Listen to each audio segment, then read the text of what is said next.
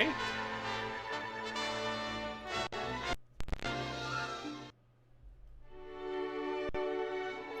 Alright, there we go. Usually takes it a second before it actually detects. Alright, so last time I left off, we had gotten to the Dark Rift, and I had entered through this vortex-esque appearance. I honestly don't remember too much of the Dark Rift, just that it's a little bit of a maze, and can I even leave if I wanted to?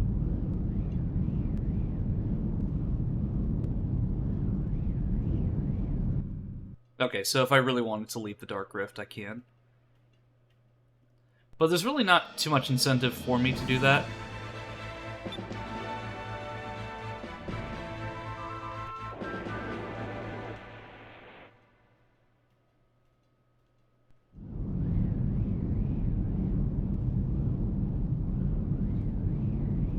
Because I don't remember a lot of this. I think it's sort of like the Lost Woods in that you have to, from Ocarina of Time, that you have to pick a certain path or something in order to get the right way, but I don't know, like, this part of the game I probably haven't seen in, like, maybe 17 years at most.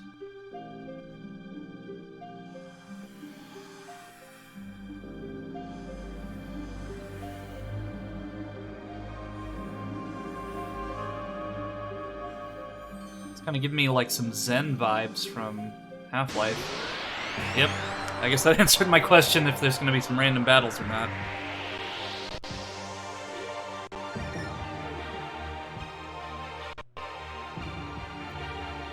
He appears to be chugging a little bit, though.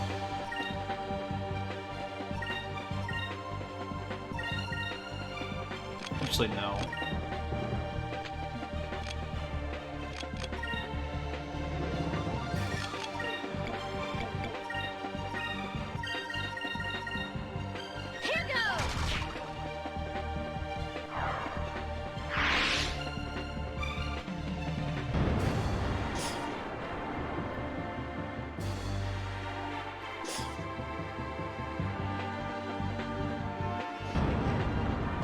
So if I remember right, there's a couple chests here, and there might be a crew member that's stranded, but I don't really remember much about the Dark Rift.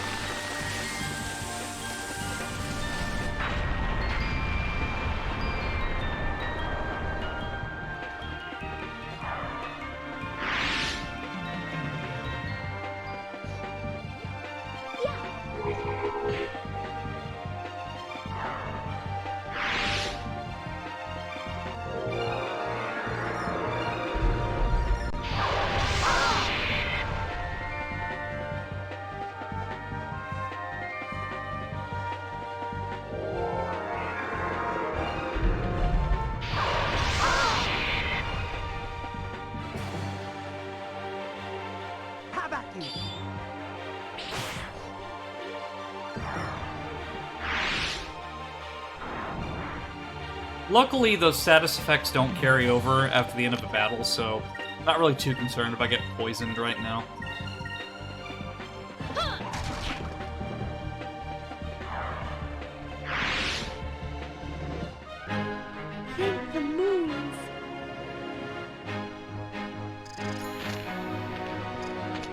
So, on my end, the game is still a little too loud, so give me just a second here.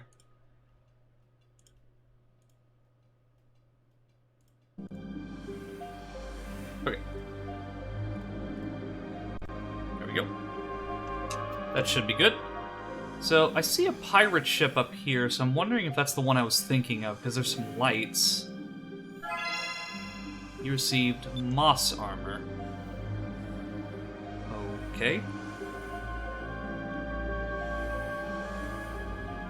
I mean, this area just looks so cool, though. Like, it's its own environment inside of this vortex. So I wonder if, like, my crew has anything to say about that.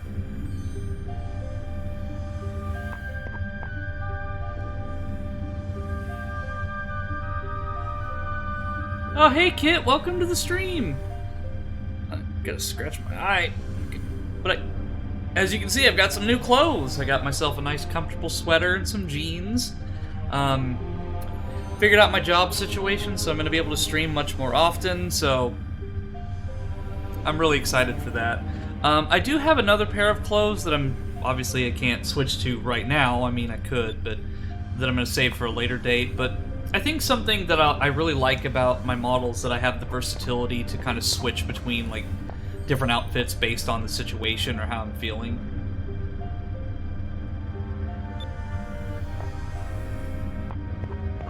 Oh, poor Enrique.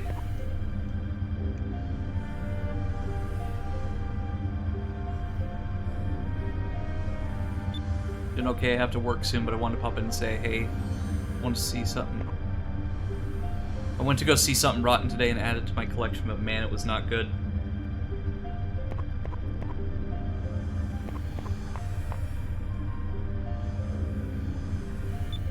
So, like, so I'm not familiar with something rotten. Like, I'm not really up to date on, like, what's out there at the moment, so, what is that specifically? Also, that's something I might start doing is theater, TikTok shorts, delve into my theater collection. Thoughts on them? Yeah, that'd be pretty cool. Like, I mean, I know you were talking about your Transformers thing for a while, and I'd really like to see that. Because, I mean, it's something new. Gives you a little bit of variety, and that's something that I'm trying to do, is, like, not be, like, a one-trick pony when it comes to stuff. Sorry, I wanted to say something earlier, but it was eating Doritos Locos Taco Cheese Fingers. Oh, no, that's completely fine. Like, I pretty much just put my keyboard away whenever I'm eating, just because I don't want to accidentally touch it when I'm got stuff on my hands. In my collection, 2 years ago, it was already 4 or 5 minutes long. I don't want to talk that long for initial 2 years of shows. Yeah, I tell you what, like, there's a lot of shows that people are telling me to get into, or just, like, movies I need to watch, but it's just finding the time to do that, the motivation to, like, sit through an entire series is really difficult. Like, that's kind of why I never got into Game of Thrones, just because there was so much of it, and then, from what I understand, it ended very badly, so it's just, like, it's a very long process. It's kind of like, I've been introducing my mom to anime, and we've been watching JoJo's Bizarre Adventure, and I thought, well, you know, maybe I could do Dragon Ball, but then I remembered that Dragon Ball has so much stuff that just finding a consistent way to get, like, the story without all the filler is just difficult.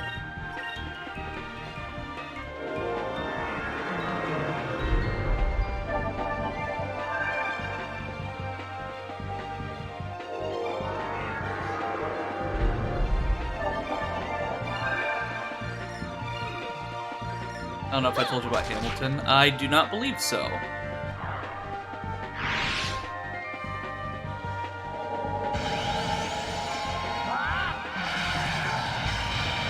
That was an amazing night.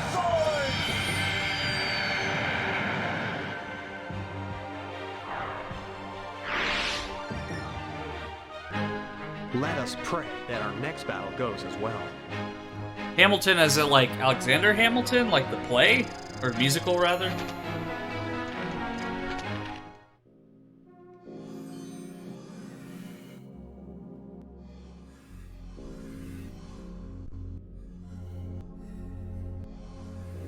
Wow, the ambiance of the Dark Rift is just eerie. Yeah, but I'm seeing like definitely some Lost Woods-esque maze mechanics here. What are these things?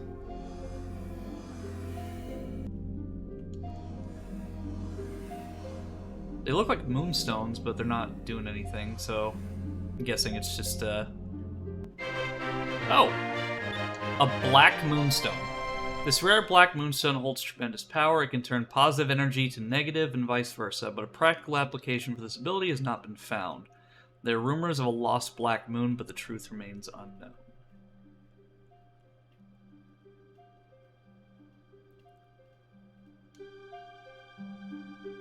Well, as I've said before, there's a lot of story to be told here that outside of just Skies of Arcadia Legends, like whether it be in the past or the future, because like you've got this whole mystery of the Black Moon that's never been solved.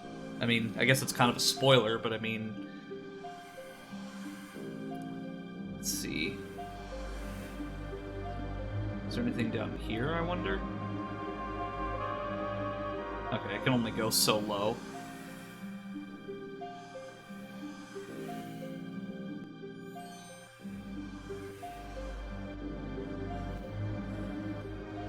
Yeah, but I really like this area. It, like, gives me, like, a pseudo Lost Woods kind of vibe.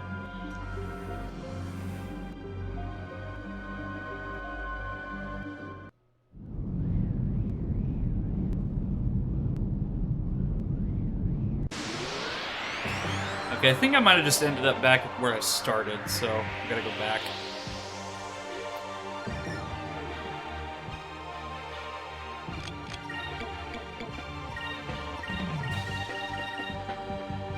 Moons, give me strength.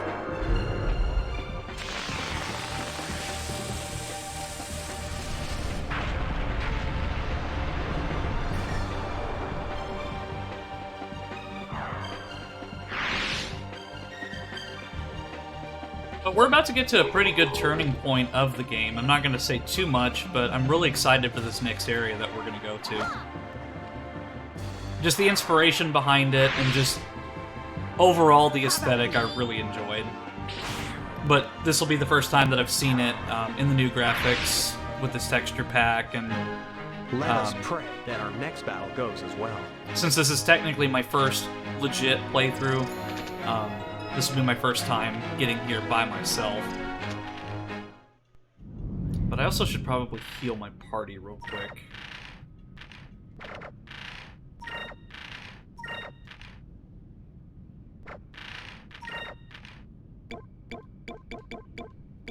Okay, Chan.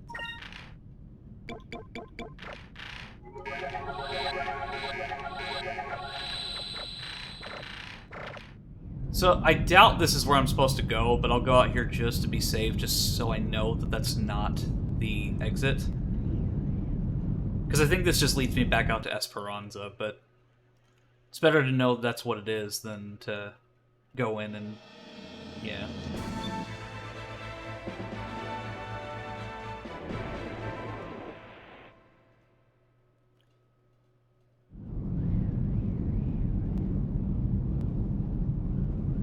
So that tells me everything I need to know.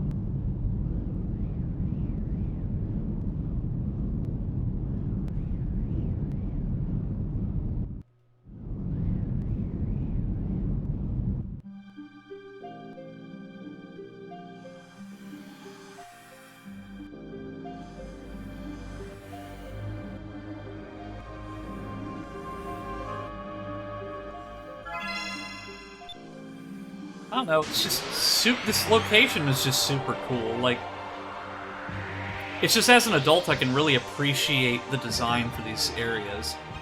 Because it's just so mysterious. Because it's like its own little world that's existing inside of a storm.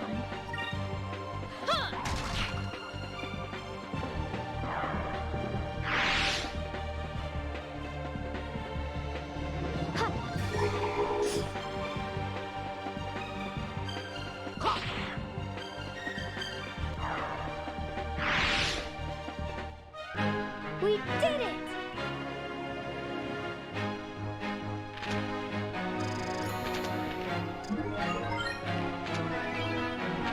Oh, cool, I got a Moonberry. That means I can teach Enrique the Justice Shield. So, essentially what Justice Shield does is it will... well, I guess it kind of already explains it right there. I was looking at my phone. But essentially it creates a defensive barrier and halves the damage the enemies do for one turn. So it's really useful during boss battles. So a lot of the trouble that I've had with bosses will be negated quite significantly with that ability. I'm actually going to leave my phone right there just in case I need it. And let's continue.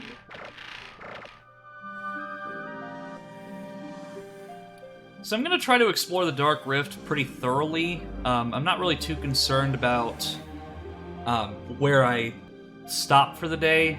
Since it's a weekend and I figured out my work schedule, I'm not really too concerned about my stopping point.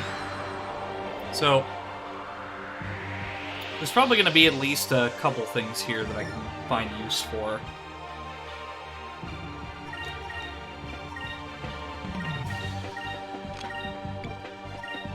Just to showcase the ability. May righteousness be our shield. Shield of justice.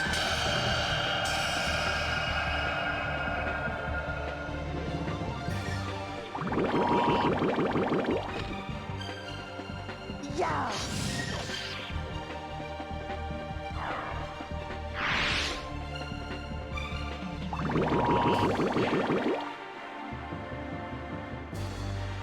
Over there.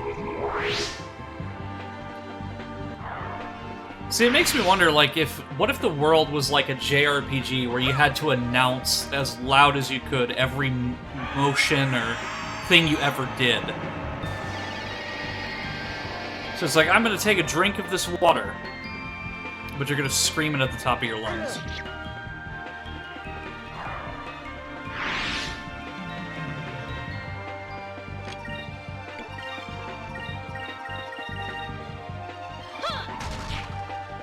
Well, I guess that Rain of Swords is pretty much worthless considering there's one enemy left.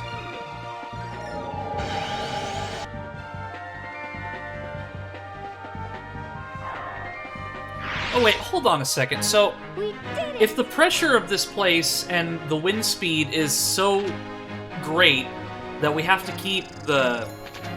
have reinforced windows, then why are we out on the deck fighting these enemies? If we can't handle the pressure to the extent that we have to reinforce our windows, then why are we bothering going out on the deck? Or is it even safe? Okay, so that put me out the other end.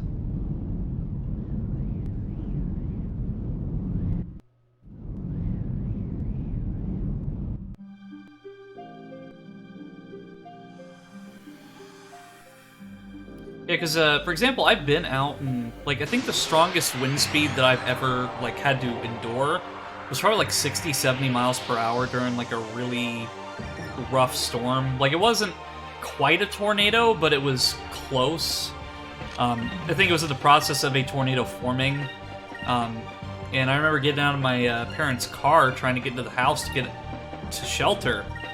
And I remember it nearly blew me off my feet. It's no joke. So it just makes me wonder why they would, if the Dark Rift is so intense as it is, then, you know, why are we coming out and clearing the decks like this? I mean, sure, we're probably in the eye of the storm where it's safe, but still, it would be ill-advised.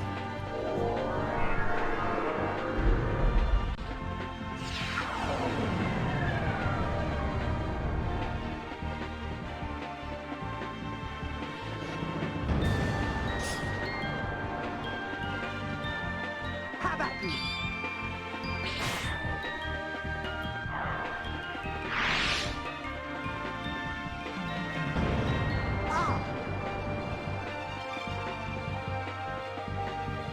But yeah, today was pretty nice. Went over to my parents' house, showed them VR, because they've never really experienced it before. The weather's just absolutely gorgeous right now. First time in a few months that I've actually been able to wear short sleeves outside. Really, really great weather today. But I know that it's not going to last too long, because as soon as it gets to, like, maybe next month, weather is going to just absolutely be horrendous as far as temperature is concerned. Because I remember last summer, there was a week that was like 110 degrees for like 4 days straight, and it was brutal.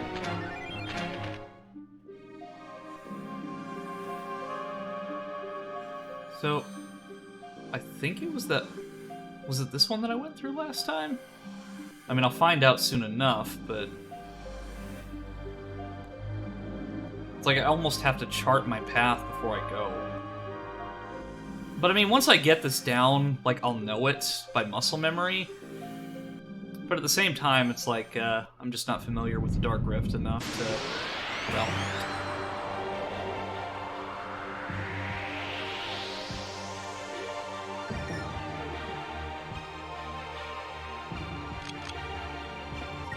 Okay, we'll use some more magic. Over there. Actually, I just saw that Fina or somebody learned Eterni or Eternus or whatever. So I might try that out next round.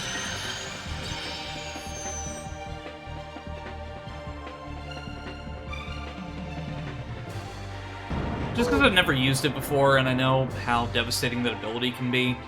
But from what I understand, you can't use it on bosses. I think it just does like a standard amount of damage.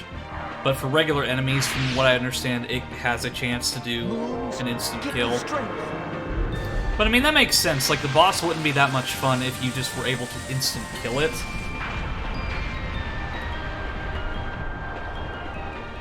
It would kind of make everything futile because you can just spam that ability consistently over and over again. That was fun.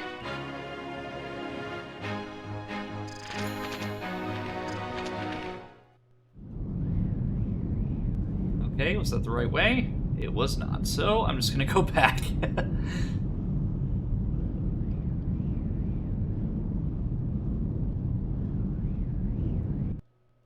So I need to go to the vortex on the left.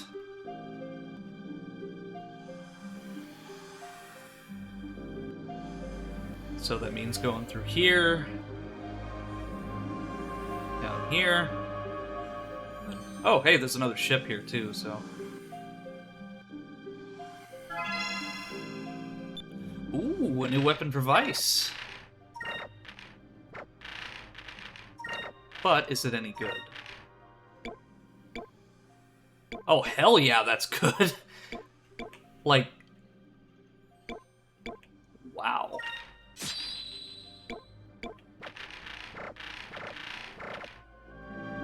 I know there's probably like a certain meta when it comes to certain weapon types and so on, or just like certain weapons, but I'm not really too overly concerned with that at the moment. I'm really just more concerned about base damage in terms of my weapons.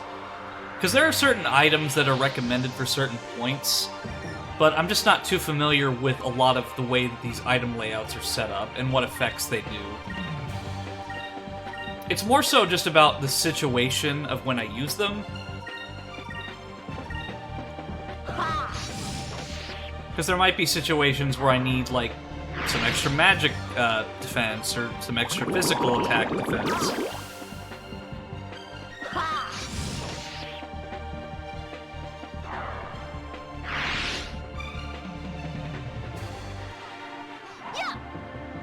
But I don't really mind too much doing these random battles, because the more that I do, the more XP that I get for this next area, so...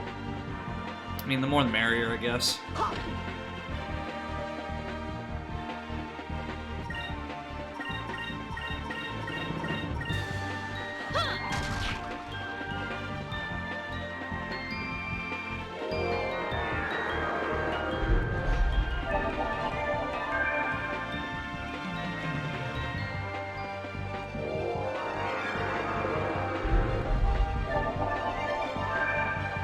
Okay, don't see why they healed him when he was already at full health, but okay.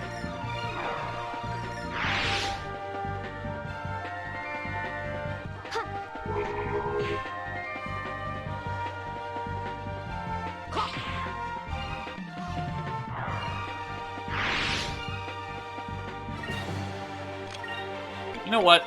Just for the hell of it, I'm gonna end this battle with Pirate's Wrath.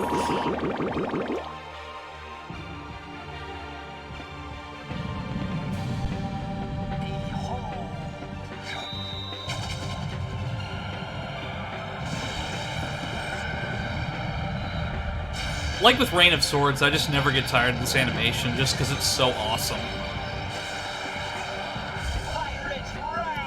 Really, a majority of the animations in this game I just absolutely adore.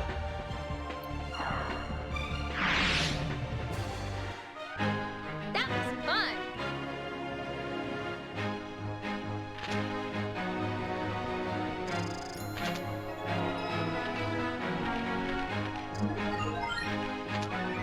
Okay, cool. That means Aika has all the abilities that I need. So I'm not really too worried about her learning... Okay, so she pretty much has everything that I need as far as green is concerned, so... I think I will have her learn...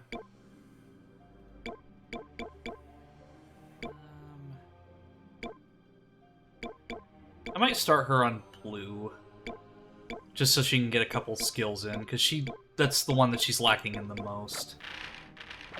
I actually need to check Fina's as well, because I saw that she got a couple new abilities, but I haven't really been paying attention. Okay, so Curia, Ryzen, Ryzelm. Okay, so Fina, I'm just going to keep on silver for the time being, because since she's already learned Attorney, she's going to learn Eternus and then Eternum.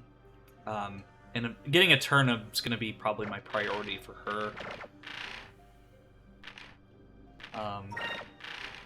Still, I'd probably like to get her on green at some point, just because I want her to be kind of my support healer, because she has the most magic power out of anyone in my party at the moment.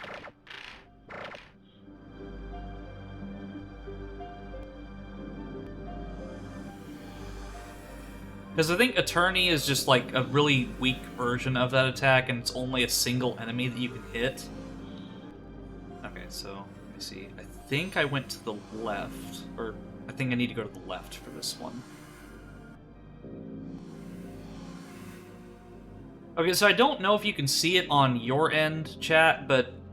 So I can kind of see that one of these portals here has like a pulsating color, while the other one is completely normal. So I wonder if the pulsating color is telling me that's the right way to go, or if that's alerting me that that's going to take me back to Esperanza.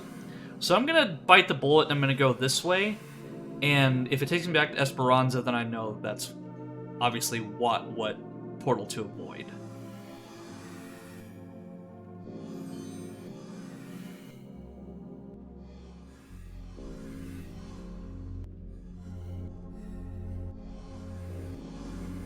Was that the right choice?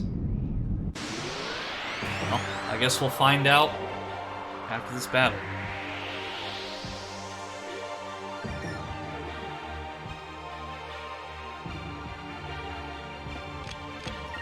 Okay, so I'm gonna do some regular attacks for now, and for Fina, I'm gonna try out Attorney.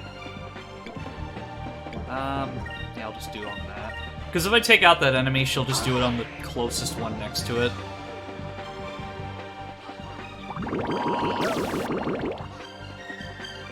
But even when I played this game on my brother's file when I was a kid, I just never really used magic too much. I would really just use the boxes and the item crystals.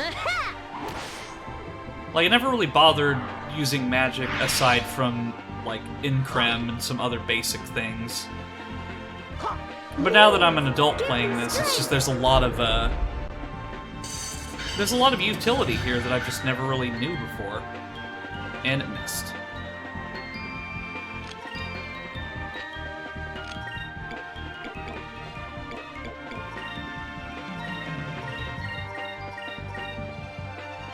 Moons, give me strength. Is this an AoE? Oh!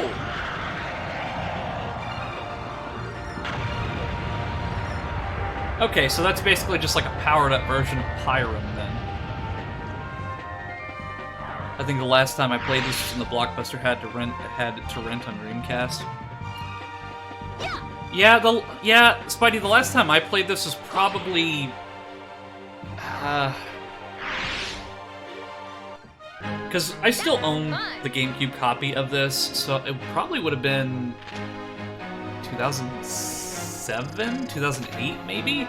But, like, a lot of these locations I have not seen in 20 years when the game released in 2003. Because the Legends Edition came out in 2003, and then the Dreamcast one 2000.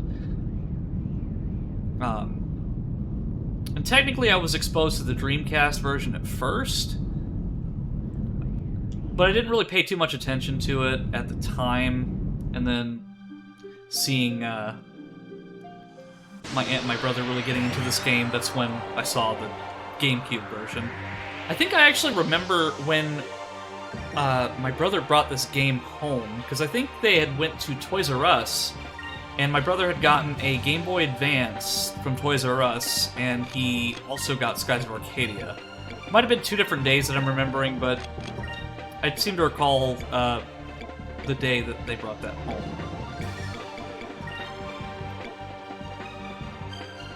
Oh yeah, for sure. Like this is the closest that really anybody's got to playing a remastered version of this game, because somebody literally went and redid they spent 20 hours redoing every texture in this game, and it just looks phenomenal. And I've messed with some settings, and I managed to get the game to run in 16:9 when the original was 4:3, so it's adapted to modern displays, so I can play it at much higher resolution.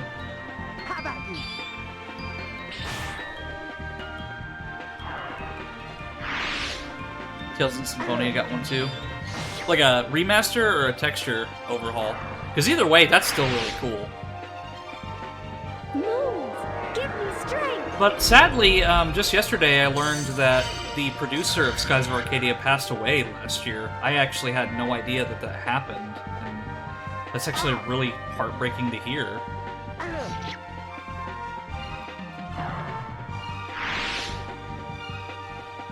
That wasn't so bad.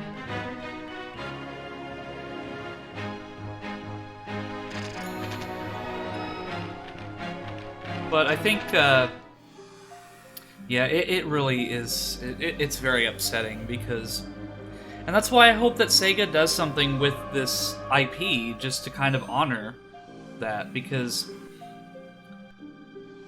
JRPGs are making a really big comeback nowadays, and I really feel that Sega could bring a new audience to this game if they were to do something with Skies of Arcadia. Like, even if it's just like a port, that's still allowing a newer generation of fans to play it, kind of like what they did with not Sega, but kind of like how Rare and Microsoft were able to release GoldenEye on newer generation hardware after so many years.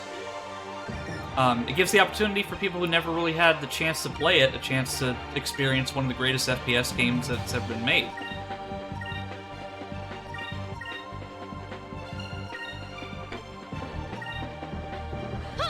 Because people nowadays are talking about how certain games are, this game's like 30 hours long or 40 hours with like 100 hours if you do everything. And then back in 2000, 2003, we had Skies of Arcadia, which is 45 to 50 hours of gameplay for just the main story, and then even more if you do all the extra stuff too.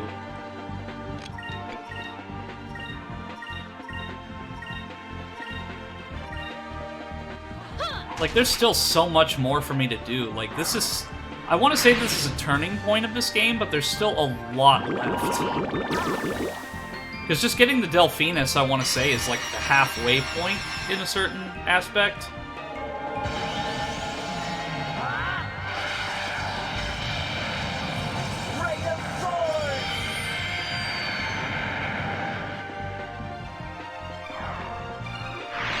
I also realized I should probably heal. That was fun! I hear that, and I'm like in my day JRPGs, we're about to grind, but yeah. Yeah, it really, like, for me, like, JRPGs, I adore them, but it just really depends on the JRPG. Like, there's a lot of really popular ones that I've just never played, like Chrono Trigger. My little brother's really obsessed with that one, but I've never actually invested any time into it. I own it, but I've never actually played it.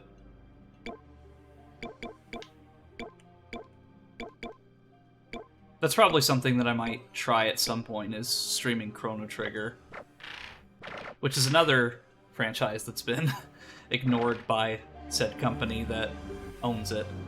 But then again, they did remaster Chrono Cross recently, so I guess there's kind of gauging interest for doing something with it.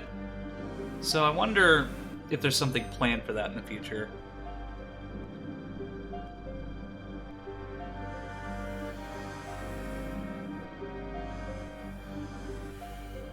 Like, I think it would be incredible, like, as I'm streaming this, because I'm still probably going to stream this for a couple more months. Maybe not a couple more months, but multiple more streams. It would be awesome if Sega just announced, like, hey, we are remastering or remaking Skies of Arcadia. Xenogears made me so upset, great story till the end, it just dropped off. Yeah. Like, I think recently, like in terms of technically an action JRPG, Final Fantasy 15, I absolutely love Final Fantasy 15. Like, I adore that game and its soundtrack and all its characters. But when it first released, it was absolutely broken. There was a lot of trouble with it with development hell. It's been kind of like off and on since like 2006, and they had a lot of good plans for it in terms of DLC, kind of filling in the gaps and really like finishing the story. And unfortunately, Square Enix canceled the remaining DLC for Final Fantasy 15, and they just put it into a book, which is fine, I guess. But at the same time, like, there's just a lot of plot holes and open ends that they could have fixed with that DLC. And, you know, instead of doing all this promotional stuff, they could have just finished the DLC. But no, they decided to put Noctis and Tekken and basically plaster Noctis on every single game known to man. Which I don't mind, but I just would have rather seen that promotional money go into something a little more That was easy. practical, like the game. I had 15 at release, I couldn't get into it. Yeah, 15 at release was absolutely abysmal when it first released. Like, once the Royal Edition came out, it was really fun to play. Oh, sweet, Nora Valor, I need that. Yeah, because it wasn't until the Royal Edition came out that they actually allowed you to switch characters mid-battle.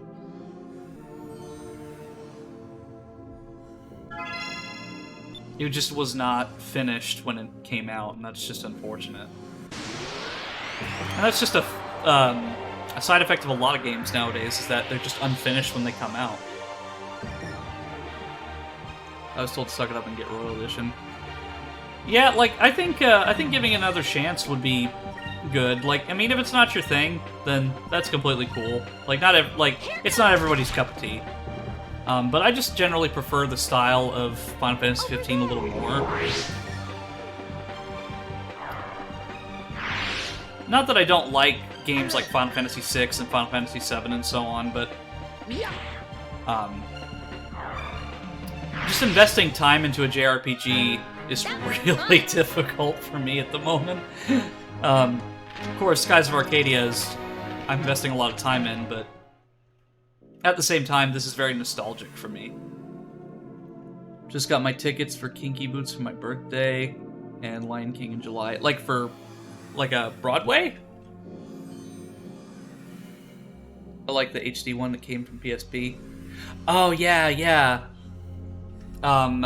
Crisis Core. Yeah, because they just remade that recently, and I really want to play that too. I technically, well, not technically, I do have Final Fantasy VII Remake on Steam. I just have not touched it because it's 100-something gigs, and I just need to like find time to actually download that and play it.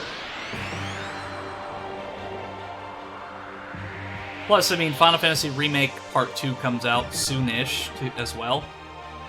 Oh, hey, it's a Zivelin Vein.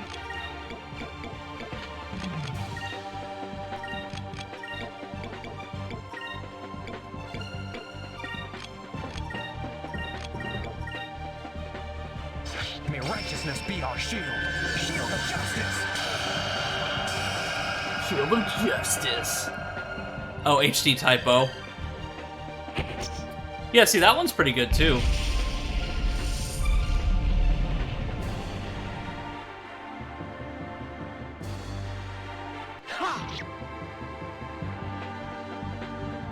Moons, give me strength. Yeah, but Final Fantasy's a lot like, well, I mean, it's the same company. It's a lot like Kingdom Hearts.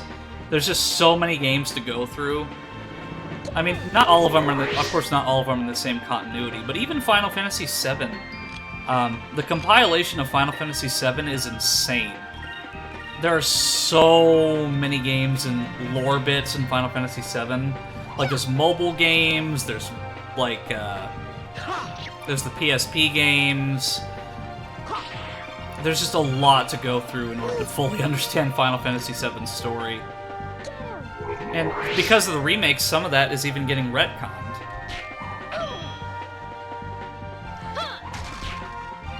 So I thought I'd like 15 on that, but I'll get Royal and try. Yeah, especially if you can get it on sale. Like, I think the big thing that really sold me on 15, besides just watching my little brother play that one and kind of bonding with him over that, is that Final Fantasy 15 has, like, the episode expansions. Each character has a different playstyle, so if you're not really into the whole, like, hold one button and Noctis does this, Gladiolus, one of the party members, has a very Devil May Cry-esque playstyle. Prompto is very Metal Gear. His whole DLC is essentially Metal Gear Solid. Oh shit, Ike is dead. I go off on these tangents and I don't pay attention to the health of my party members. But yeah, like, Prompto is essentially Metal Gear. Ignis is very Assassin's Creed, Batman Arkham-esque. I mean, there's a little thing for everybody, and what's cool is that if you don't like Noctis's playstyle, you can switch on the fly in battle. And I tended to gravitate towards Prompto just because I love Metal Gear.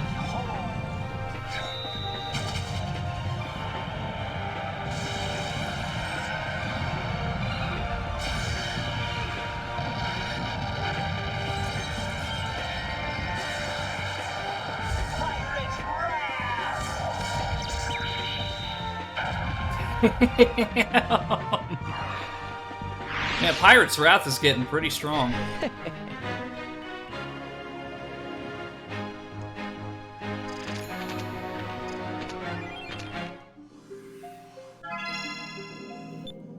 The Chalice of Blood. Sounds like something from Castlevania.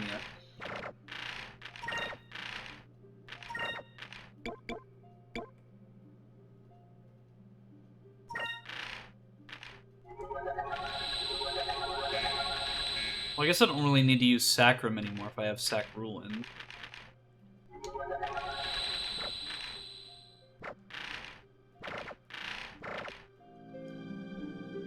But yeah, Spidey, after I finish Skies of Arcadia, Final Fantasy 15 is the one that I'm going for next.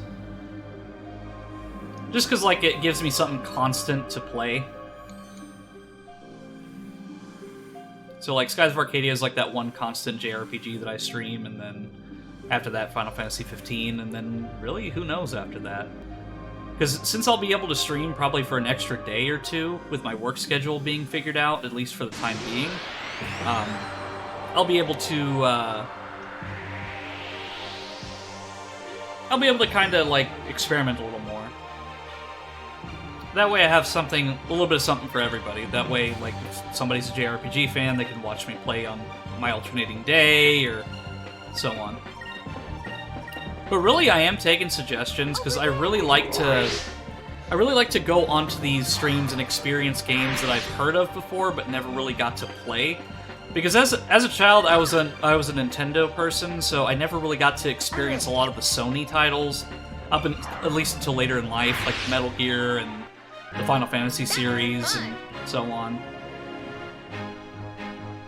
and Chrono Trigger. And the same really went for Xbox for the longest time. I didn't really get to experience the Xbox until around 2005, which is when I got to play Halo CE and then Halo 2. Blaze speaks highly of you. I can see why you're very personable. Oh, well, thank you. Yeah, Blaze is extremely talented. Like, I really, really respect Blaze.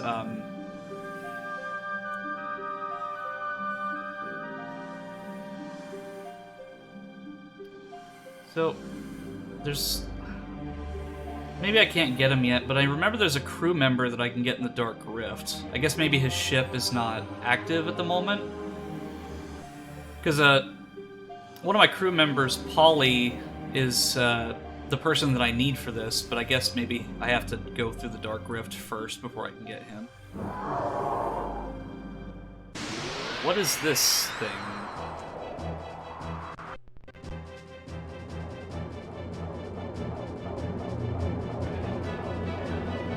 My thoughts exactly. I got my Xbox in 2003 until a few years ago it was working. Power supply fried. Oh man, that sucks. Yeah, that. I had the same issue with my N64 because I recently got an N64 that was imported from Japan and it has a heating issue. So anytime I try to play it, it will play for like 20 minutes and then it will just completely shut off and reset the game.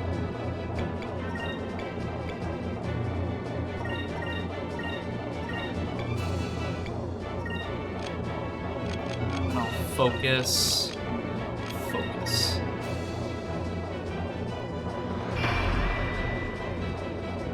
Oh no, I remember what I have to do for this. So sometimes this enemy will fall back into that vortex and I can't hit them. Yeah, just like that. I've been slowly repairing each diode and compass. Yeah, but still, that sucks. Especially for the original Xbox and things like that, because I remember the first time my 360 red ringed and how devastated I was, but it's especially sucks for older consoles because of just the support not being there anymore. So you really have to do your own DIY or find a specialist to fix it.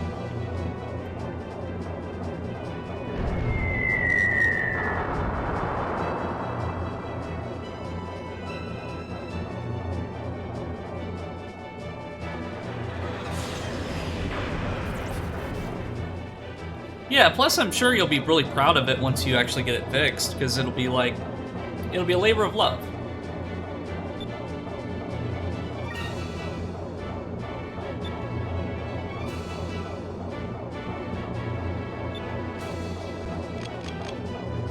Okay, so let's see, can I use Increm and then the Moonstone Cannon?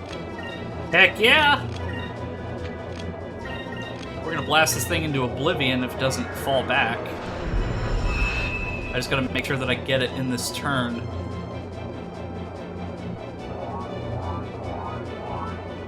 Okay, it looks like it's preparing something, so let's get this Moonstone Cannon out and blast this thing into oblivion.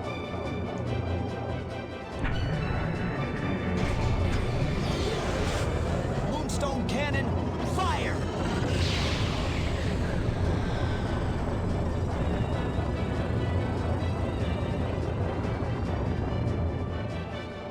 Ooh, there we go. Just a few more of that and they'll be dead. I have almost 300 hours on Phantasy Star Online Episode 1 and 2 on it. Yeah, you know, speaking of the original Xbox, I remember reading probably about a year ago that there's an open source project that people are doing to try to have like a fan version of the original Xbox Live, like running off independent servers. Microsoft doesn't have a problem with it, like they actually thought it was really cool, but naturally they don't have the incentive to support that kind of project because they're not really, there is an audience for it, but like they're struggling as it is to kind of maintain the Xbox 360 services. But being able to play games like Halo 2 on original hardware, Phantasy Star, and so on would be really cool.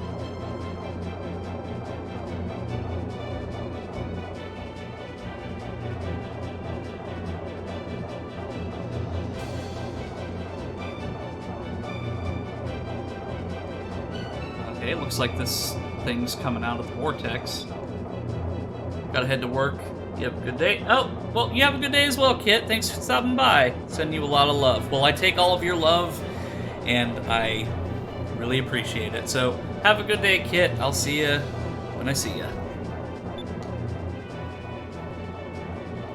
Okay, so now that the thing's out, I don't have any Moonstone Cannons in my repertoire, or my arsenal, so to speak.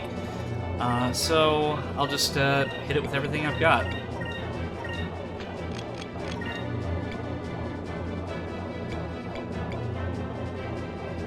see, that's a silver, so... you know what? I'll shoot it with Crystallis. Or Crystallis. Like, these pronunciations are beyond me. I signed up to beta test, bought an Xbox to help with that, too. See, that's actually really cool. I'm 26, so a lot of, there's a lot of games that I didn't really get to experience until later on, but I was kind of raised on a lot of this, like, older generation consoles and culture, so very knowledgeable about them.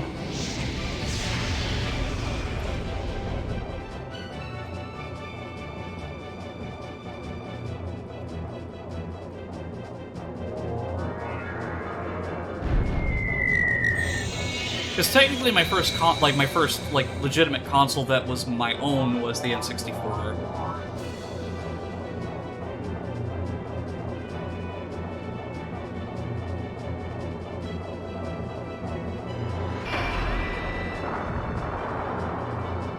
Here, I feel like I've seen it all.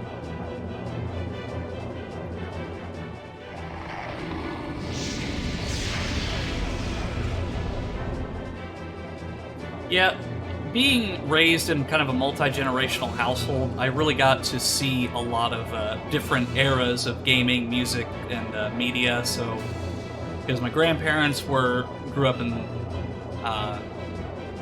60s and 70s, my parents grew up in the 80s and 90s, and then I grew up in the late 90s and early 2000s. So I really got to see a lot of different cultures kind of mishmashed together.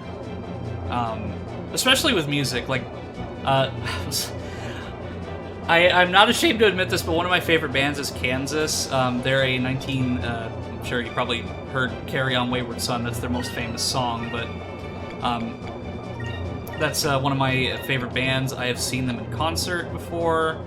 I'm really just into a lot of that older, like, 70s, 80s hard rock, and Kansas is a good band. Yeah, I love Kansas. N64 was the best for us. So many hours spent playing GoldenEye and Perfect Dark. And see, I played Perfect Dark and GoldenEye when I was far too young, but I absolutely loved it. Nowadays, I can't play either of those games worth a damn, but back then, I was pretty decently good at it, where I could beat my siblings at it.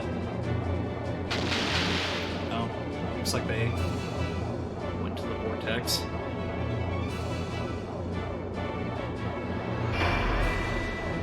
It wasn't too long ago that Blaze and I went to VR chat, and I found this,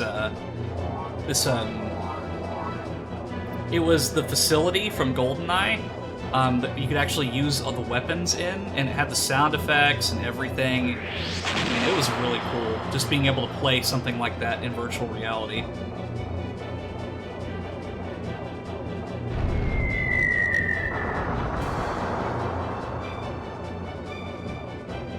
But yeah, like, if you ever want to get into a conversation with me about just, like, music, Spidey, I'm really passionate about it. I used to be a radio DJ when I was in college. I hosted a classic rock show every Friday, so music is one of my biggest passions. Sadly, I haven't been to a lot of shows just because, you know, they're expensive. Oh man, I don't have enough to use the Moonstone Cannon. I guess it's not a big deal. And I'll use a repair kit just to be safe.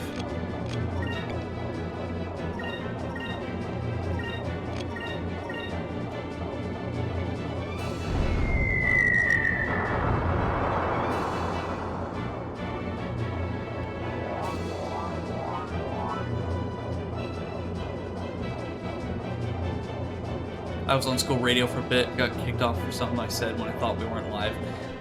Yeah, I've said a few F-bombs on the air before by accident, because the way that we had to work with it is that we had to, like, any song that we picked, we had to make sure that any swear words were censored, but sometimes I forget that I wasn't doing, like, YouTube or Twitch or something, and I would let an F-bomb slide, but nobody ever said anything about it. I guess the FCC really didn't care at that time.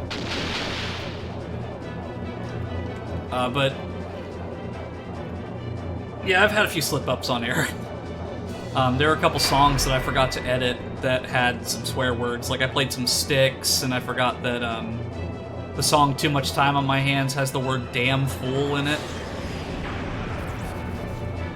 Which I think is just kind of dumb that, like, certain swear words are censored over the radio when there's just, like, absolute garbage that's being played nowadays.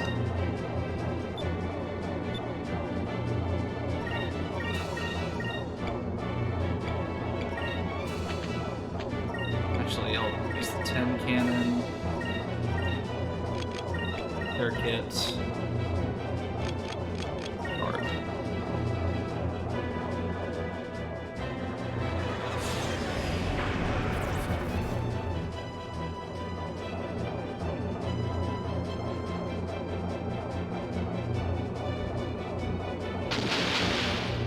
Damn it. It has just so little health left.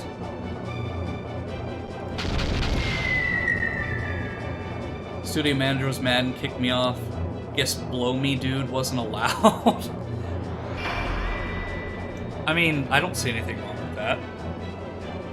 I mean, that's something I would have said on the air regardless. But then again, of course, everyone's got their different standards for what's acceptable.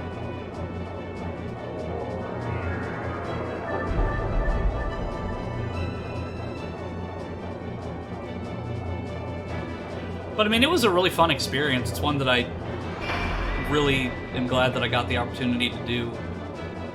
Like, it gave me a lot of pointers and more confidence with my voice.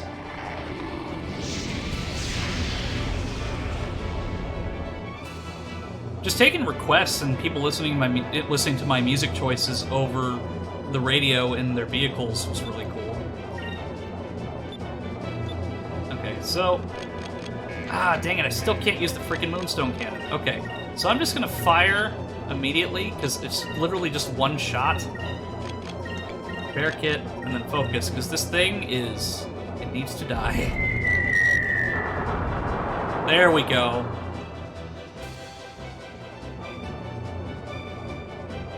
I swear, it's like the eel from Mario 64. I loved it, I wish it continued, didn't get discouraged. Yeah, and if you like, it's never too late. Like, I know that you have your stream, and I've popped in a couple times, but I mean, you've got a really good voice for streaming, so I mean, that experience really did, at least from what I can tell, like, it really, like, your voice sounds really good. Oh yeah, I'm gonna use magic to heal the Delphinus.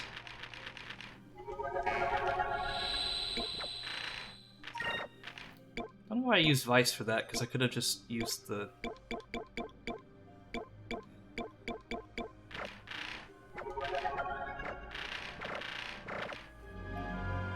See, I'd love to do radio again, but I think the only problem with it is just because of my age. Like, I mean, I'm not, like, super, super young by any stretch of the imagination, but I'm also not at that age that, at least in the area I live, where people would want to even, like, the old-timers who run those stations would want to hire me. Because, like, a lot of the radio around here is very talk show-esque, and a lot of the hosts are, like, 60, 70 years old, so not really much opportunity for me to grow there. I'd be better if I did something, but I kind of misplaced them.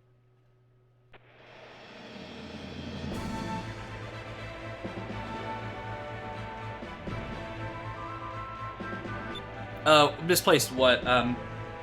My brain kind of melted for a minute there.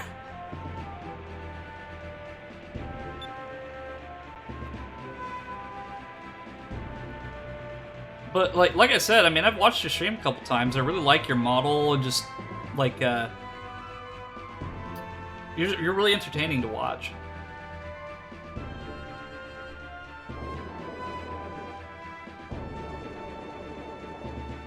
Okay, so we're across the Dark Rift.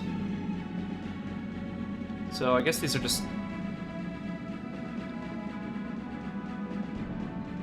the map. Okay, so there's kind of a new frontier to kind of explore, because this whole area of the map is now open for exploration. Wasn't a bad accident in 2019. I broke almost all my teeth, so I need to find my dentures. Oh, okay.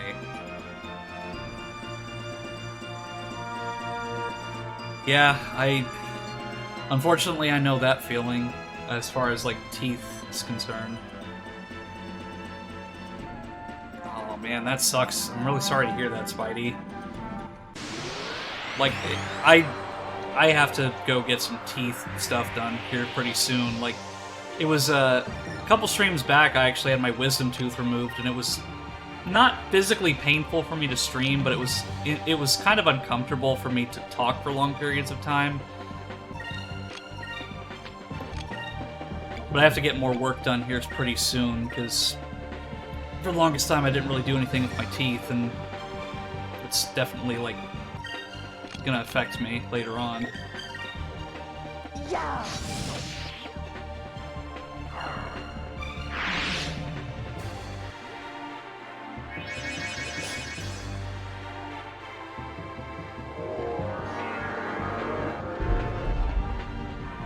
Here goes. So this area that we're in is under the blue moon, but the enemies that we encounter don't really necessarily follow those rules. So generally I don't use a certain moonstone color when I'm fighting random battles, usually only bosses. Over there. Because a lot of these enemies, because they're just so randomized in terms of their colors, unless they're a really tough one, I don't change the color. Because for those who aren't aware in chat, the colors of my weapons signify the certain element or moonstone color that I'm using, and depending on what color I have, it will be strong or weak against a certain enemy. But because a lot of these enemies are varied, and sometimes there's like 3 green or like 2 silver, it's just really pointless for me to change them every single battle. So for the most part, I tend to just keep certain colors for certain magic skills that I'm learning. Because when you use a moonstone color, you get that magic XP for the battle. Which is why Fina's come in consistently silver, Vice has been red, and so on. It's okay, losing teeth and dislocated shoulder from being hit by something that's the best out for me.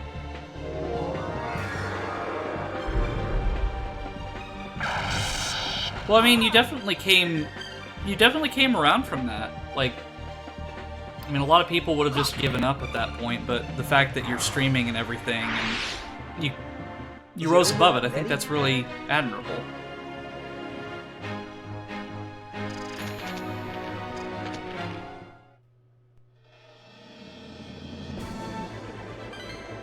For me, it's not necessarily a physical battle, but it's a mental one. Like, I've struggled with all manner of mental handicaps throughout my life.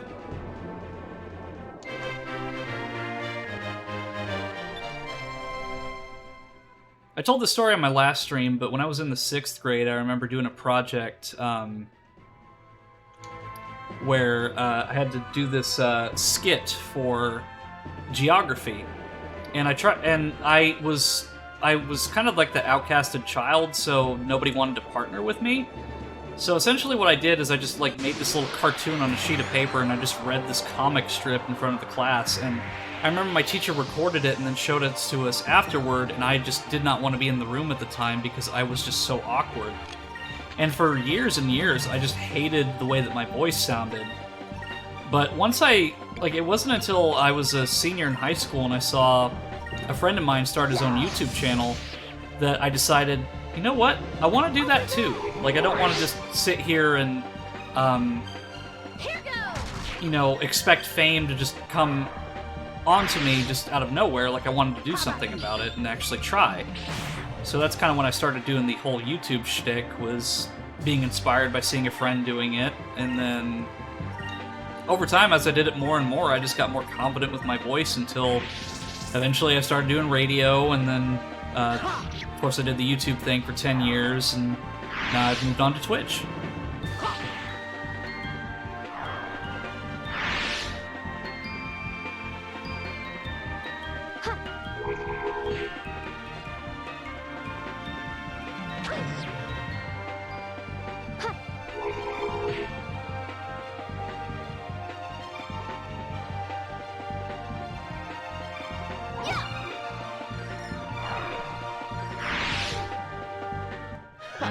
That was easy.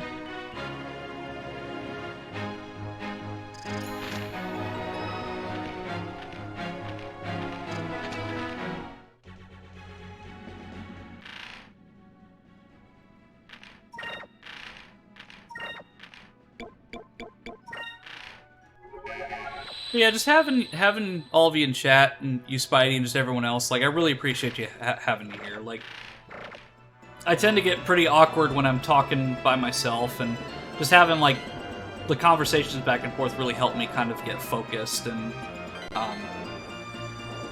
help me kind of get into the swing of things. I hated mine until I got on the radio, then hated it after till Blaze and I would do parody songs to make my brother mad. What kind of parody songs were you doing? Like I like to make up like random lyrics to songs. Like anytime, like I know this is more of a well-known one, but like anytime like somebody mentions dirty deeds done dirt cheap, I always think of the dirty deeds done with sheep. Or if somebody's like talking about that Jimi Hendrix song, I think it was I can't remember the name of it off the top of my head just now, but excuse me while I kiss this guy instead of excuse me while I kiss the sky. Or just purposely, like, doing misheard lyrics.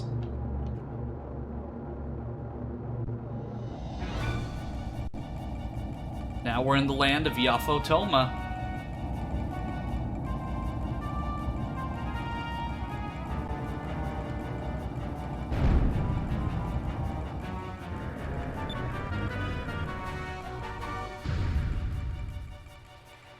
Manga from SNL was our running joke.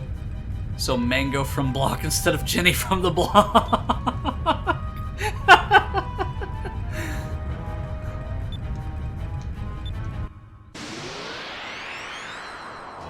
It's funny that you mentioned SNL, because like at my job, I remember I heard about that Steven Seagal SNL sketch, and it was abysmal. Do not think you can defeat us here in our own skies. Prepare to meet your doom, strangers. Okay, so if I remember the Tenku, they tend to go really high with their engines, so I definitely got to be careful because they can easily take me out if I'm not prepared.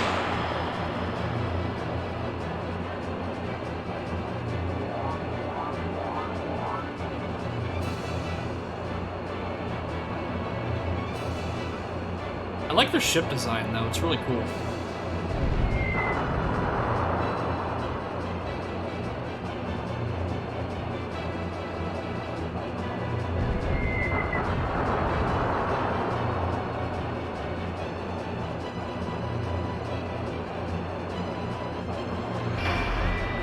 Still, I'm not sure. I mean, I get the inspiration of this wall here is like supposed to be kind of the Great Wall of China, but I don't really see a point of having some massive wall there when ships can literally just go above it or below it or through it.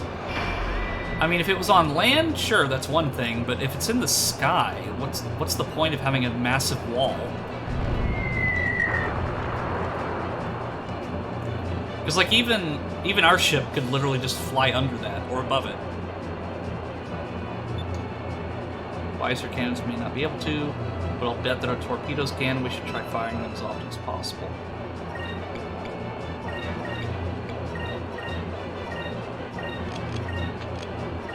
Let's see. Actually, I will use Increm. Then I will use a balloon torpedo. Advanced cannon for that round, and then guard.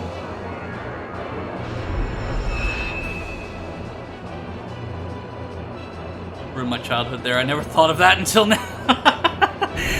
I'm sorry, Spidey, but it's just like it makes sense though. Like, why would they? Why would there be a massive wall there if the utility is just pointless? I mean, I get. Of course, the inspiration is obviously the Great Wall of China, but, I mean, a wall is pointless if it's floating in the sky when it has a way that you can go under or above it. I mean, maybe it's like a lookout point thing, but even then, it's still kind of bizarre.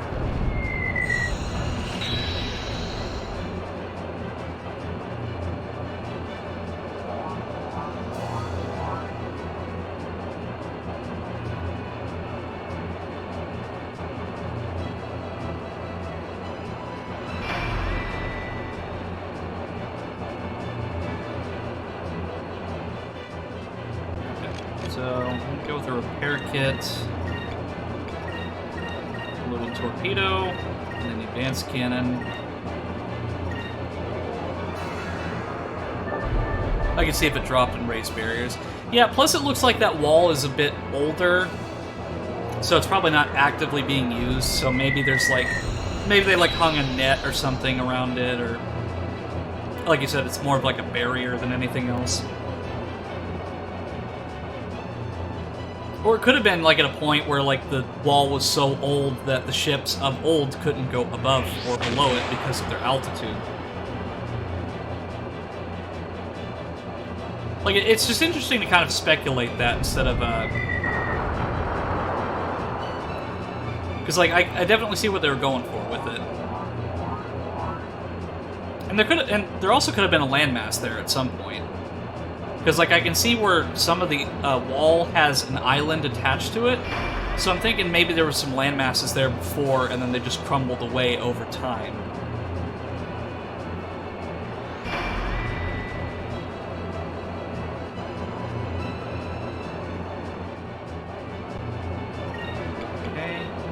Torpedo. Actually, no, I'll use another repair kit. Torpedo, advanced cannon, and then go.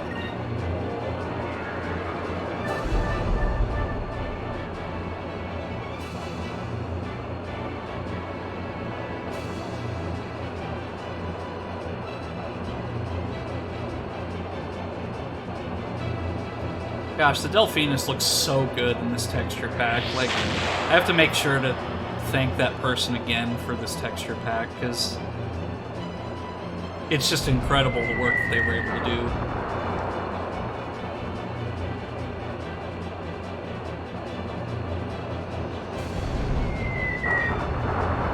See, part of me wants to say that Sega does what Nintendo don't, but Sega didn't do any of this. This was all the fans that did this. And that person that did this textures pack has also messed with some other games too, like Dirge of Cerberus and some other GameCube and PC titles.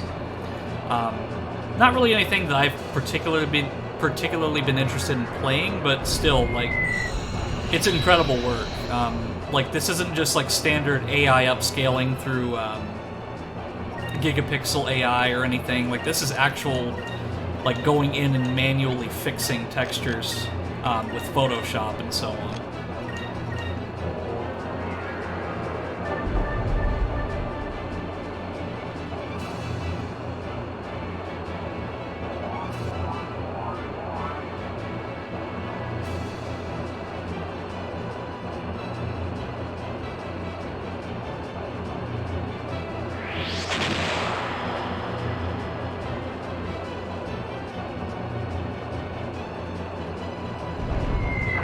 Yep, for being a small little ship, this thing has a lot of punch to it.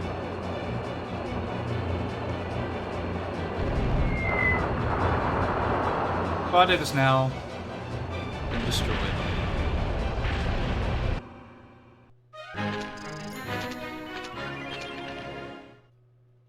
I think there's going to be maybe 1 or 2 more ship battles, if I remember correctly. Or maybe not. The yin yang. I mean, that's a little on the nose, but I'll take it. Wow.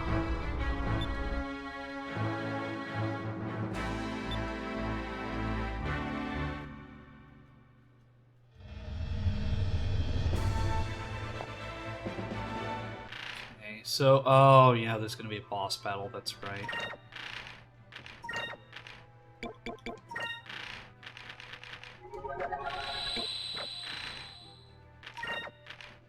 Let's see.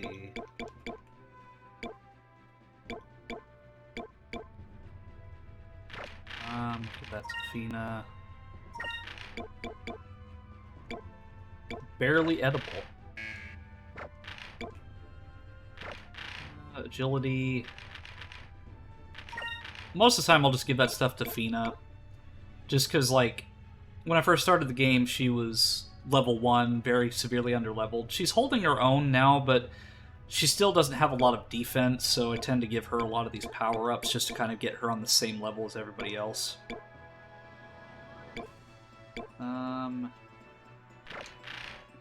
Give that to Vice.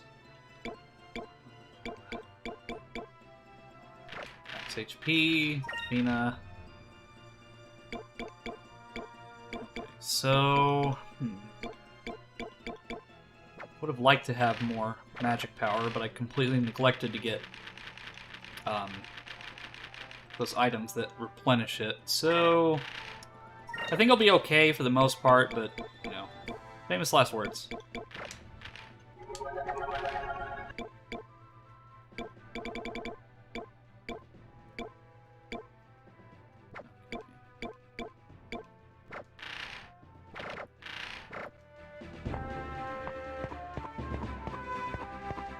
I think I have to just go out on the deck.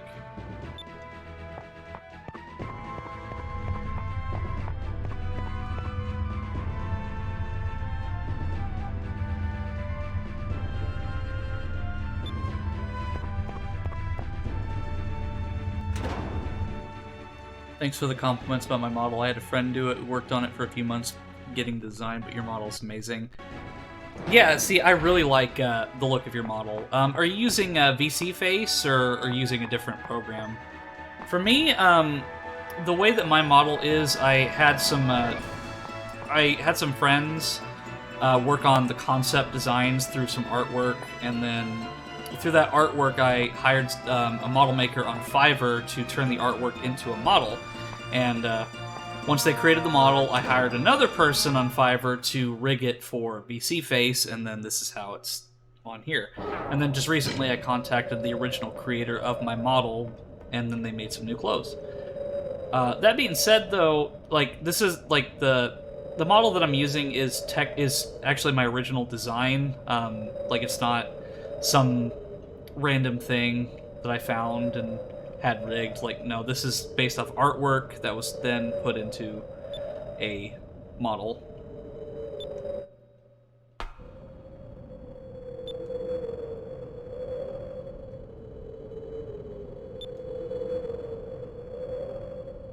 My name is Zhao, and my name is Mao.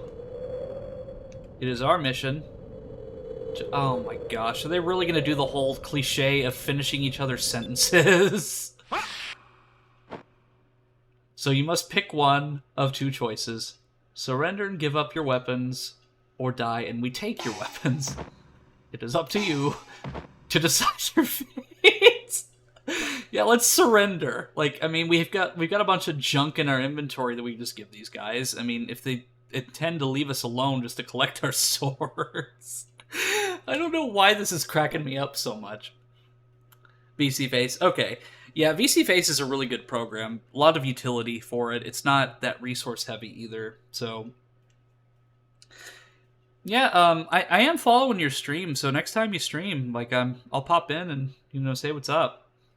I'm now that I've got kind of a more like free schedule, I'm able to kind of do more stuff that I want to do. How about we kick your butts and toss you overboard? Besides, you guys are unarmed. What can you possibly do to us? If that is your decision, then we must kill you now. I don't know why that's so funny. It's the finishing each other's sentences cliche, but I just love it so much. Okay, so let's see. I completely neglected to bring my Moonstone chart up. Okay, so they're blue.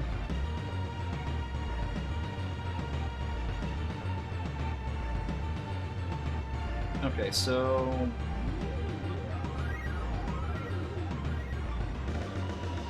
green and purple are both equally effective against blue, according to this chart.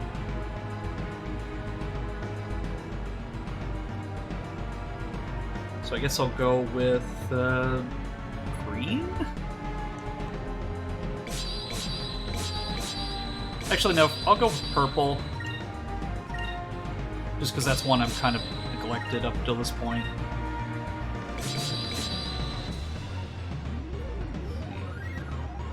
So I'm not sure what these guys... I know they have a couple special moves, but I don't really know what else they can do.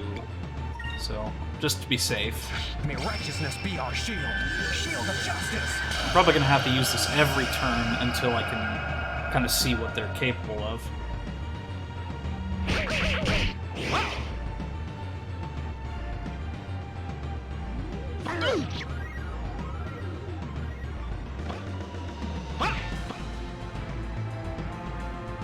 Here goes! Yeah.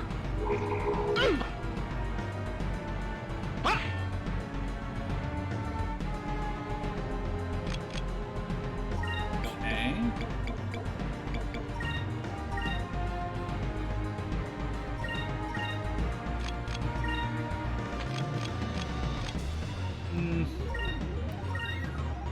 So I think my plan is I'll just use Justice Shield for a few rounds until I can get Pirate's Wrath in, which should be maybe next round or the round after, and I'll just keep doing that until...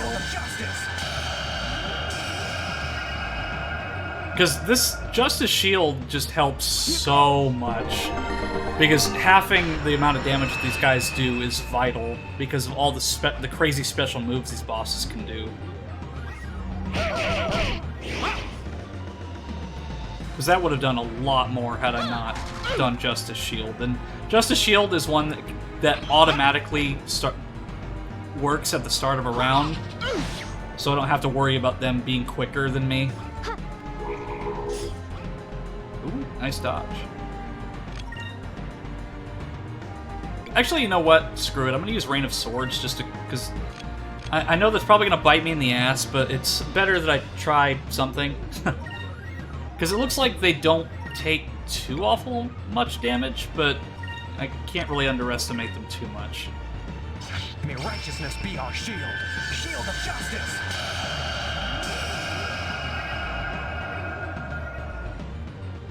Here goes!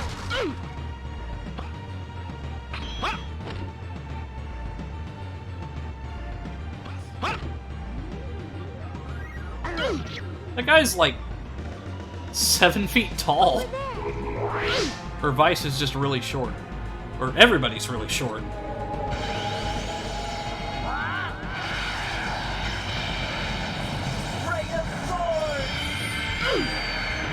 Yeah, like, I could have just done that, because they're already almost dead. Okay.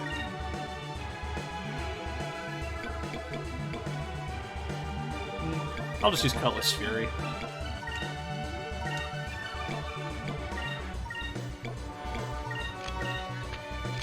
Oh. You know what? I'll live not using Justice Shield for one round. Famous last words, but, you know. Yep, that was famous last words.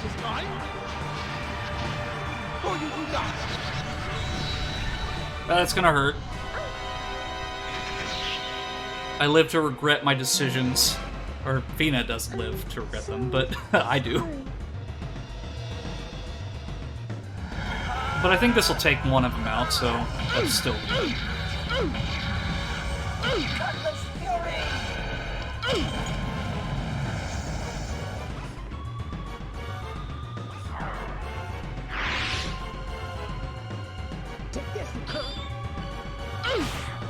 Oh, nice, Enrique!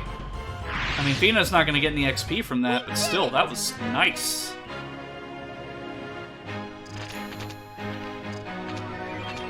Man, I am just, like, crawling in moonberries right now. Well, thank you, Spidey. Yeah, I guess when my brother and I played this as kids, we just really didn't understand the whole concept of, like, strategy, and we just went with full-on offensive techniques, because I remember these guys gave us a lot of trouble, but I guess now actually having an understanding of strategy really helps here. We must report this to our commander. We will jump off the ship.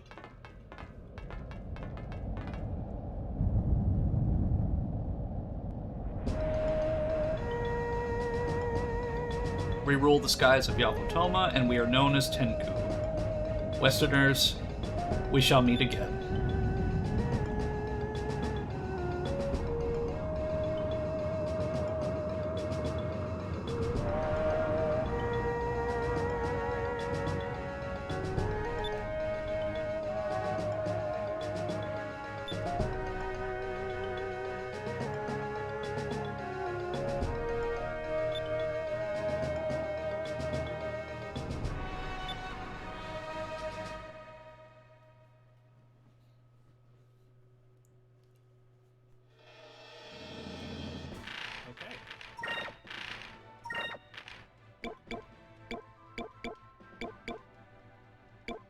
I could probably spare these sacrum crystals.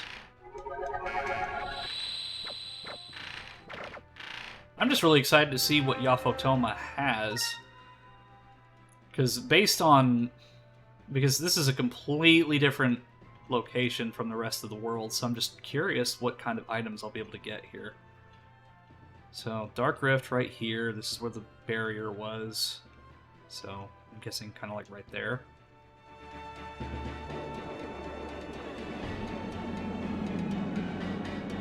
Yeah, here we go. Let's go under,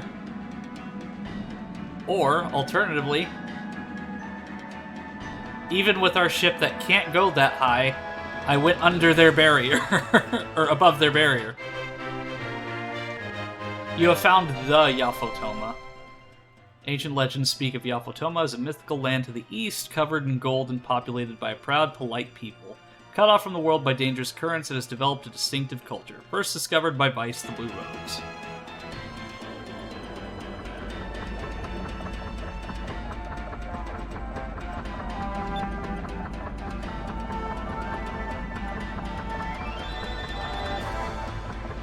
So if they're really isolated from us, how do they speak English? Like, if they develop their own distinctive culture, they would develop their own language completely separate from the world of Arcadia.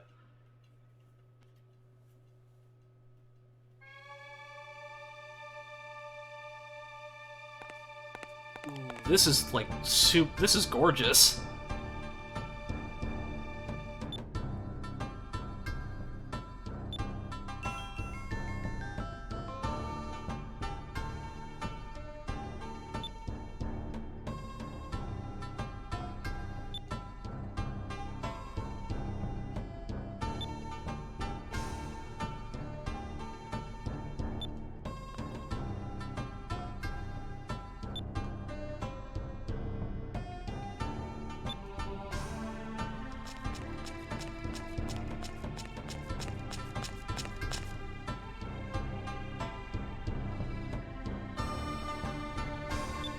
Ooh.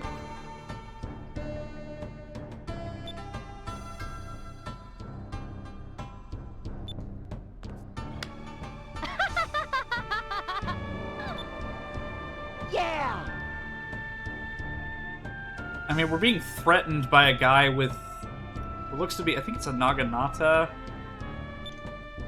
or something similar, and they're excited about it.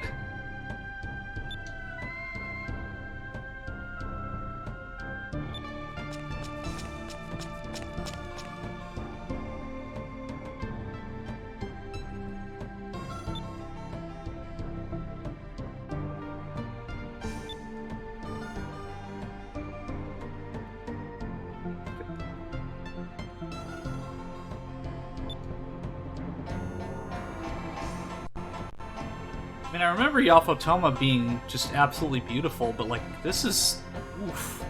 I love the look of it in this new texture pack.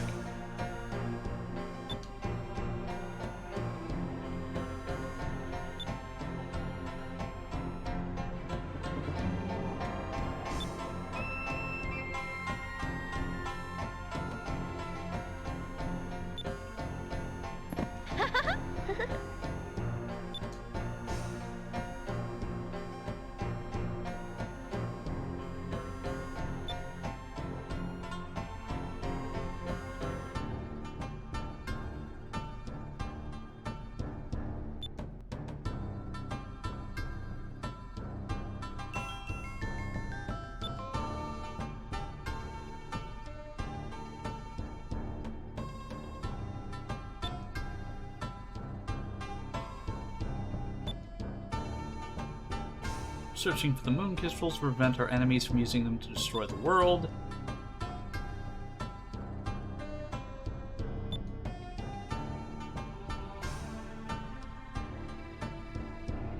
The Maga Sphere.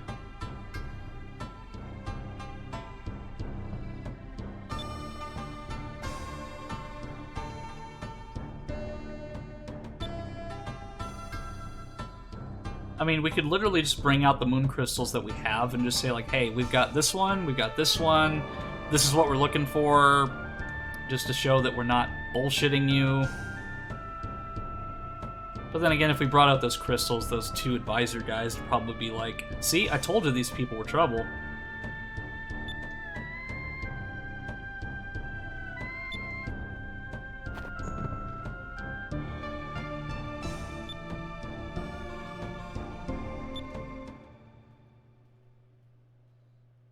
I think the only thing that I'm worried about is if I have enough gold to buy a bunch of stuff. Okay, so I have 39,000 gold, and I've probably got some stuff that I can sell, but, like, Yafotoma, I would imagine, has a lot of cool items, just because it's like Ixotaka and Nazar, like, they're more well-known in that area of Arcadia, but this is a completely isolated area from the rest of the world, so...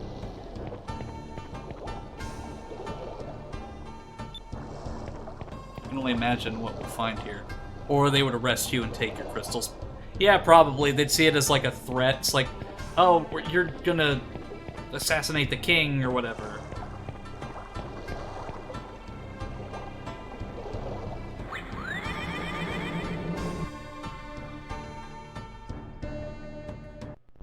But they seem to be like pretty open to just us going and doing what we need to do. Like, that seems to be, like, kind of the norm. Like, we just go to the leader of said tribe and kingdom, and, they're like, oh, yeah, you can go to our sacred city or place and find this jewel. But then again, I suppose they probably just don't care, because it probably is just, like, legend or rumor, and that just gets us out of their hair. Okay, come on, Cupel. Pupil, you pointing with your tongue at the ground does not... Okay.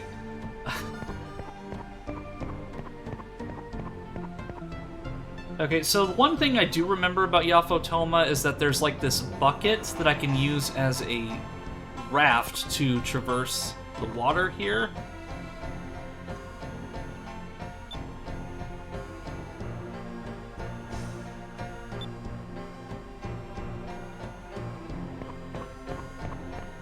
But I am going to try to find some shops first, because I really want to see what kind of weapons I can get. And this looks to be a weapon shop here.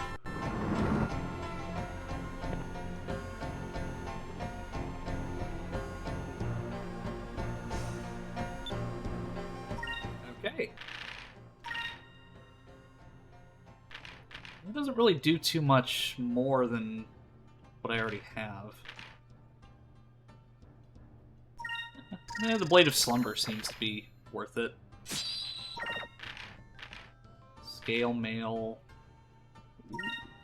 Well, yeah. I'll grab one of those. Give it to Aika. And the long robe. Sure.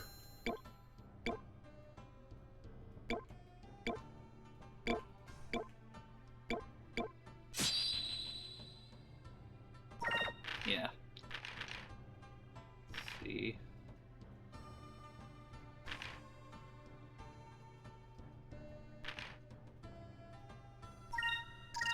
You know what? I'll get the Yin Wing. I mean, it's not like a crazy upgrade from what I already have, but... Yeah, I'm not really too worried about getting 4 extra damage right now. Unless I've got, like, a bunch of stuff that I can sell here, because, yeah, I can get rid of the Grendel Wing, and... Like, the only 2 weapons that I'm not going to sell are the Cutlass and the Boomerang.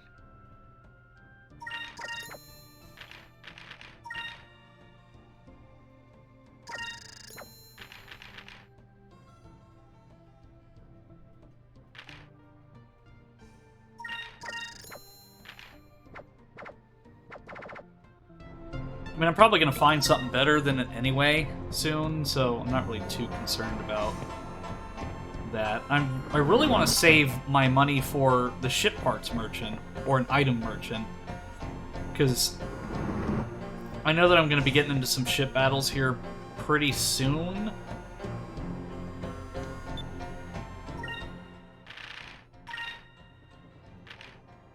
Ooh, Sacrulin crystals.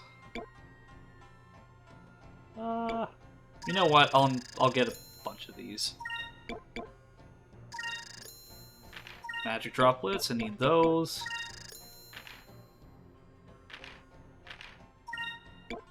Get a few magic dews and rhizome crystals for sure. Okay, now I'm pretty much out of gold, so well, it'll be okay. I mean, I needed those items anyway, and I'm sure that I'll be able to kind of reimburse myself later on. Oh wait, I still have those treasures from whenever I fought the Zivlin Bane, so I can sell those.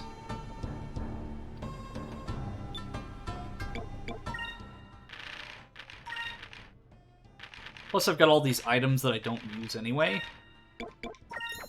Because I don't think it lets me sell items that I have equipped, so...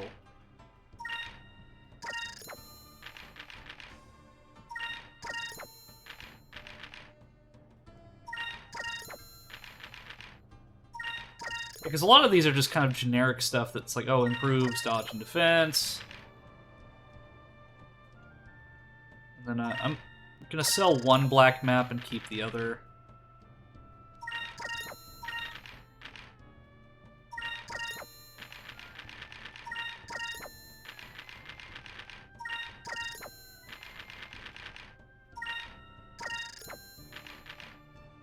And I think there's some ship parts that I can sell.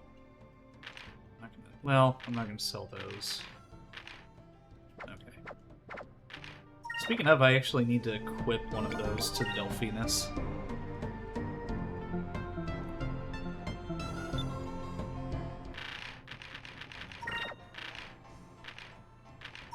Let's see. I think the heavy torpedo's better than the...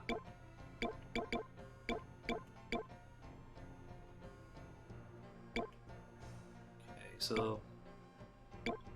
Yeah, it's like 30 more points better.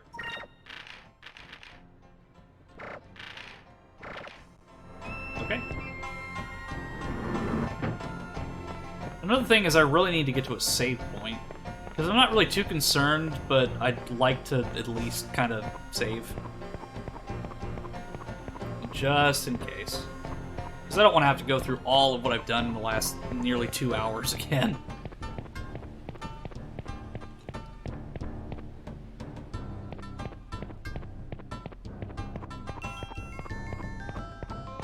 This is.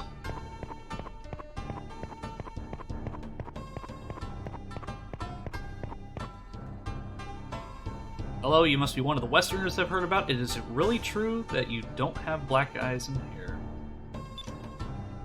My dream is to bring lots of Westerners like you to this country as tourists. I want people from all over the world to see our picturesque Mount Kazai, which is a flat texture.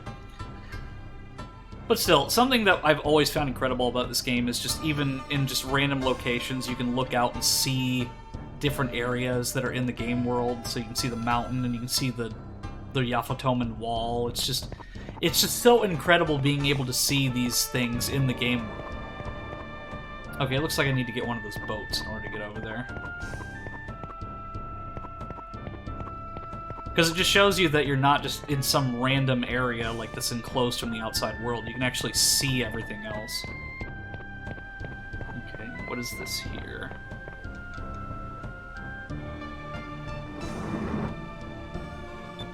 Oh, that's the back door to the weapons merchant. Make sure you close the door. Well, gee, sorry. I mean, maybe don't have a bridge that goes directly to your back door. I mean, at least have some sort of signage.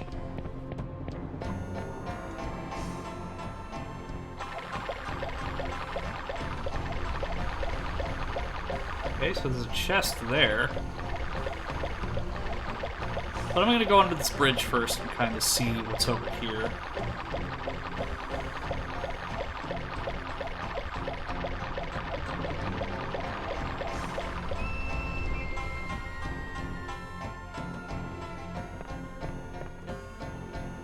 Gives me an opportunity to kind of readjust my position in my chair, too.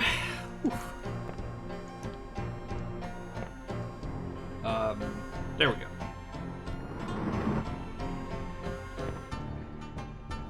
We serve the best tea and dumplings here, and thanks to Rula. We've also got the most popular tea house in town. I don't suppose you Westerners can taste the difference, though.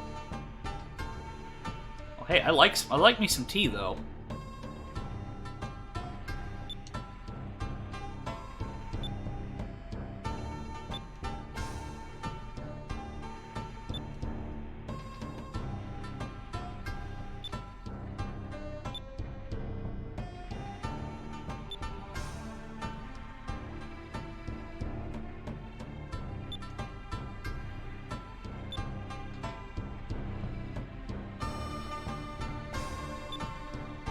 I just ate and you're making me hungry.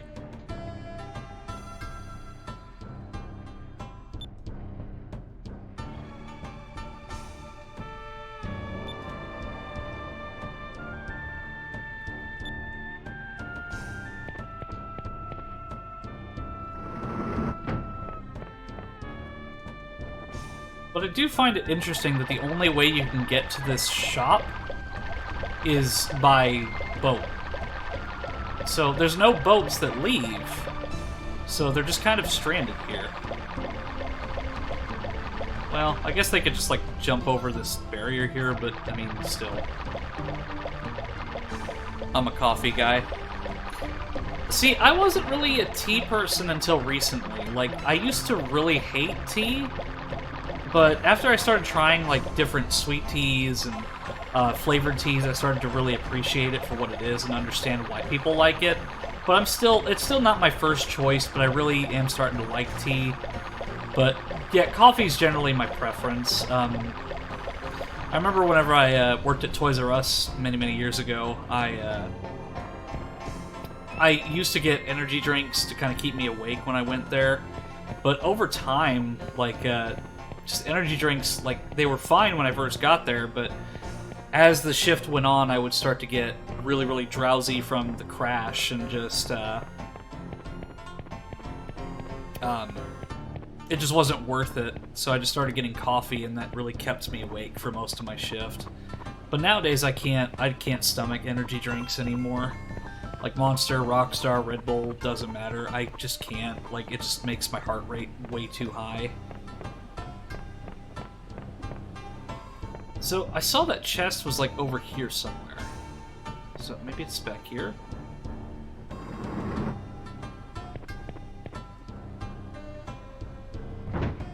I mean, is this, like, her secret stash or something?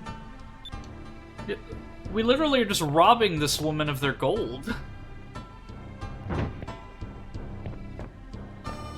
I mean, they're not really saying anything, but still, like, that it looks like we just robbed maybe their... like, maybe their back office or something. I get the Zero Sugar Monster and get no Crash and no Racing Heart.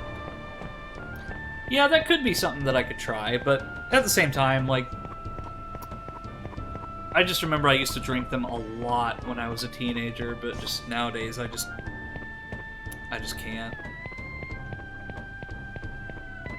Because I remember, I want to say... probably like 2010 or something like that, 2009, 2010. I remember drinking like 3 or 4, maybe not, probably like 3 Rockstar energy drinks and a bunch of Coke to stay up all night to watch the entirety of the Blood Gulch Chronicles from Red vs. Blue. Yeah, it definitely does beat soda in terms of like the caffeine. But yeah, I remember like 2009, 2010, I remember staying up all night watching Blood Gulch Chronicles, just surviving off of Rockstar, Monster, and just a bunch of soda. I think that was the time I stayed up for like 2 days straight, which was not fun. I definitely regret doing that. But I mean, it's one of those things where it's like you try anything once. But I definitely couldn't manage to do that nowadays. I mean, I can stay up pretty late and I can get by on really little sleep, but at the same time, that's just not healthy for me to do that much anymore. Which is why I'm really glad that I'm switching out my work schedule, because my sleep would be fractured, where I'd sleep for like 4 hours in the morning and then sleep the rest of that time later.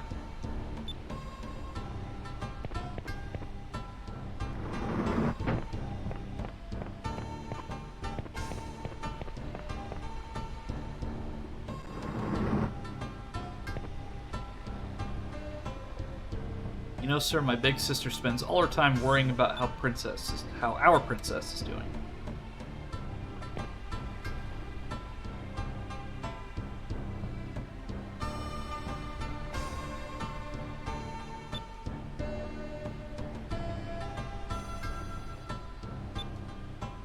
I mean, sometimes it's better to vent to a stranger, so, I mean, Vice is definitely one of the better people to listen to.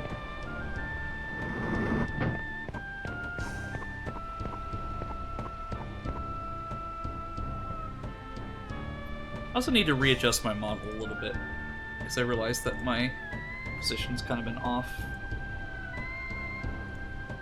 There we go. Noticed I was leaning a little too much. Let's see.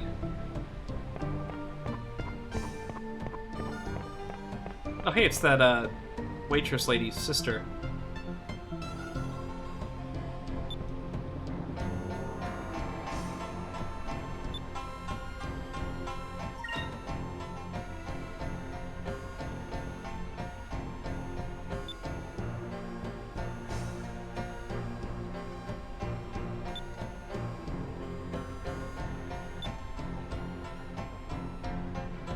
Well, if you'd like to join our crew, we're hiring.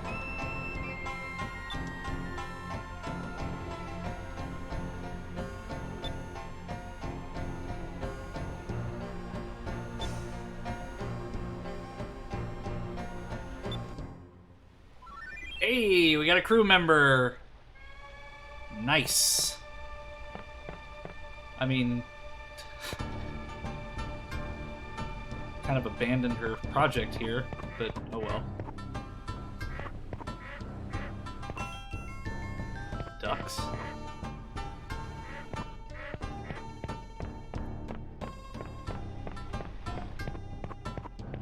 So I think there's one more layer that I can go to.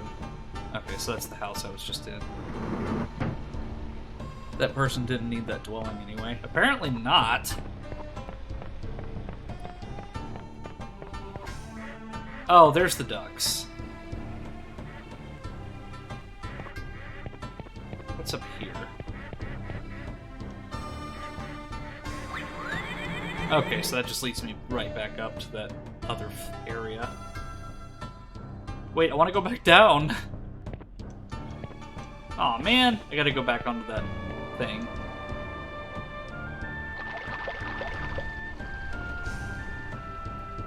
Seems like a really dangerous way to traverse this country is by falling down a waterfall to get to each level.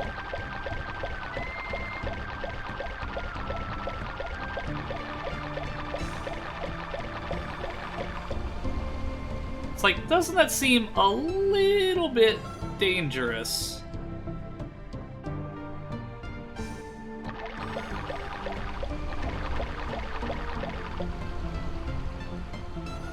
Oh well. Actually, no, I have to get back on this thing because I need to go down one more level. Or maybe not.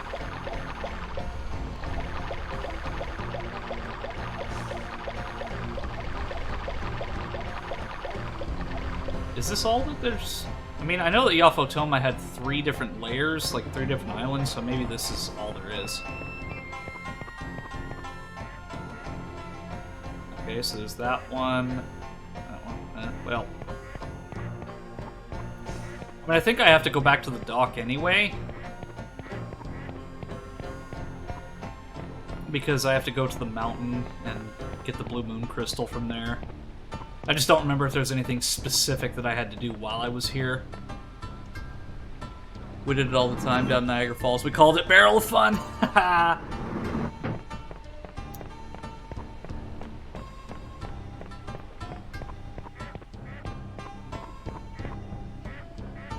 Looks like Alpha Toman is written from top to bottom. I wonder how you're supposed to read it.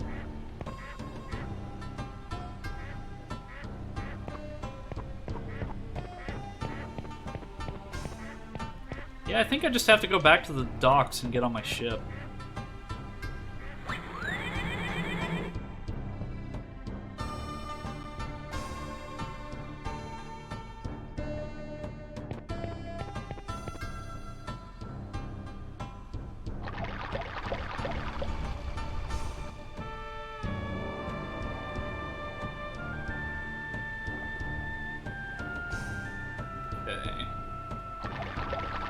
So I remember... Okay, so there's the palace, so it shouldn't be too far from here.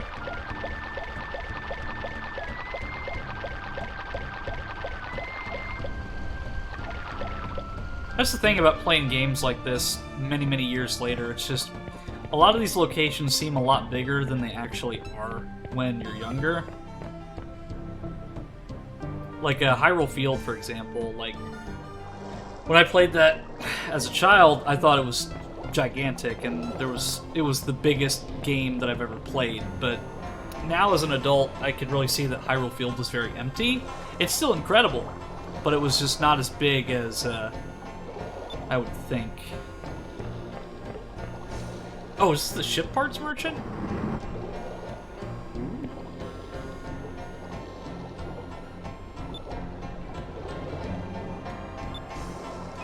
Sure, let's buy some ship parts. Okay, so I'm gonna have to... So that's better than the advanced cannon, so I could probably sell the advanced cannon. Let's see. There's the Chalice of Blood that I got from...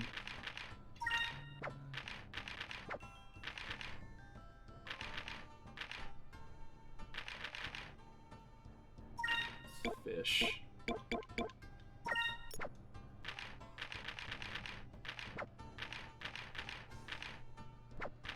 I really like... I guess I can get rid of these.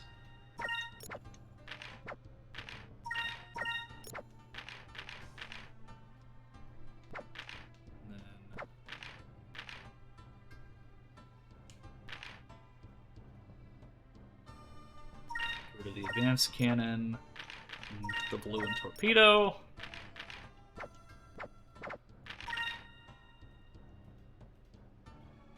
Oh, it's the Yamato spirit, it's not the Yafotoman spirit.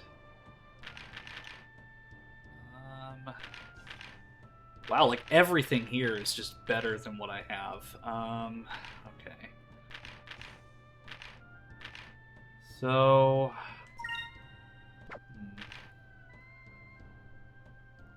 So I don't want to get that because that doesn't really do me any good for defense. It's just magic power, or magic defense, rather. Because most of the time they're just going to be doing like physical-based attacks anyway, so I'm not really too concerned for magic defense at the moment. But I'll buy a Serpent Torpedo, and I will...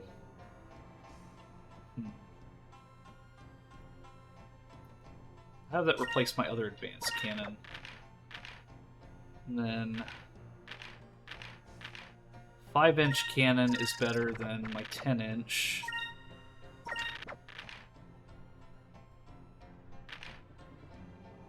So I've got 2 cannons and 2 torpedoes equipped. And then if I need to use magic, I can. So... let's just leave it at that for now, I guess.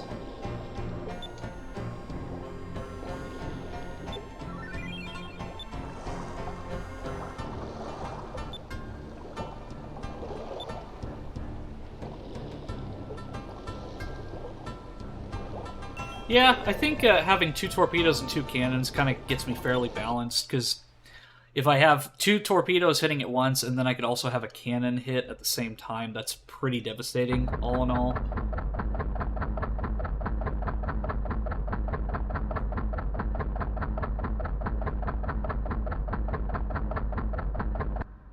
Plus, I already got all the upgrades that I needed for my weapons and armor and stuff, so I should be okay for now. But we'll see. Oh, so we're inside of the caldera of a volcano.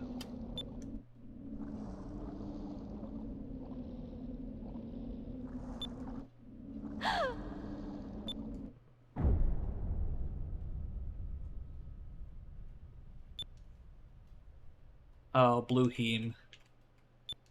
Blue Heme was probably my favorite design for the Gigas.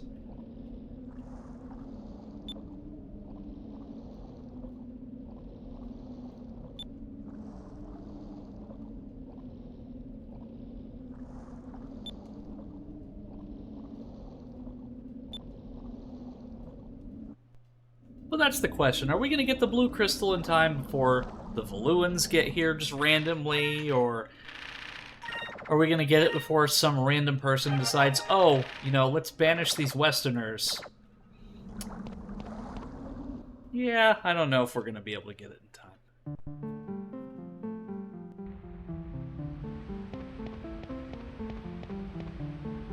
But I guess we're in the kind of like stereotypical water temple. But even though like I generally have a distaste for water temples, in lieu of Majora's Mask and Ocarina of Time, I still find them really gorgeous. Especially like the music that plays here is like the dungeon music I've absolutely loved in this game.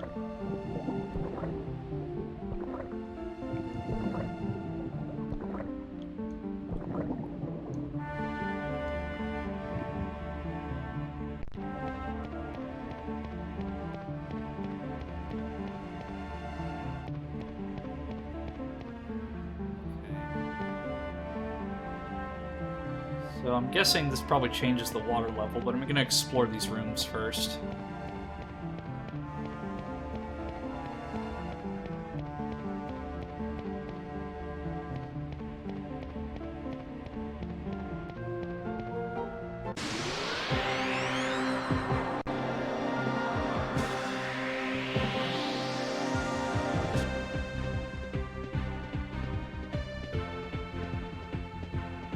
Let's see what that new sword looks like. Yeah, pretty cool looking. Yeah, something that I've always said, if they were to remaster, remake, whatever, Skies of Arcadia, definitely I think that they could do something more with the cosmetic appearance of characters.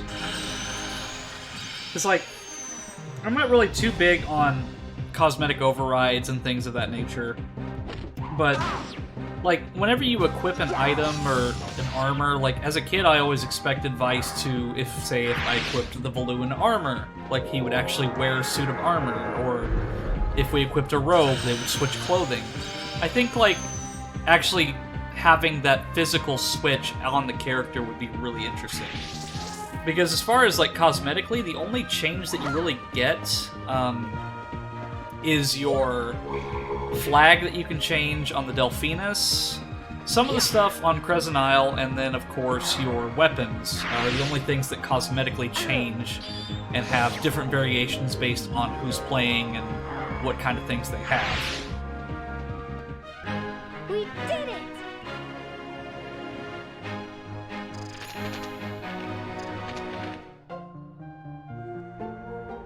So I can go into the water here, but I've got a really bad feeling that I'm going to be here a while. Water temples have been the bane of my existence since Ocarina of Time, but, oh, this is not going to be fun. Because I'm going to try to kind of thoroughly explore this temple as much as I can, because I don't know if I can actually come back here. I mean, I'm sure I can, but I want to kind of get things on the first run, if possible. Because later on, if I miss like a chest or something and I can't go back for it, I'm going to have to use action replay codes in order to obtain those items. Because with the Legends edition of the game, there's different... there's bonus content that was added, such as new quests and new bosses. And some of that content is only accessible if you get certain reputations.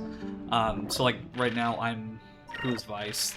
Vice the Daring, so like you have to get a certain reputation in order to get certain bosses and items, and in order to do that you need to meet certain requirements like getting all the chests and all the chams and so on.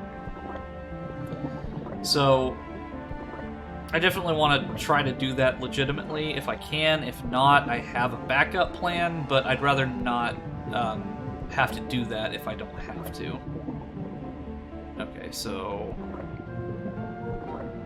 doesn't look like there's really anything down here.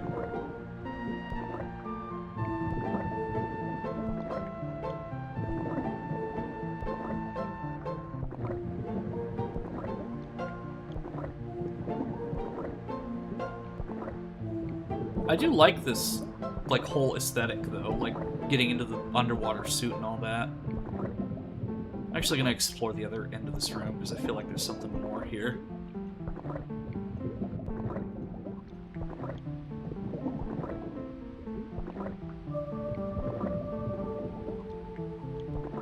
So can we go into first person? Yeah.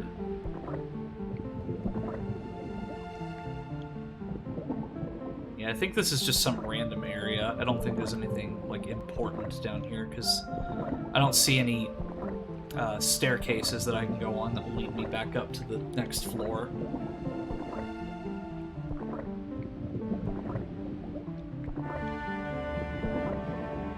I mean, it's better to check and kind of be for sure than to just half-ass it and then know that I missed something. So I'm gonna go back up. Seems like this is just a dead end. Back in the days of gaming where they had just empty rooms for no reason. Just to throw you off.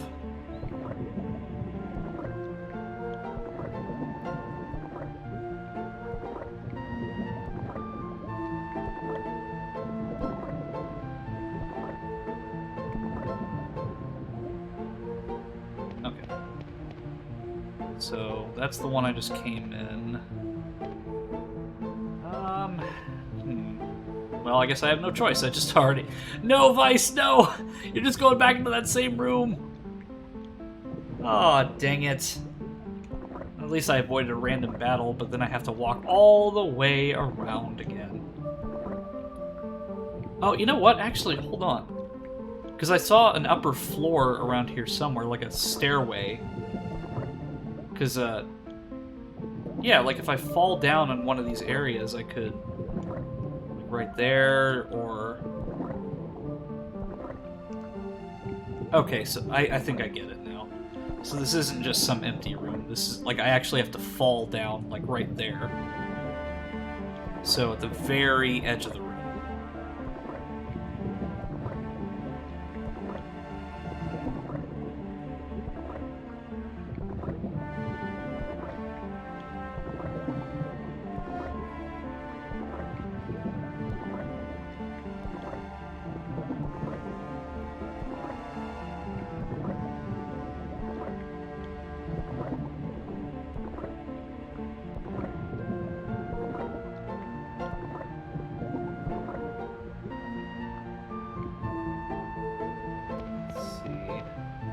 Okay, so from what I saw...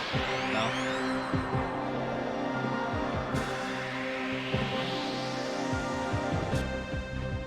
Dang it.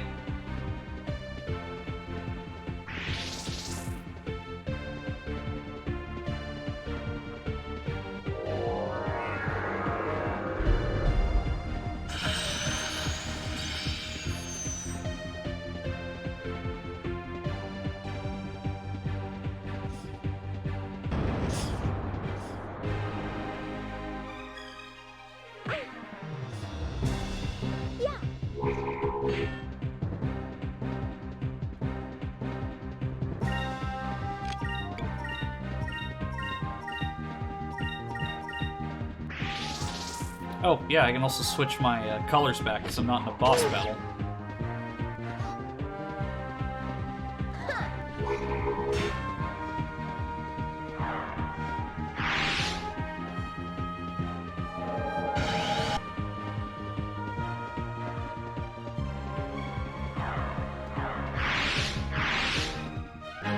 We did it!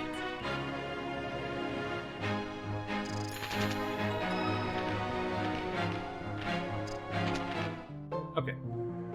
So I think it was this one over here?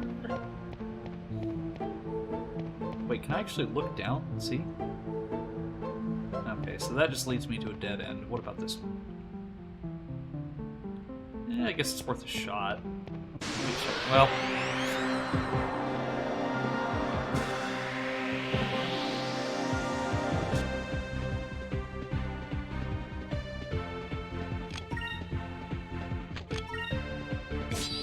What was... My short-term memory is just abysmal. I completely forgot what I was training Vice on. Okay, so... Well, I guess he still needs to get, Incrum or Increment. I forgot the name of the ability, but essentially there's one more red ability that he can get. Dio, good to see ya. So we just entered the land of Yafotoma, which is has a lot of Chinese inspiration. The Blue Moon. Yeah, I've been doing well. I've got a new. I figured out my work situation, so I'm gonna be able to stream more often and hopefully be less stressed. Different kind of stress, but I'm definitely gonna be doing a lot better as far as like my mental health, so that's gonna be good. Okay, so I was teaching Aika. Oh yeah, I was having her on purple intentionally. Fina go back to silver, and then Enrique back to yellow.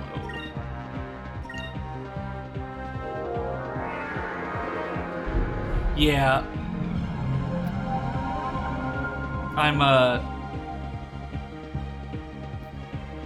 definitely cutting back on hours, and I'm just gonna be working at my one job. Because, like, doing two jobs... Like, I'll be fine with just one job. It's just, I had two just to kind of supplement that income, so I had more. But at the same time, like, working two jobs that have unpredictable schedules, where I'm working essentially 7 days a week without a break or a day off. Where if I do have a day off, it's very rare. Like, I work one job during the day, and it's the morning. Yeah, it's a mess, and it's stressful. Like, even if you just have like a 4-hour shift or something, that's still leaving the house when you could have stayed home. And I just don't want to do that anymore. So I figured out my work schedule with that, and I think it'll just be a lot better for me.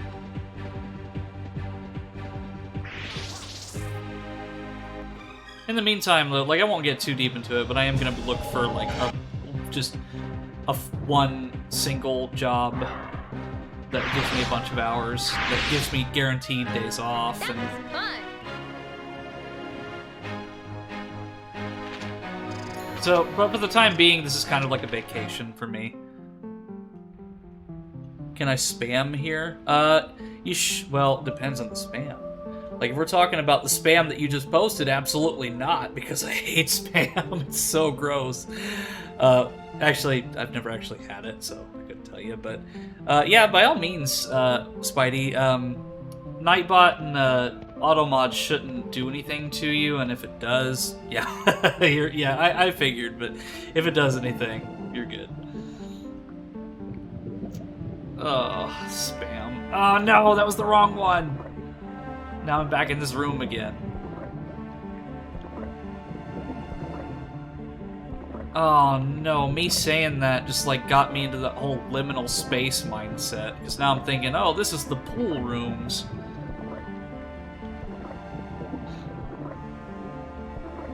Yeah, I can't wait till I'm able to actually use my custom emotes on Twitch.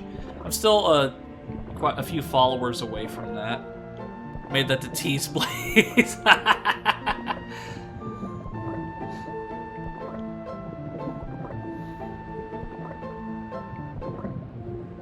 Yeah, he's been sending me like gifs of Fat Bastard from Austin Powers lately, because like we've been using that to tease each other too. Okay, so I'm gonna look down before I leap.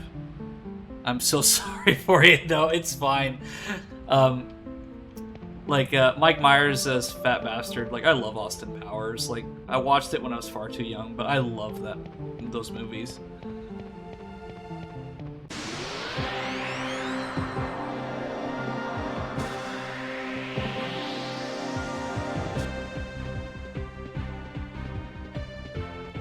I try to do an impression of him, but I can't do a Scottish accent to save my life.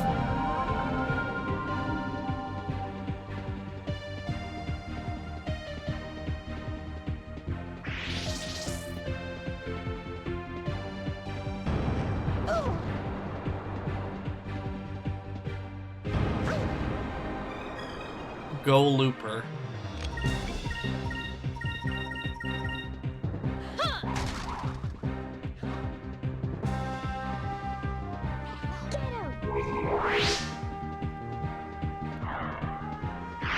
I hate these hula hoop things.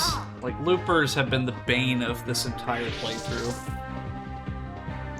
I might be able to, but it's been a bit since I've done one. I mean, I can try, but there's no guarantee that I'll be able to do it. The moons. Okay, let me try.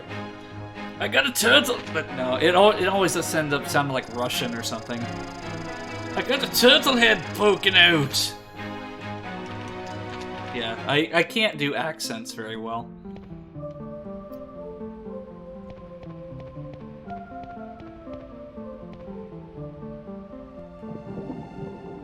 Okay, so is this the right one? It looks to be. Okay. So I need to go to that one there. So I'm kind of just, so it'll be that one on that end of the room.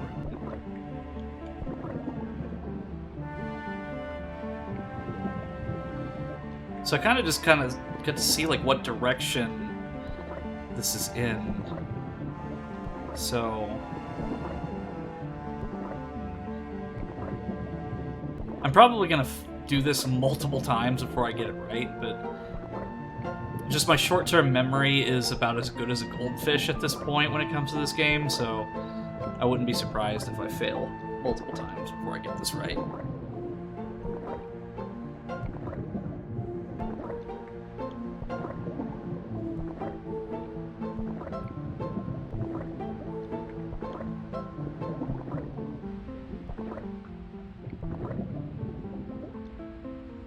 Okay.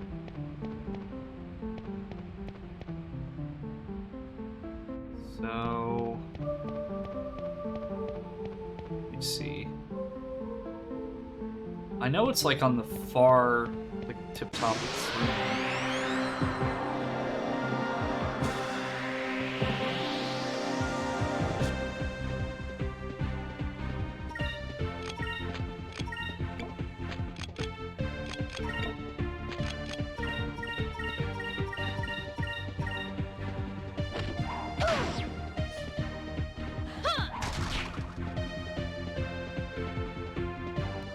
I mean, I don't really mind too much, because the more I fight these enemies, the more XP that I get. I'd rather be overpowered than underpowered. And if I have to do, like, 50 random battles before I get to the boss, so be it. Because I think that was probably the biggest sin that me and my brother committed when we first played this game, was that we tended to run from battles more often than not, so a lot of the time, a lot of the XP we got was just from that random battle we did every once in a while. So, at this point, we were probably only like level 15 or something. I mean, it's possible because we did it, but I mean, being severely under-leveled at this point, like, that was our biggest sin, was just not really... I think I could really pin that on a lot of that on childhood ignorance and not knowing the game's mechanics properly, but I try not to run from any battles just because I want to get the XP, and I also want to, you also lose reputation if you run from battles, because Vice is supposed to be like brave and daring, and if you run from every encounter, you're essentially a coward. Donuts, tater tots, and bacon. That was my breakfast today. I eat the likes of this almost every day, and somehow I'm a stick bug. If there's a demon in this world, I could have sworn it cursed me to have mad metabolism. Yeah, that was... yeah, like, I used to be able to do that, but then I started gaining weight, when I hit, like, 24. I mean, I still kind of am around the same shape I was when I was younger, but... is this the right one? Close, but not quite. So it's the one right next to this one that I need to go in, so...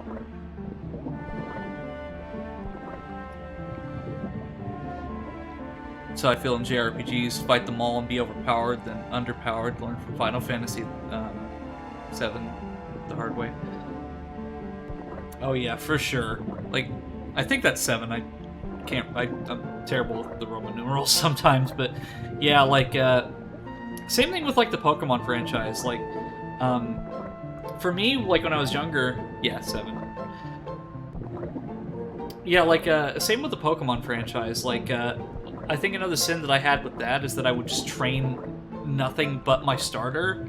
So that would be the only one of my party that was actually any good, and then I would just catch, like, whatever high-level Pokemon was in that area at the time. So, like, if I went to the gym, I would just catch whatever was in that area at the time. Okay, so...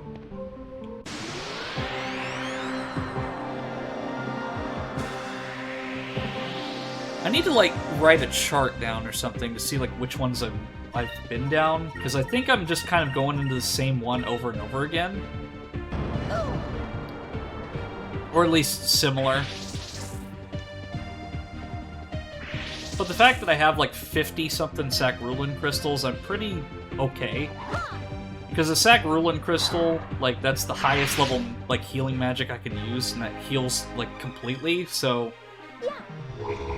Plus, Ica now knows that magic ability, so I'm not really too concerned about healing at this point, but still... I don't want to, like, stay on the same room for, like, another hour and a half. So, I'm gonna take a wild guess. Actually, no. Let me see.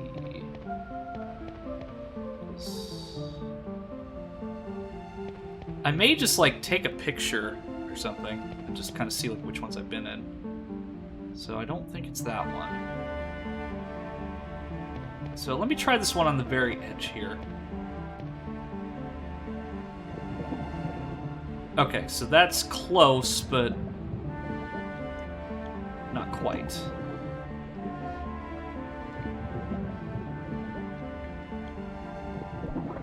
So... Because I need to see, like, where it corresponds to the room, so...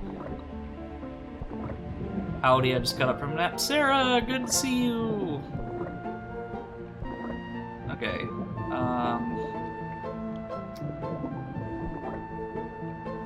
Yeah, like I said, I'm gonna be in this room for a while because my short-term memory is terrible, and like I said, I might just take a photo and, like, do a chart and just see, like, which ones I have been in and which ones I have not. So if I fail again, that's probably what I'll do. Because this is just like the first part of the dungeon. Just finding which one to jump down onto. Because, like, I skipped through one of the rooms and I came through here and then...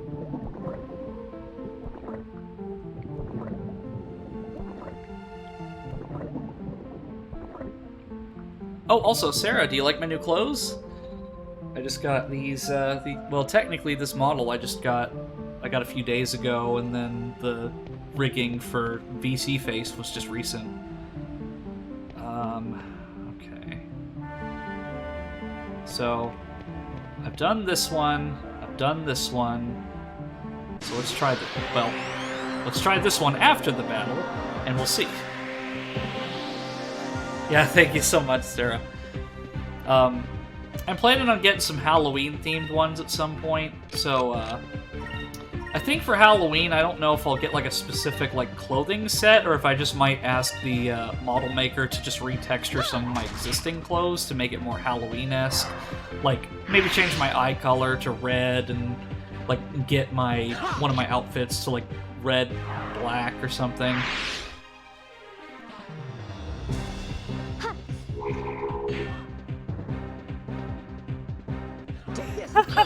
Dio!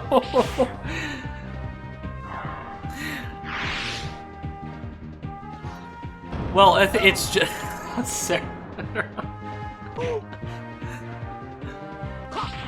You guys gotta make me blush on stream. Okay, so... Well, the thing is, it's not that it's just that the outfit is thick, it's just that the other outfit was, like, more skin tight, so... The pants are just like regular pants.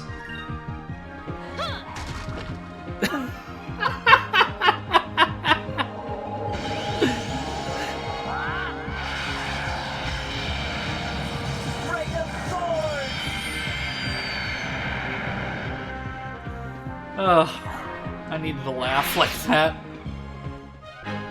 Let us be thankful for our safety.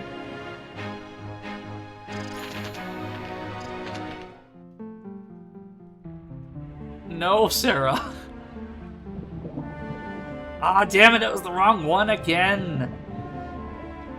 Man, this is like... this is abysmal. Okay, so... Let me... I say that I'm gonna do something and then I just don't do it, so... Okay, so there's that one which corresponds to the bottom of the room. Fanfics can always come in fruition. You enjoy Zelda Ocarina of Time Water Temple? No, I fucking hated that dungeon. Oh, like, the only time I was ever able to actually beat that, well, when I did beat it, it was with my little brother's help, and we were running off of a really slow Wi-Fi connection to look at a walkthrough. It was horrid. And I know that it's really simple when you like put it into categories of like, okay, so you finish this floor, and then this floor, and then this floor, but like, I'm just not known for that simplicity. I overthink things, so it was just painful. And to be fair, I think Majora's Mask was a much harder temple just because you had the time limit and just had that stupid room with the currents, so like if you didn't have the right current, you'd get sucked into another area of the temple. Plus the time limit of Majora's Mask. Like, I'm just glad that the not Ocarina, but the N64 version of it, and like the original edition of it had the song of the slowing down time song or whatever. I forgot what it was called. Okay, so it's not that one. I'm thinking it was this one. Was it this one? Ah, I'm getting lost again!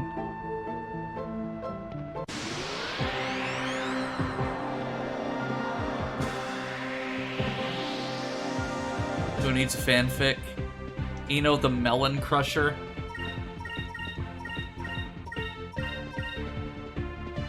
Well, I mean, I could really use like a cushion or something right about now because my chair is actually pretty uncomfortable. Like, I have a pillow to kind of like rest my back up, but like it starts to get uncomfortable after a while. Because like I've done the whole race car chair thing and they were just not comfortable, so I opted for just a standard office chair, but it still hurts. As he softly brushes Sarah's hair, he gently whispered, "This won't hurt," then crushed her head with his thick thighs. Yeah. That's a clip if I've ever seen one. Point of view, us. Being weird. Point of view, Eno. Trying to ignore the melon-crushing fanfic. I'm more concerned about my lack of direction with this dungeon. While my back hurts because of the chair. It's canon.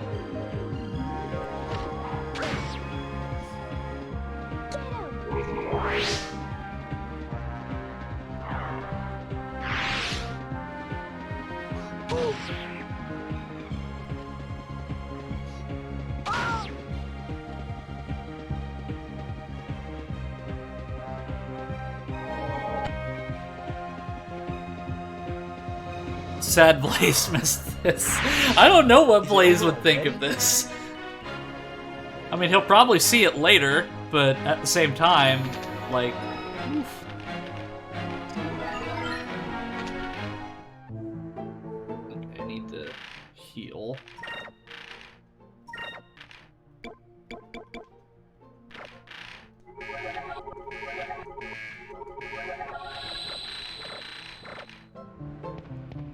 Okay, so from now on, I'm just gonna do this in layers. So, like,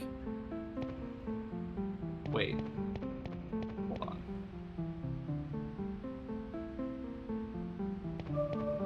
Is it this one? Because I saw the. Okay, so I can see it now. It's this one right here, or you know, that path right there is where I need to go.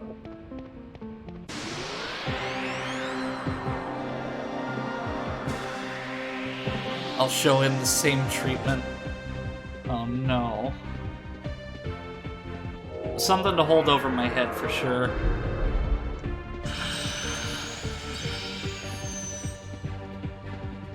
Oh great, they used Quicka. That means they're gonna use all their attacks first.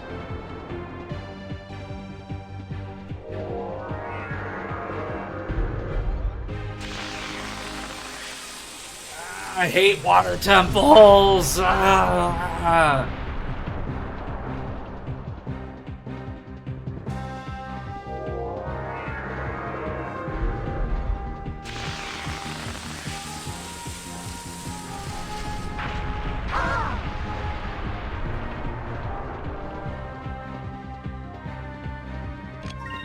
Yeah, I am excited. It's just a matter of getting there.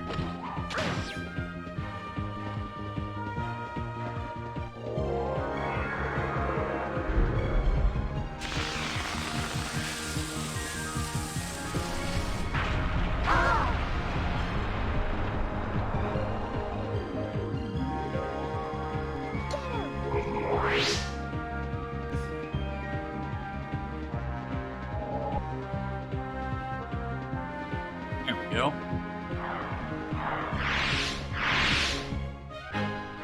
Because like I said, I thought about streaming Resident Evil 4, but at the same time, it's just, if I had done that, then it would just be, I'd have to find a way to kind of separate myself from a lot of the oversaturation of everyone else streaming it.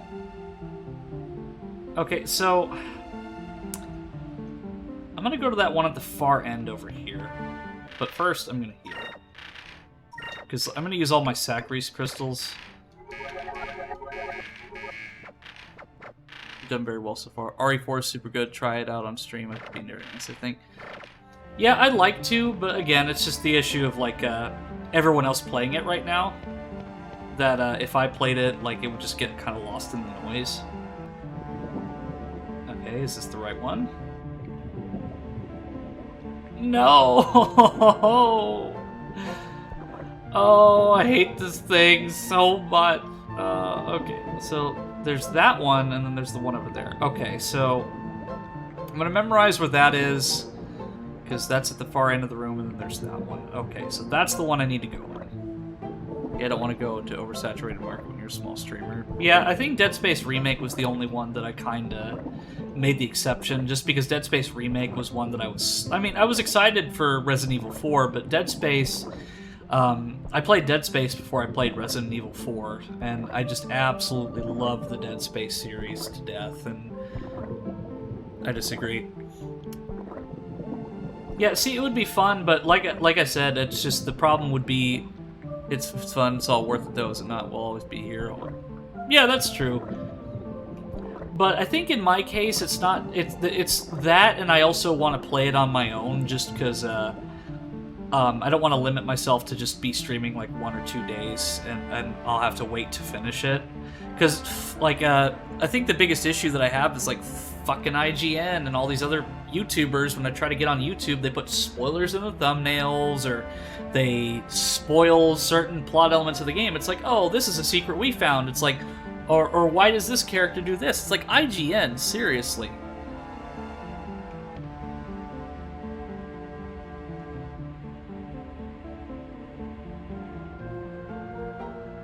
Yeah, it's just annoying.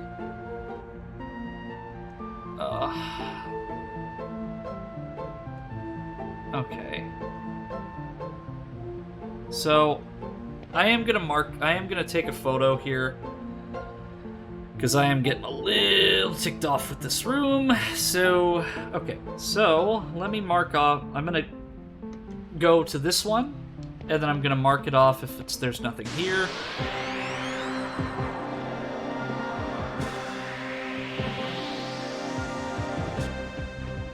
Ah, you've got to be kidding me. Give it a week or so and try it. Even the old RE4 has a lot of views. Yeah, that's true.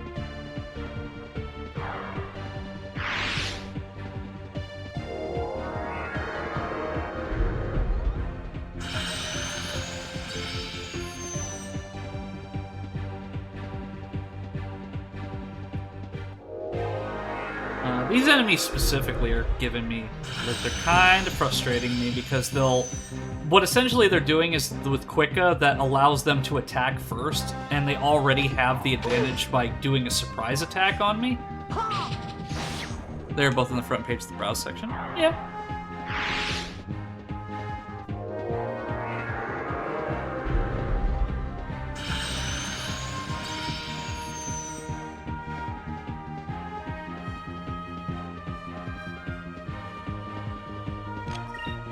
Oh, have mercy. I hate this dungeon. I hate this room. I hate these enemies.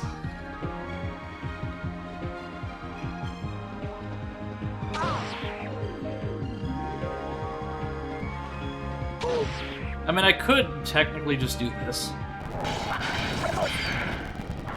But I don't want to do that too much, just because I don't want to interrupt the flow of the game.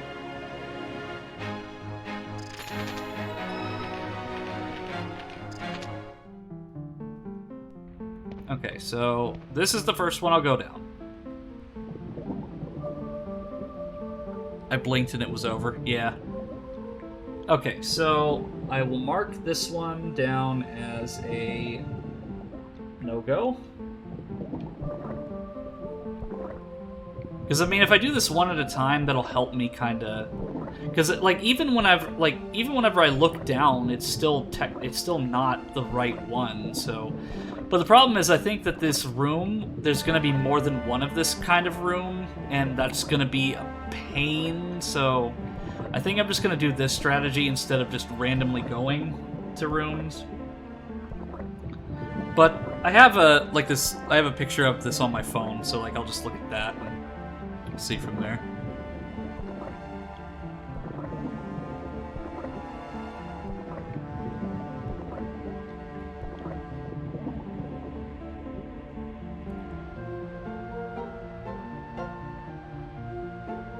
Joe starts sharing lewd side booba Eno pics of you with me.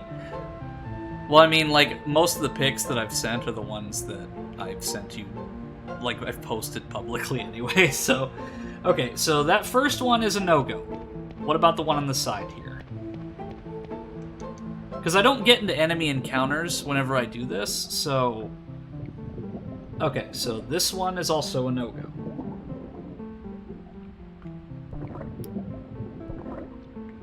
So that leaves 5 more.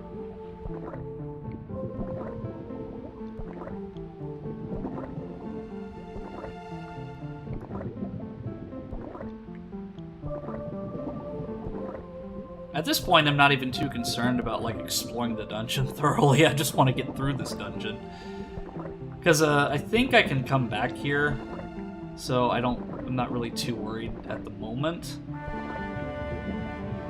Because, wow, I hate this room. Okay, so the one in front of me is a no-go, the one to the side is a no-go, so the one on... No, I didn't mean to do that! Damn it! No!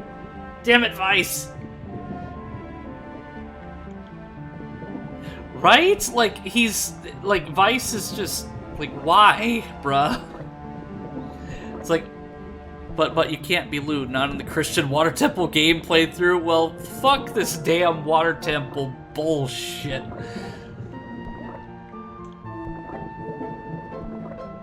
It's all or nothing. Oh, I hate this temple. I love the look. I was like praising it for its aesthetic beauty, and now I'm just like absolutely hating it, and I don't want to be here. So, okay, so random battle, which I'm probably gonna get ambushed again. Okay, good. Okay, it's just some loopers this time around.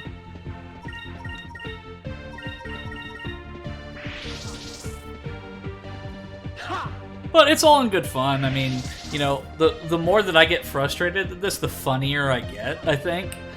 Because, like, I think my slapstick comedy comes into play at that point where I start to get, like, really, like, not worked up, but, like, I start to, like, my humor starts to get better. But wouldn't it be amazing if I did this whole room and then, like, I couldn't get down there anyway? That'd be just my luck, but I don't think that there would be a room just like that. So I've done that one, so this one on the far end here is the next one to try.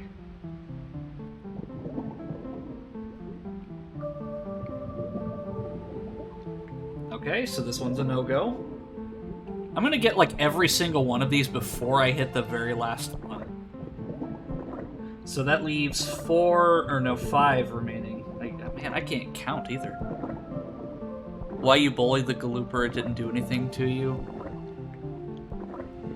Well, I mean, they're getting in the way of my treasure heist. Because I'm going for the Blue Moon Crystal.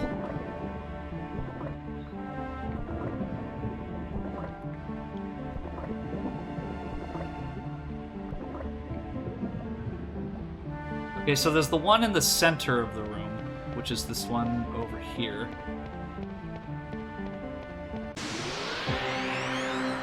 Point of view, main character, hits disabled monster to death who's enjoying life. Oh, hits disabled monster to death who's enjoying life. Ha! That was easy. Actually, you know what?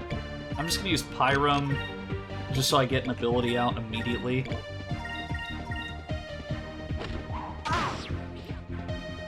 Yeah.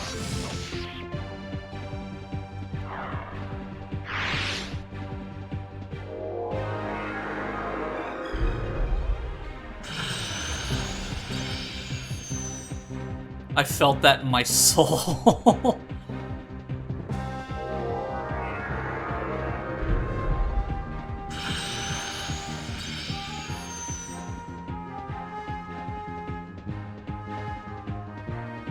Here goes.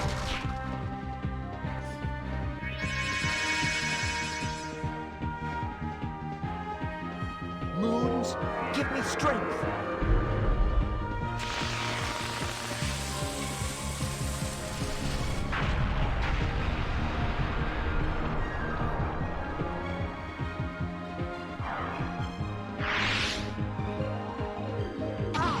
Come on, Vice, counterattack. Yeah.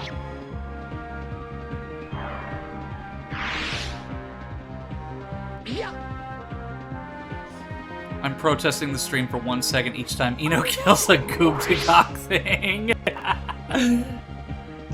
Well, what do you want me to do then, Sarah? Like, do you want me to just, like, lay down my arms and surrender?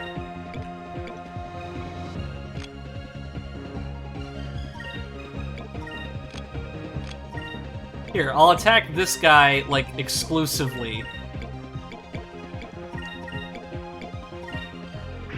See, they're running away. Die from cuteness? Okay. See? They ran away. They listened to you, Sarah.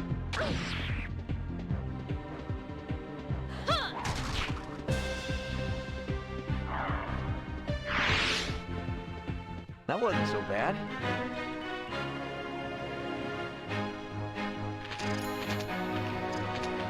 Okay. Let's get back to healing.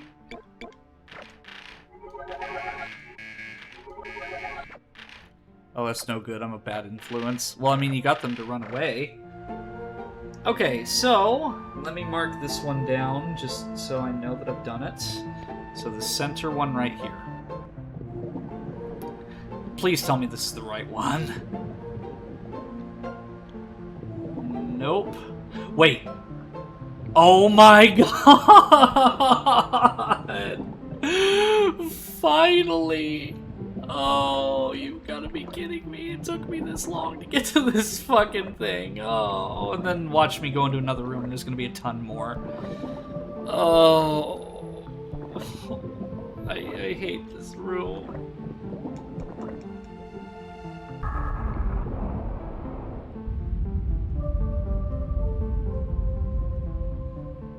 Okay, so what did that do? I think it's just raising the water level.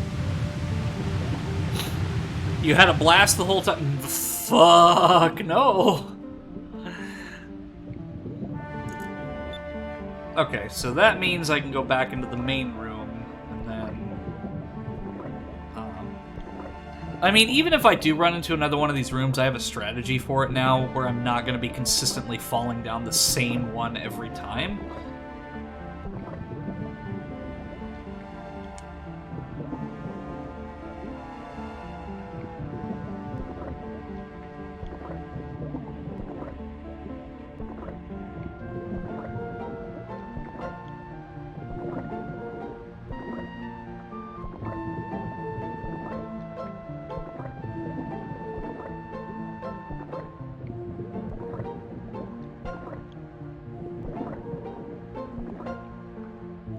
But still, I mean, this dungeon, like, can go.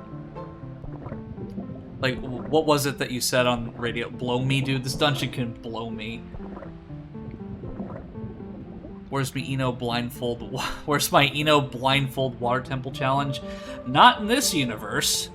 I tell you that much. Like, blindfolding this? Like, no.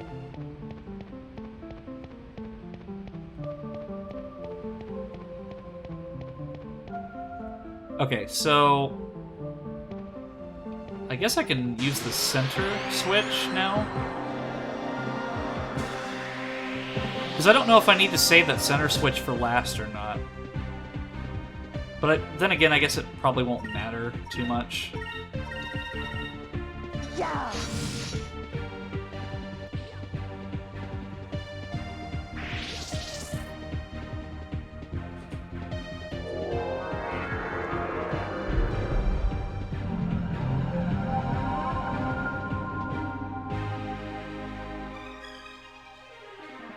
Dang it.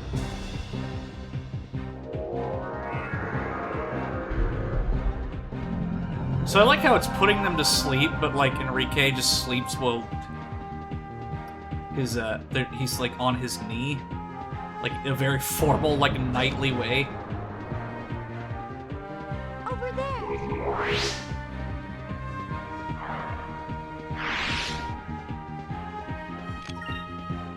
Okay, Fina, it's all up to you, I guess. So, let's do that. I guess, or not.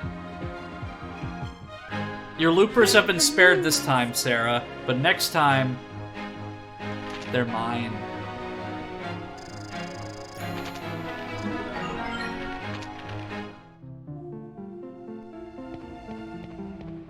Okay, so let me see what happens when I click this switch.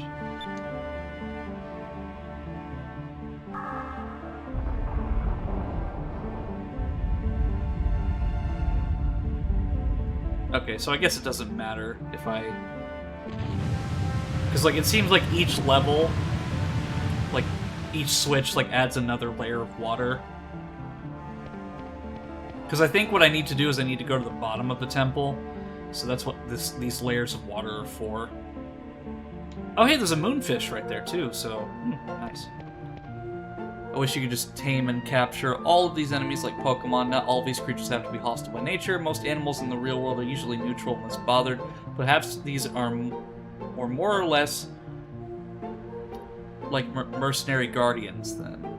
But they're everywhere around the world, so I wondered why they attack relentlessly. Yeah, so there's a... This isn't necessarily a spoiler, but the theory is that loopers are like the spirits of like lost souls. So that's why they're able to use like different magical abilities and stuff. And that doesn't really come into play just yet, but like there's legends and theories about loopers and their origins.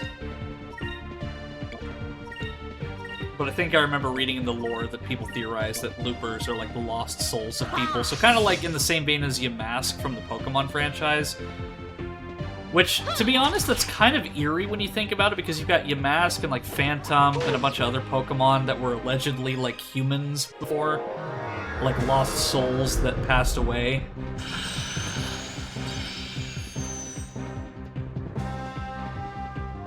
Hey, I'm not killing them. Like, that's what, like, Vice is attacking souls. But then again, it's not, it's like, it's just spirits in general. Like, it doesn't have to be, like, any specific thing.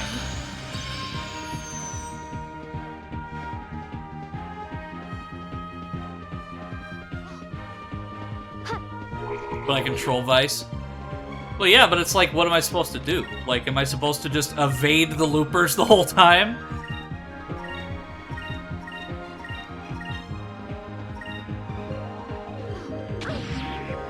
I think you guys are I think you're getting a little too into it, chat. Pacifist run Skies of Arcadia. That's what I did as a child. Running from every encounter.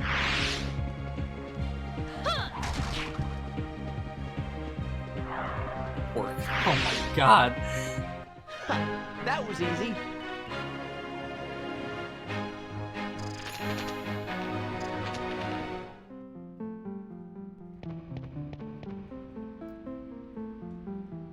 Okay, it's not one of these rooms. It's different.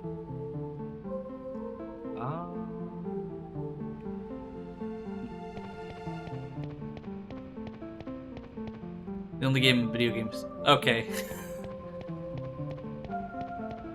Yeah, I think I think we should maybe cool it a little there, chat. Don't want to get too into that conversation.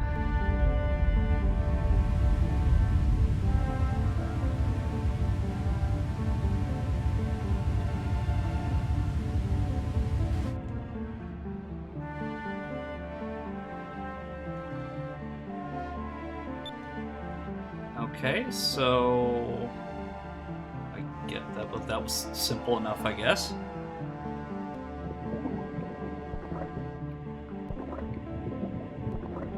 But is there anything down here, I wonder?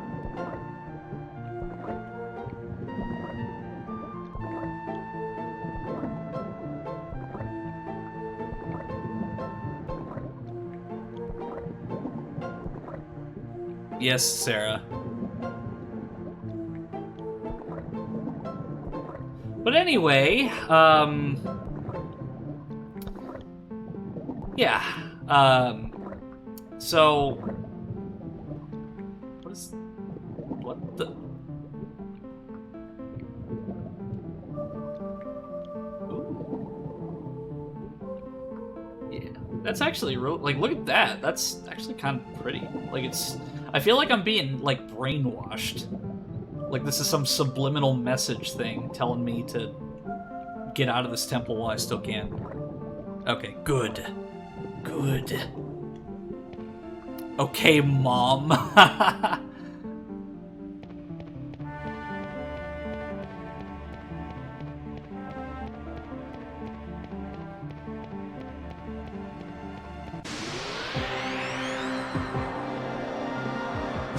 How to deal with a wayward chat 101. Yep.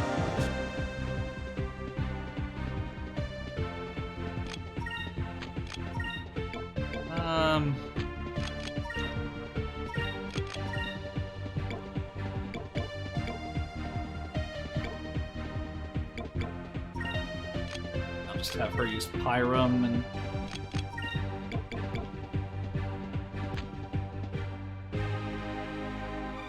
Carry on my wayward son. We were just talking about Kansas earlier too, which is funny. Yeah. Probably one of the only bands I've ever, like one of the biggest bands I've ever seen live was Kansas.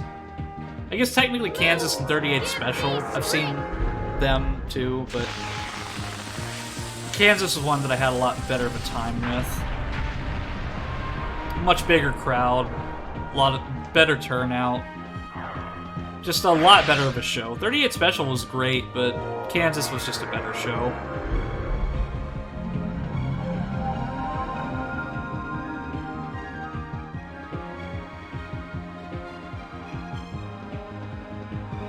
Over there.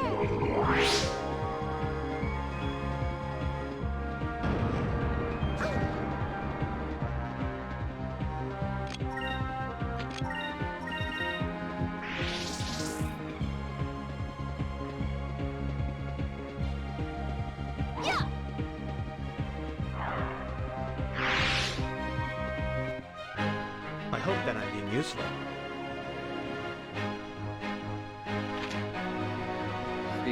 Oh, it's like a bunch of puppy emotes? Cute.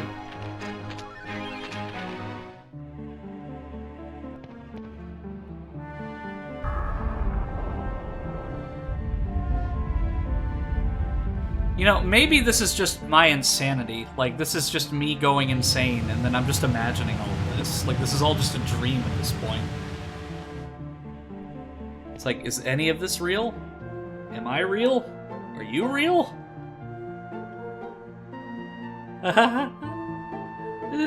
This dungeon's made me snap.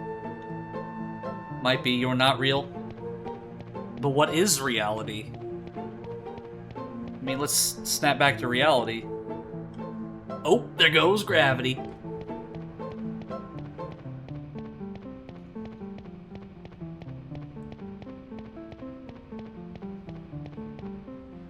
Okay, so I can go down there now, but I'm wondering... That might be from the boss room, I think. Because I don't see any other way I can get up there. So, I guess down we go. Well, actually, no, I haven't been in here.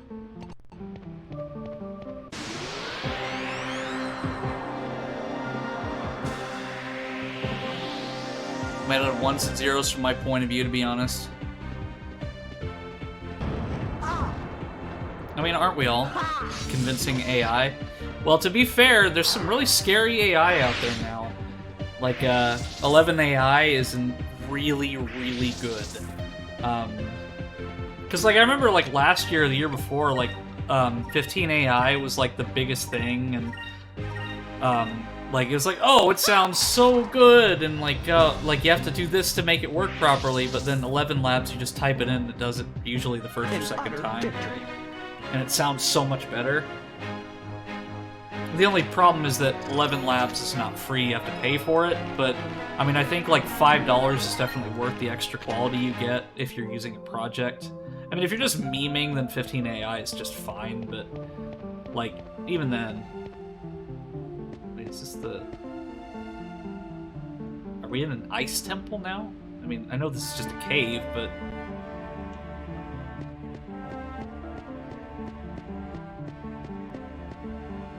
I don't want to go... I'll explore this area real quick, because I don't want to go here if this is where the boss is, because I want to get all the stuff I can, but... Yeah, I might stream at least an extra... I might end up streaming another hour, just so I can get through this bit of the story.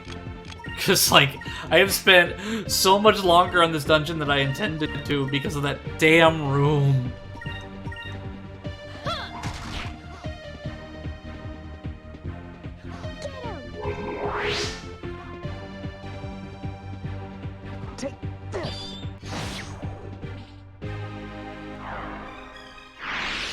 You know, is well hydrated in the water dungeon. To be honest, now you're just in a cave. The cave's in the forest. He's got wrinkles all over himself now. Well, I do have a energy tea. I haven't drank much of it, so I probably should.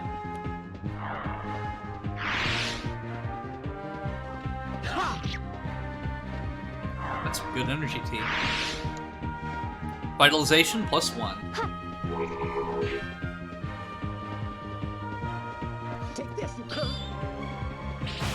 Yeah, I've been drinking a lot more water. Like, I usually just, like, I have a bad habit of drinking a lot of soda. But, like, I've been trying to drink more water. Oh, well, I guess I could just use the Pirate's Wrath. Hey, it's Trends!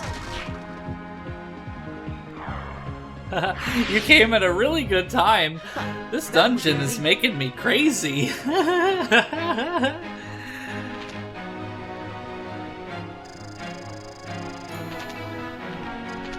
It's a water temple. Oh no, I gotta go in the water again. Oh. At least I don't have any random battles while I'm underwater, because, like, Vice would be completely helpless. Yep, a classic water temple moment.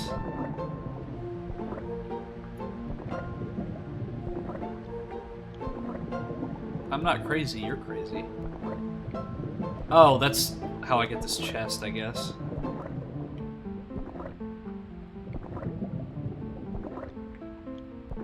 I mean, it's a gorgeous level, like, don't get me wrong, like, I really love the aesthetic of this water temple and then Ocarina and Majora, but, like, I just absolutely hate playing the water temples. And it's a Sivlin Bane, isn't it?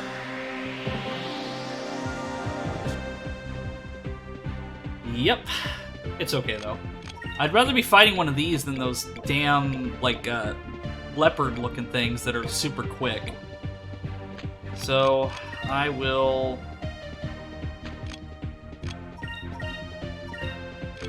And I will power Vice up. Big Whiff of Might.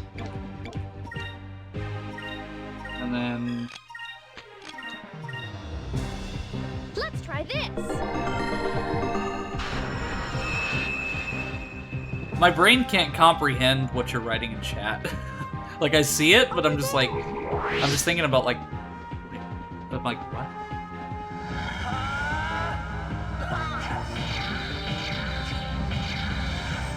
Cutlass Fury!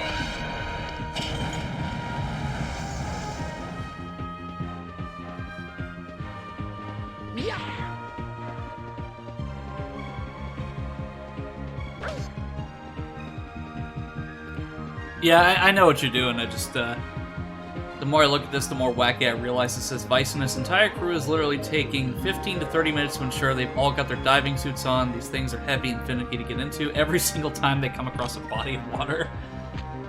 I mean, very true.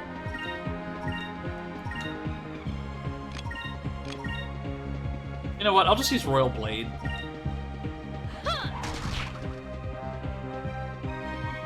Take this!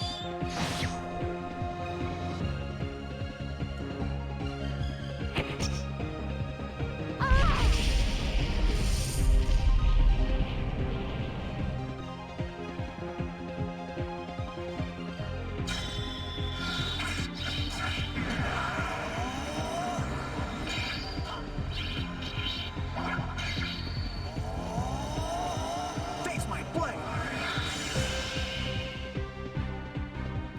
Oh my god, that's such a classic JRPG super move animation. For sure. So I'll just use Cutlass Fury again. I will have Ica. Well,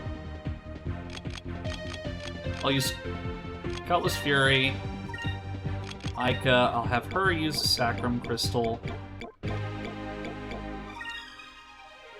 And Pino, Guard, and then Enrique, you can use Justice Shield. May righteousness be our shield. Shield of justice! Dude literally blew you up with a Davy Crockett. Let's try this. The camera angles, the dark background, the drama, the after images. I mean, you're definitely right about that. Cutlass Fury!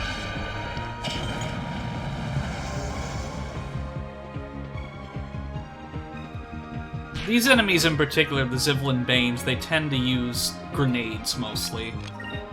So I'm just gonna do that.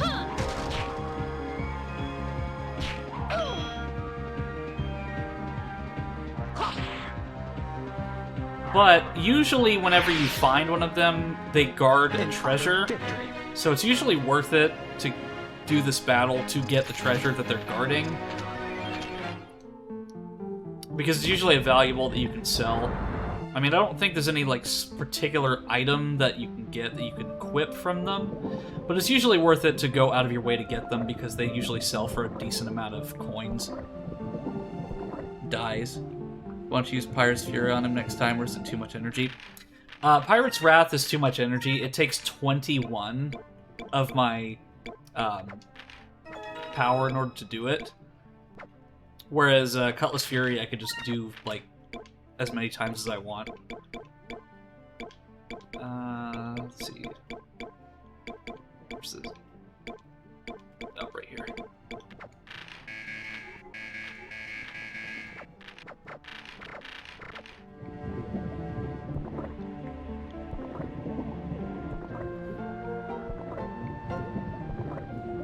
Once I get to a point, like a certain point later on in the game, like I can justify like using certain abilities like every turn. Because there's certain bosses in the game where I have to consistently use Ica's second ability, Delta Shield. Because certain enemies, or certain bosses later on, will continually use an ability called Eternum and Eternus, which essentially it's like spikes fallen from the ceiling, and essentially there's a 60% chance that'll wipe your entire team. So like it's almost like you can't even fight the battle without using that ability, because like you can have the boss to almost no health, and then they'll just do that ability and you're fucked. Because right now I don't even know that magic. Like I have the very basic version. So let me see if I can actually show you. So I'll do that. Attack. So Fina is the farthest along in my silver magic, but this is the very basic version of that magic that I'll use.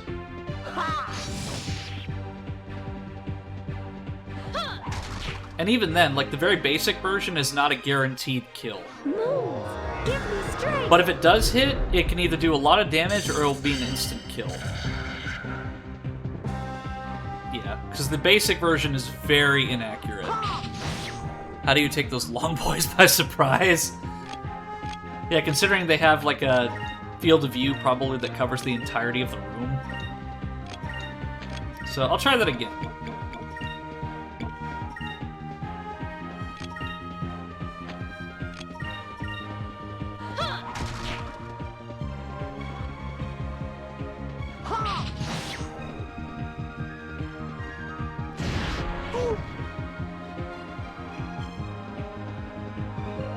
Move. Give me strength. It's not a lot to cast either, so I'm not really too worried about my spirit points, but if it hits, it's a... Yep, there we go. Very useful in utility, but it's just that it has a very high miss chance. So it's like a no risk, no reward kind of thing. Yes, very dead. However, that does not work on bosses. So even if you have the high-level version of that attack, it only does a very basic amount of damage to a boss, which completely makes sense, because if you could just wipe the boss in one hit with that magic, it kind of defeats the point. I know that other JRPGs like Final Fantasy 15, you can use like the Ring of Eleusis to take out some of the super bosses, but at least here, like, I can see why they wouldn't let you just use that on the final boss or something. That was easy. Which is kind of dumb in its own right, because they can do it on you, but you can't do it on them. Can you imagine how fast land crustaceans breathe? The pill bug breathes through a set of gills, and they've evolved to live on land. Imagine how small their lungs are and how many ins and outs they do within a minute. Isopods. Oh yeah, that would be crazy.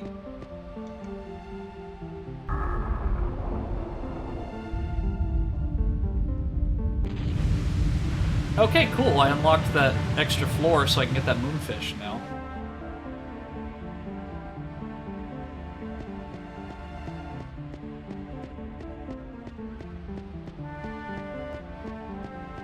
But I mean, if we're talking, like, strictly, just, like, aquatic, like, creatures, like... I always thought that it was really cool that the coelacanth is still around. Because, like, for years and years, like, that was thought to have been extinct, and then the coelacanth was just found off the coast of South Africa, like, in the 50s or something.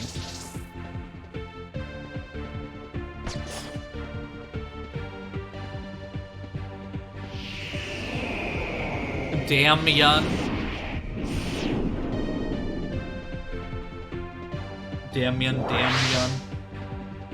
Or damn, son. Bro just dipped.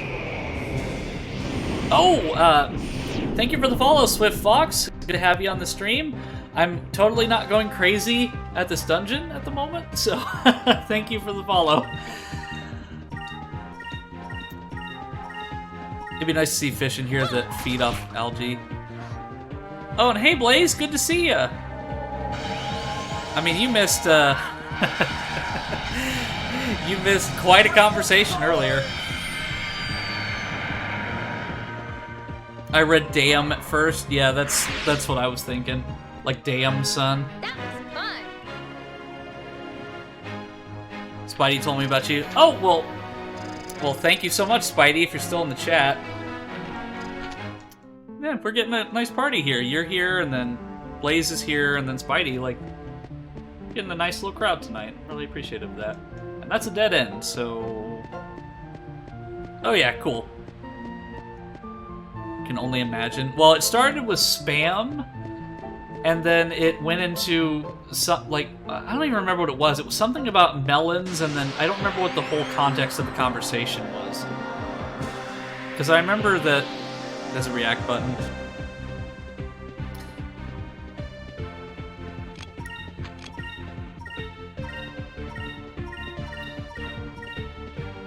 Like, my memory has just been completely plastered with the frustration of this dungeon.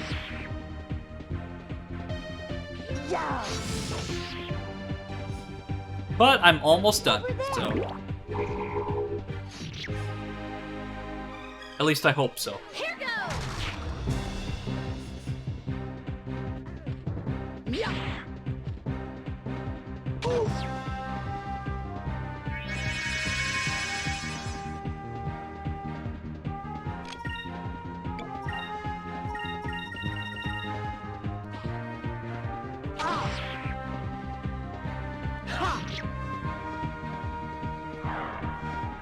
I think on a big stream of yours I want to share, you all do.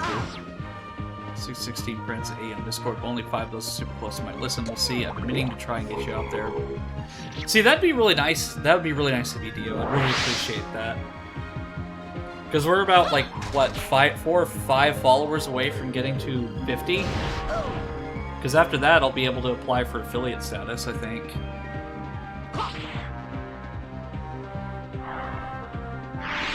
Oh, what?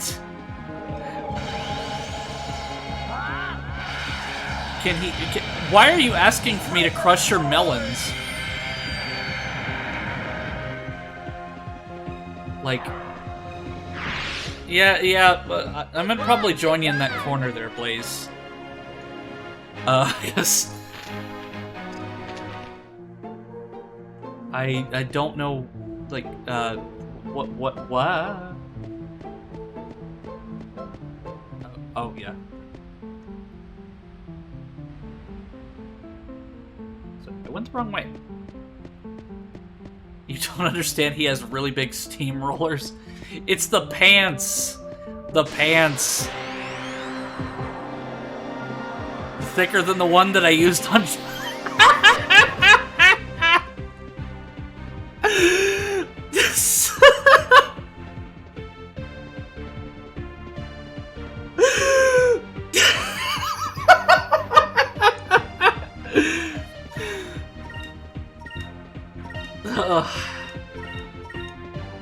Road roller, indeed.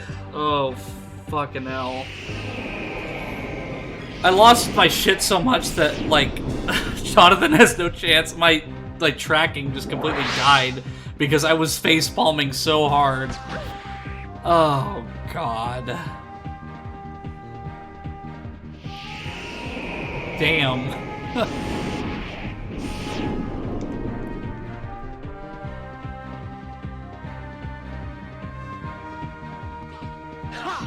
But yeah, I think I am going to play a little bit of extra, maybe another hour today, just so I can get through most of this area. Because there's, I don't remember Yafotoma being particularly long, but I would like to get through enough of it to where I can get at a good stopping point. I'm going to share with you this newfound Super Women. It's classified information. Expect to see big melon poppers in your DMs. Oh, God.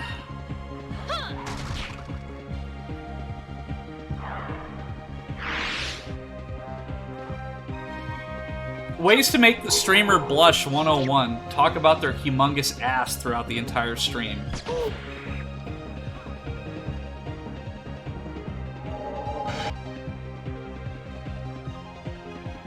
I need in on this.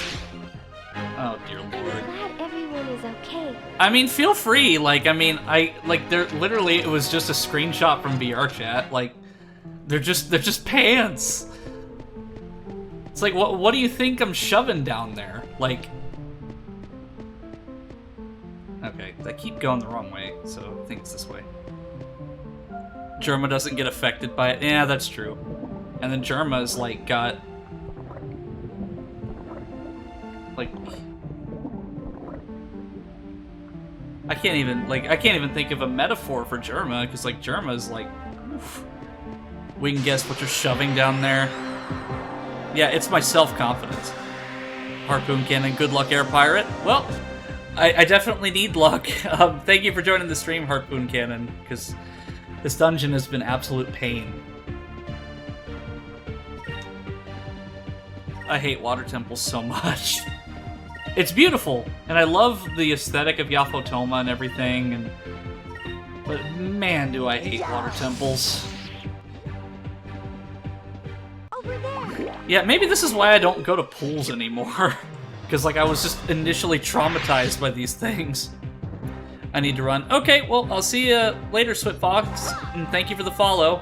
Sorry that you had to come into an awkward conversation between me and my chat. yeah, have a good one. Thanks for coming in. But if you're still in the chat, Harpoon Cannon, this is the Skies of Arcadia HD texture pack from 2022. It is pretty much brand new. I've also modified the game to run into a 16:9 aspect ratio and at 1080p, so this is probably the closest thing to a remaster we've gotten so far. And it was all done by the fans. Because fans do what Sega... Well, I can't really make that reference because Sega does what Nintendo don't, but Sega's not doing anything either, so... yeah.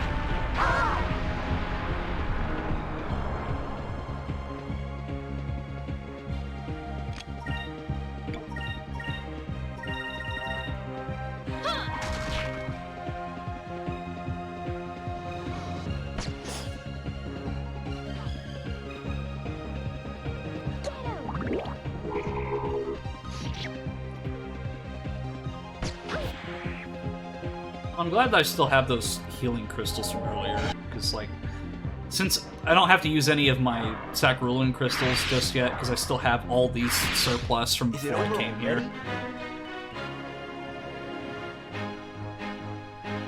Okay, there we go. I am really scared to see what you guys are doing. The prism is aware. Oh no. Like, am I just gonna, like, look at my server chat? Or, like, I'm just gonna look at my server and then there's gonna be, like, a Photoshop picture of me with just, like, a humongous, like... Oh, Jesus Christ. Why am I putting ideas in your head?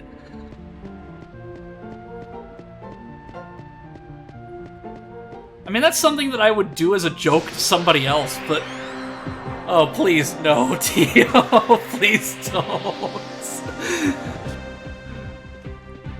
Oh, well, I mean, to be honest with you, it was either going to be you or Sarah that would do it, so I'm not really too worried about it, because it was bound to happen eventually. Like, I mean, hell, if you want to collaborate on something, by all means. I mean, I'm at the point where I'm just like, you know, do what you want. I mean, we're playing a game about pirates, and this is what happens. Over there.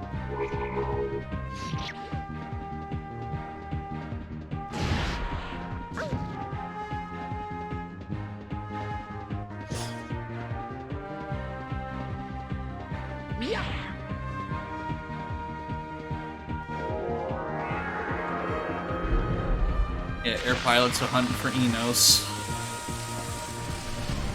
If you finish that sentence, they're hunting for my... Let me guess, they're hunting for my treasure. My buried treasure. Oh, what have I done? It was such an innocent VR chat screenshot. It was just showcasing the model.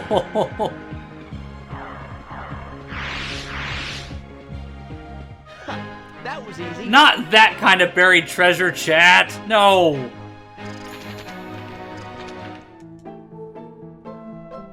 I'm usually the one that takes these things out of context, and you're the ones that are taking it out of context.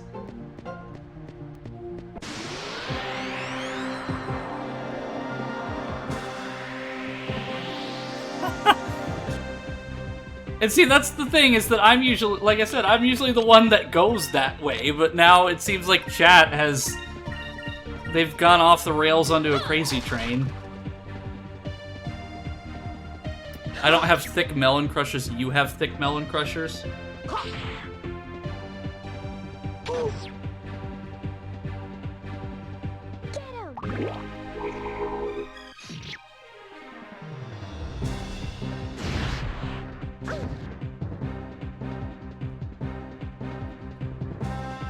Well, you should have known before posting a Wooga Spider-Man point meme.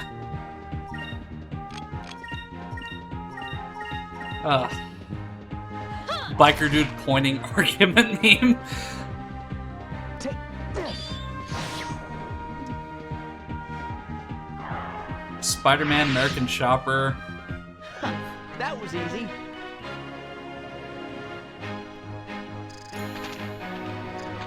Well, I mean, I appreciate, I appreciate the teasing, just because, like, it helps me to kind of, like, feel more at ease. Just because, like, I've been frustrated with this dungeon, it kind of, like, takes away the tension that I have. So, my question is... So, I guess I can't get up there just yet.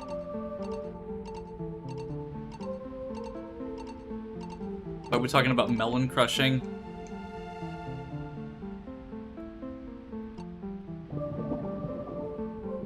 He's frustrated, he's going to smash us all into bits.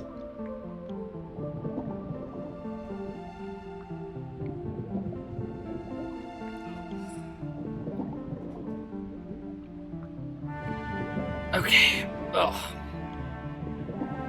If you look at your DMs. Yeah, I'm not worried about that moonfish just yet. Because if I can come back here, I'll just get it. But again, it's not a huge deal. Because I feel like that's an area that I have to leave when I get through the boss, or like there's an area through here that I can go through, because I didn't see any other door that I can go in. Unless, like... Well, there's a rope here, but... Where's this lead?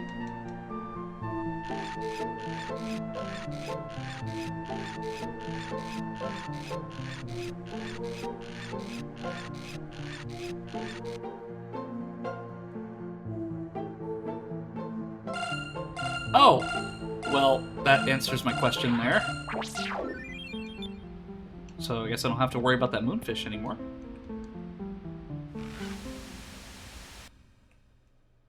I think this is where the boss is anyway, just because, like, this is... It said that it was at the bottom of the mountain, and this is the lowest floor, so I'm just gonna go off the assumption that this is where it is.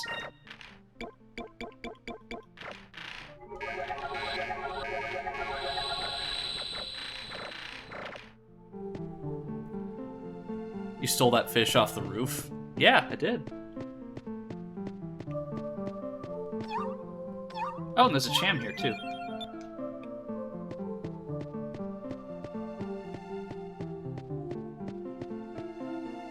Oh, there's more!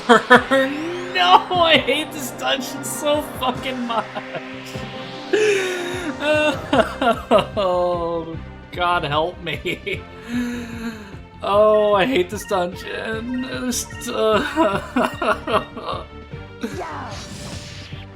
Oh, I hate it so much. Oh.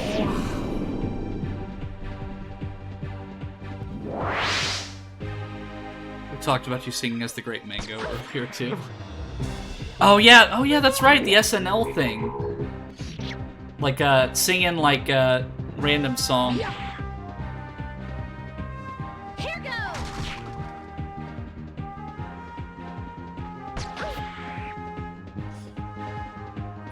Over there!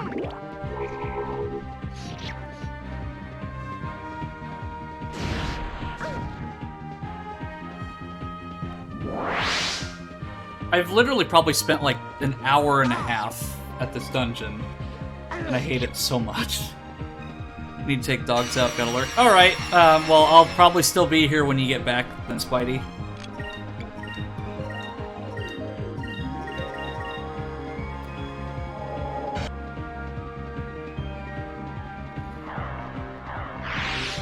This dungeon has That was easy. sucked out my energy. Oh. I mean, I'm probably gonna be like level 40 by the time I leave this dungeon.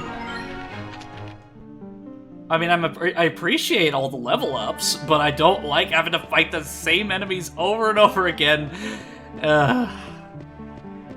Well, the thing is, it would be a special kind of hell if I was playing the original Dreamcast version, because there's actually, like, twice the amount of enemies. This is going to be a Zivlin Bane, isn't it? Oh, no, it's a Moonberry. Nice. Water Temple, yo.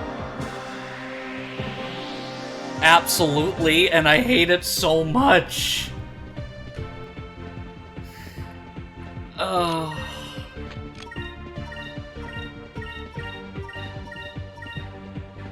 Also, boss knows Sakrulin and will use it. Have fun. God! Oh, no, why? So Sakrulin essentially heals them completely, and oh.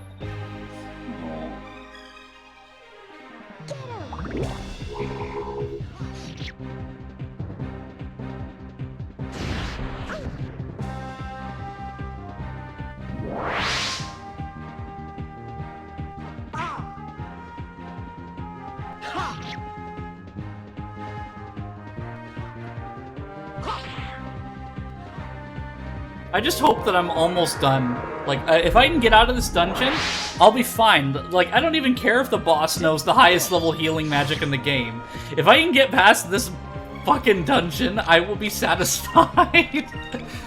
It's like, it doesn't even matter what comes after this. Like, it'll be completely fine if I can get out of this damn water temple. I'm not crazy. You're crazy. That was easy.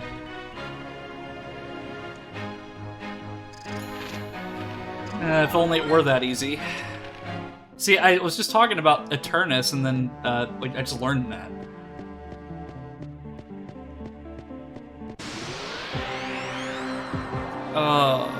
Random battle frequency.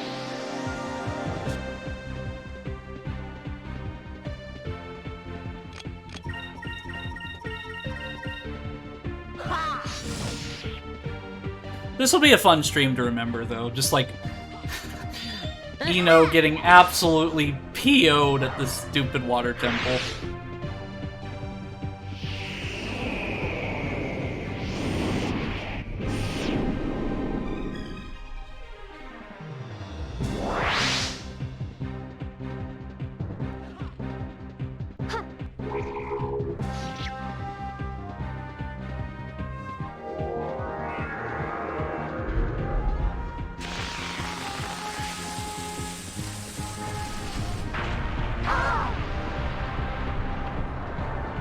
Oh, okay. So I think I've gotten that out of my system. I'm gonna persevere. I'm gonna get through this. I'm just gonna keep doing the strategy of Rain of Swords after the second turn. I refuse to run from any battle. That's a big attack for a little Lizord. Yep, definitely. I mean, they're cute. Like, I mean, they're cute looking, but I mean, it's either me or them. Is it over already?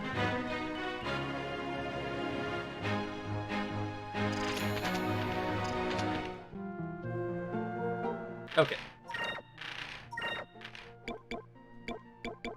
Yeah, I'm nearly out of my Sacris crystals.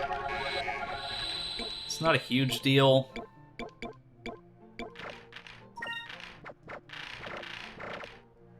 I mean, I'm gonna reimburse all of my gold that I spent on those ship parts here, which is actually not a bad thing.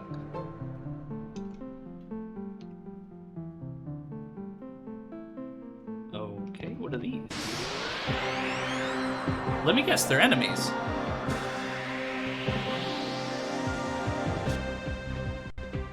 Yep. Well, they're a different kind of enemy, so it looks like I'm getting closer to where I need to be. Okay, and just to be safe, I'll use Justice Shield. They're May dudes. righteousness be our shield. Shield of justice. Because I don't know what these guys are capable of, but like I'm guessing they're golem type things. They'll probably shoot laser beams or something. Over there.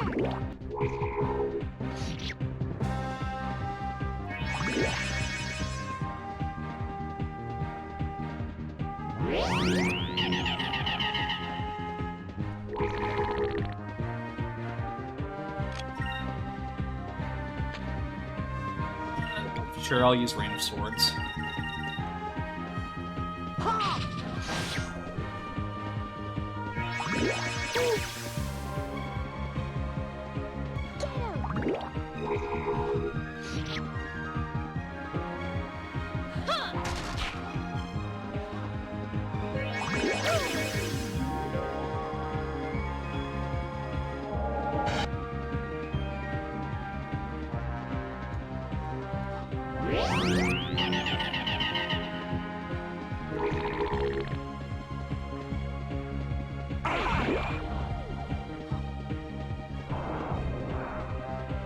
Ice just got stoned.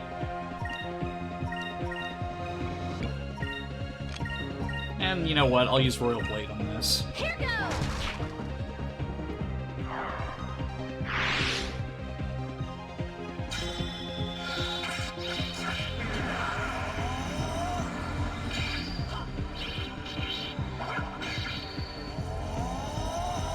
Face my blade! Over there!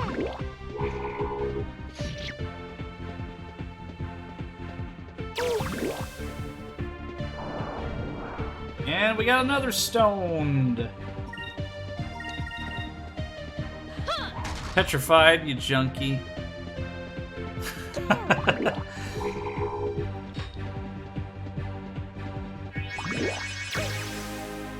And everybody's getting stoned. Well, are we allowed to post image links in the chat? You should be able to. I made sure that Nightbot and Automod doesn't remove those. You should be okay.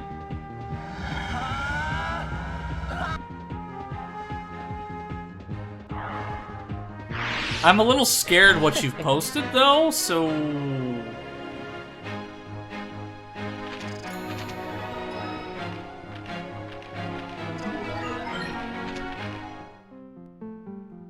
Okay.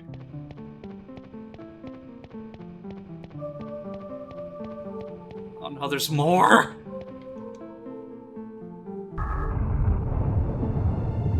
Dio be like, time to post melon crushing. Okay. Yeah, I think I might just have time to beat the boss. Like, this dungeon is, like, not even, like, real talk. This dungeon is going on way longer than it should.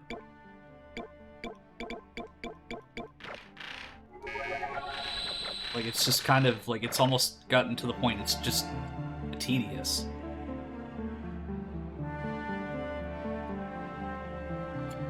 Yeah, I'm not gonna open that link. Not on stream.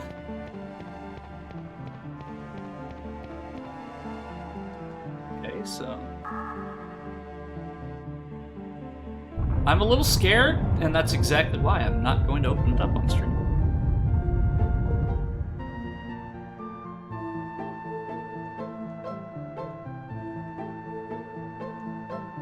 Okay, so...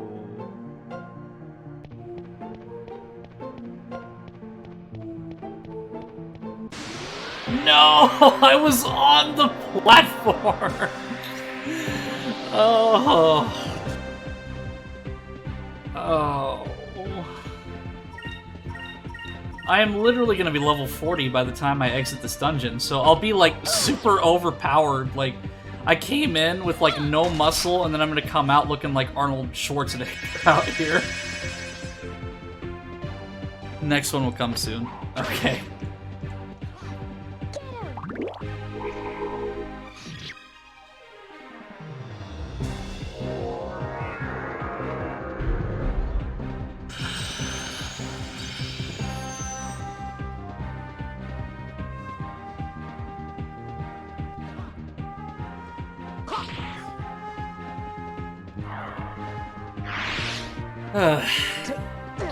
Pain.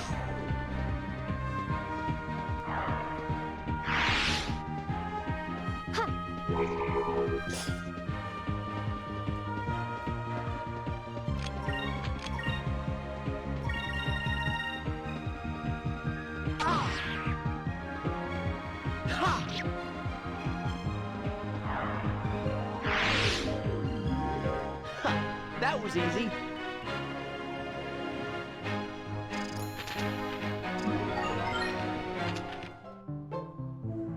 so...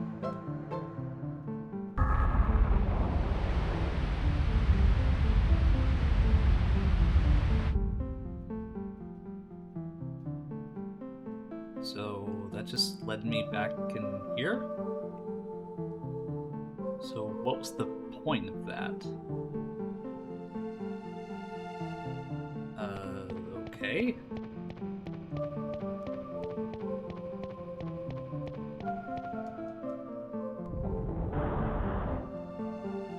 Is this the boss room? Well, it's something. I mean, I'd rather have, like, a really linear path than... Yeah, it looks like I'm gonna fight, like, 5 of these, but I'd rather fight 5 of these than go into a bunch of... Yeah, puzzle, perhaps.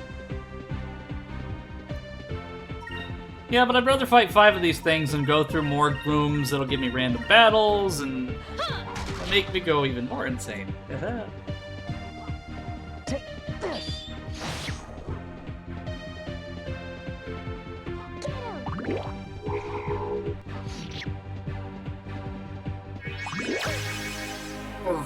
Oof.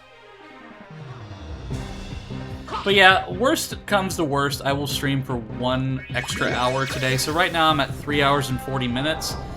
So I'll stream an extra hour, and then that will be, like, for better or worse, we'll see.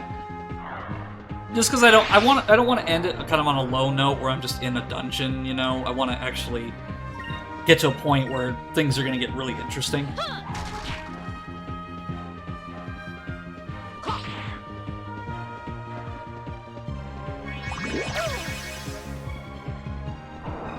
Okay, so that enemy's attack is pretty much like an auto stone petrified.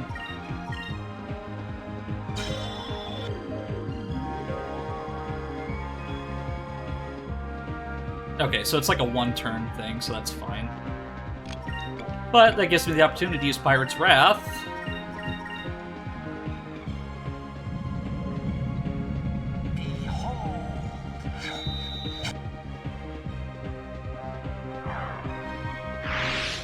We won! We won!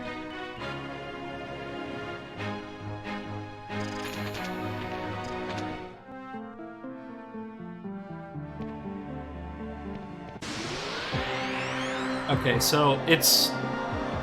I mean, it's pretty self-explanatory. Like, they're like in the wall, and so like it just shows like I've got 2 more after this. So that's not too big a deal.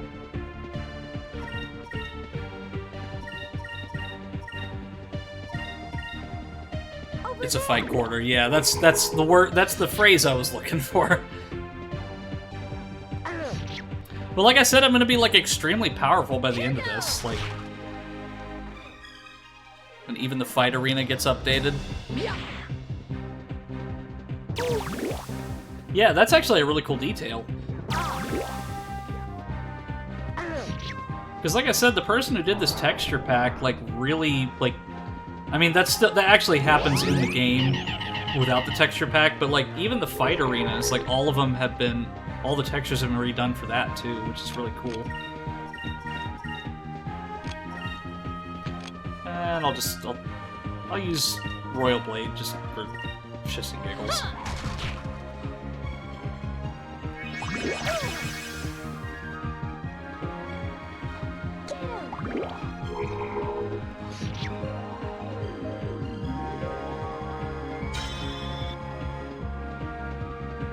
Oh, hey, I actually took him out. Nice.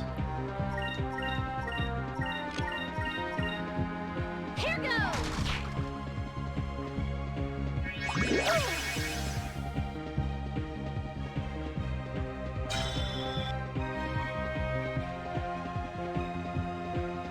Over there!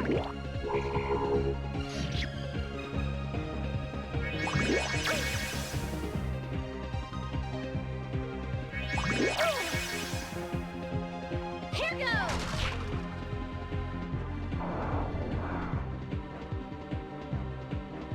Okay, Vice is free. And Rain of Swords. And then just standard attacks. Such high counterattack indexes. Yeah, technically I could I could counter that attack with one of Ice's abilities, but I think it's just better for me to just do high damage at this point. We won! We won! Because, like, they're annoying, but they're not particularly dangerous. Because all they can really do is they're kind of a one-trick pony, just hitting me and then petrifying me. So I think that's gonna pretty much use all of my... Well, I guess I have Sacrum Crystals. So 2 more. Technically 4, but 2 more battles.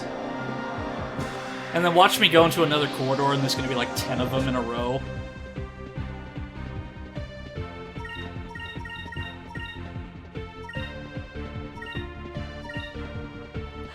I mean, technically I could cure the petrification, but it's just, it's not really gonna do me much good if it's a one-turn thing. Like, if it was multiple turns, then yeah, of course, but, you know, if it wears off in one turn, by the time I cure them, it'll just be worthless.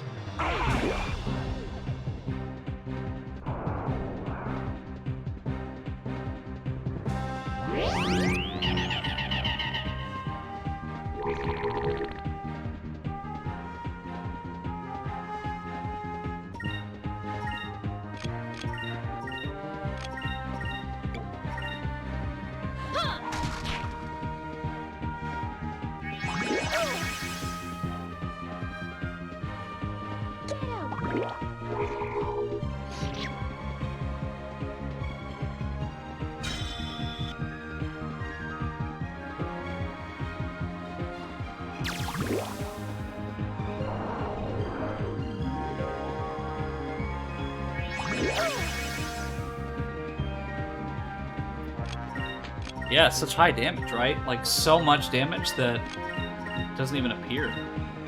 Here goes!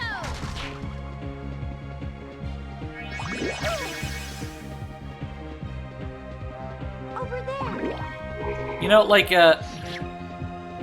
this has been building up to the boss, like, being such, like, a really insanely hard one.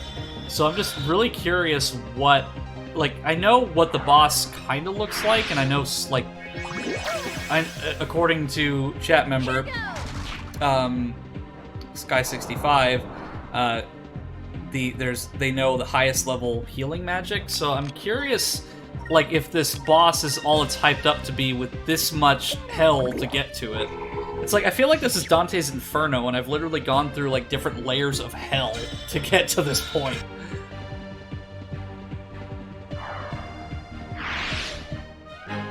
We are victorious.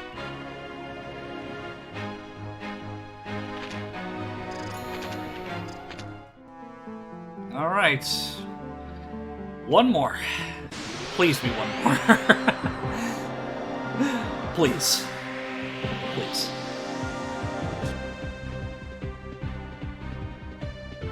You know what? I'm just gonna go straight to Cutlass Fury. And then...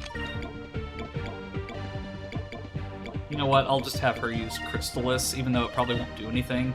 Just so I have some damage.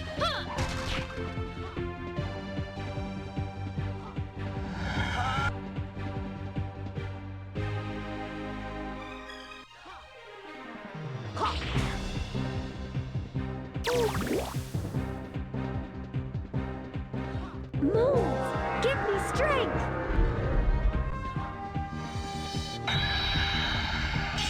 Oh, cool. Took one out.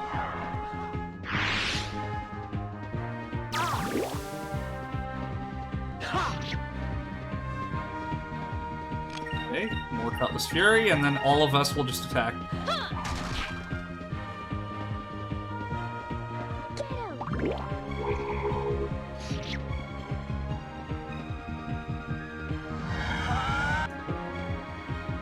Alright, hopefully that's the last of them. An utter victory.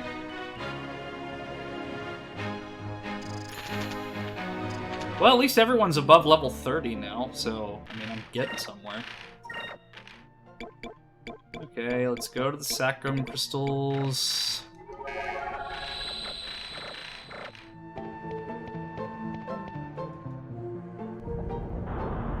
Alright, what's in this big room?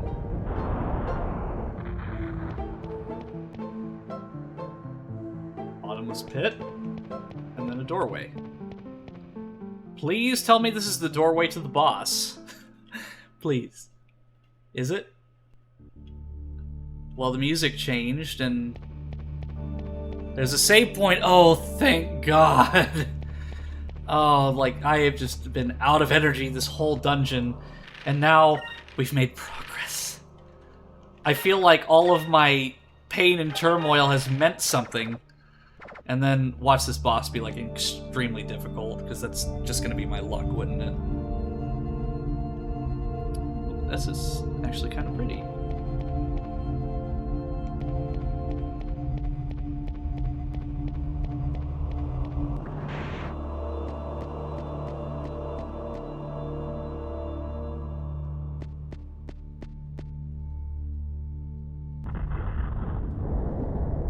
Alright, chat, here we go! Finally! I made it to the boss! And it's a giant fucking sea turtle.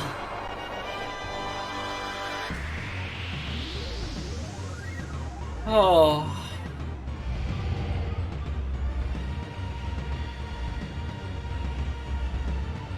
Alright. So, let's see what he's made of. So, okay, he's blue, so let me see what my moonstone chart says.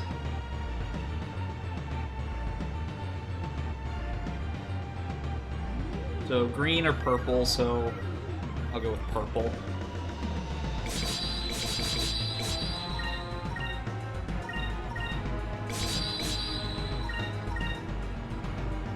And just a shield.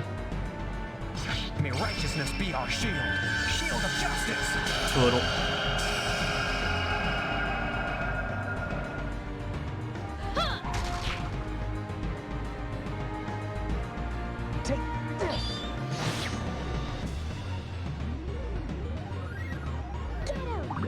Portugar. That sounds like a Pokemon.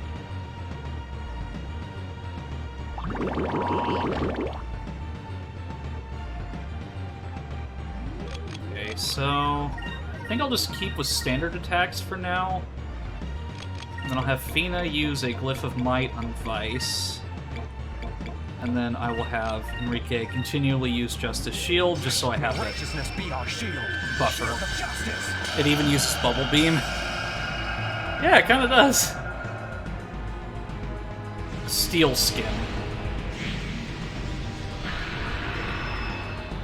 It really is a Pokemon. Good gosh. Let's try this.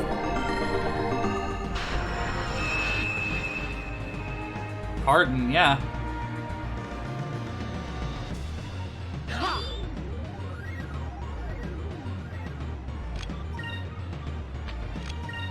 Okay, so I'm just gonna keep with standard attacks for now, and then I'll have Fina focus, and then Justice Shield Enrique. May righteous You're gonna hear my righteousness, well, may righteousness be our shield, shield of justice, a lot this battle. Because until I know what he's truly capable of, I really want to keep that guard up just in case.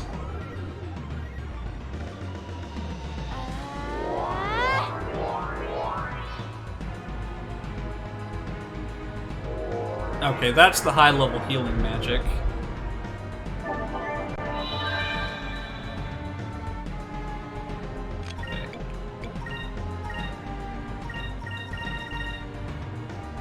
So I wonder if his whole shtick is that he doesn't have much offensive magic and he's just healing a lot. Because it seems like really a lot of what he's done so far is like defensive moves. Spidey was sharing the first beautiful mystical parody that was Mango, Zooey Mama. Secondary dump. Oh my god, Dio, why?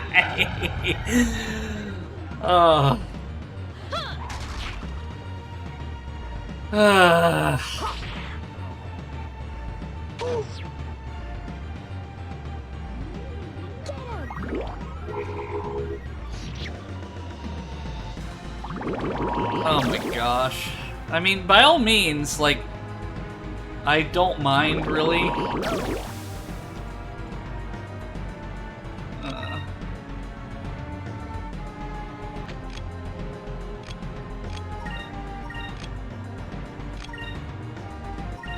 she should be fine. Enrique needs to switch back to purple. Okay, that's good that I didn't use Cutlass Fury, because he's using Harden again. Here goes. Yeah, it looks like most of his stuff is just defensive based, and it's just a matter of like getting his health down.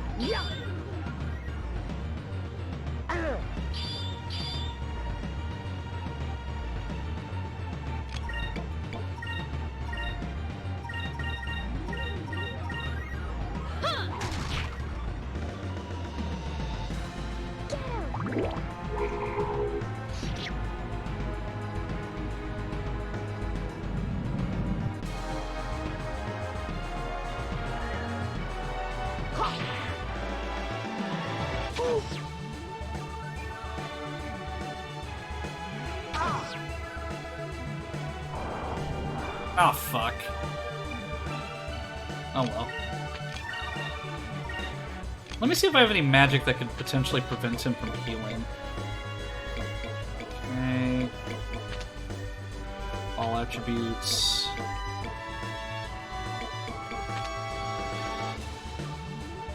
Okay, I can use that. Here goes. Hit chomp. So if I use this, this should, in theory, if it hits, prevent him from using Sakrulin. Damn it.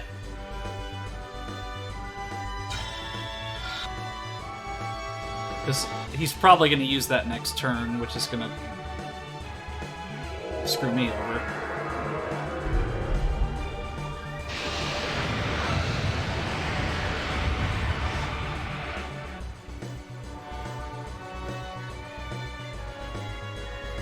Alrighty, it's up in the books now, Popol. Historians and digital data mining archaeologists 1,000 years from now will eventually rediscover your big cushion flatteners. What the fuck? Why? Oh. Oh.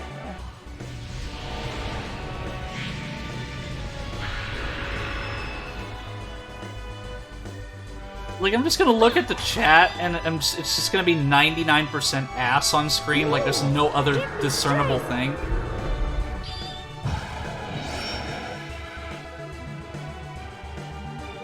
Damn it, it missed again.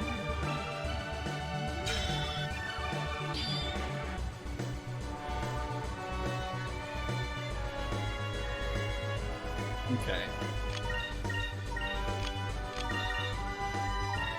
So, I don't think this will... He'll probably use healing, so I just want to get as much attacks out as I can to kind of... Okay, come on, Vice, we can do this. Come on, come on, come on. Let's take him out. Before he can heal. I want to get lucky with this. Oh, come on. Come on. Come on, come on, come on. Come on, Enrique. No! He's gonna heal, I guarantee it. Come on, Fina, come on. Oh, you've got to be shitting me. And then he's going to use the high-level magic, which is going to heal him to, like, full health.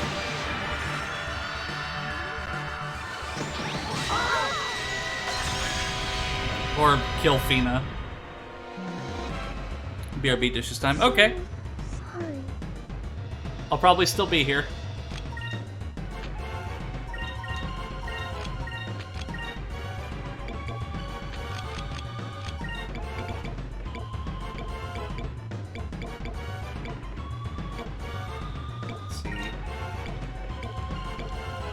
Vice, and then I'll have him use a Sacrum Crystal. Let's try this. Yes, very much so.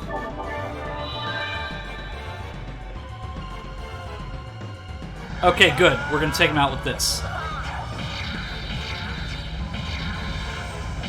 And then we can get out of this hell. This blue, watery, turtle-infested hell. Oh, I hope that I'm being useful. I'm out of energy. Turtle. Oh, hey, Spider Drone, welcome to the chat. This has been one special blue hell of... Oh, I hate this dungeon. But I pretty much reimbursed myself with every, like, bit of money that I spent. And I didn't use really any of my Sacrillion crystals, so, I mean, I'm kind of in the clear. But that was the boss of this dungeon, so I'm finally able to leave. First playthrough?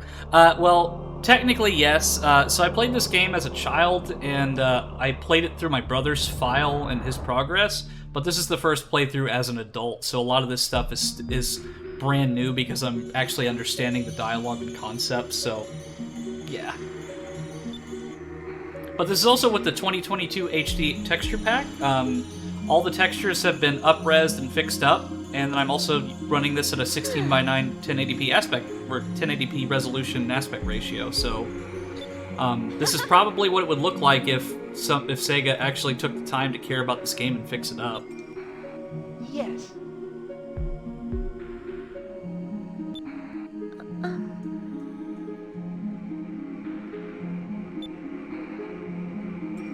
Yeah, like, this texture pack is incredible. Like, I just absolutely love it. Everything from the environmental textures, the faces, to even the effects in battle have been fixed up.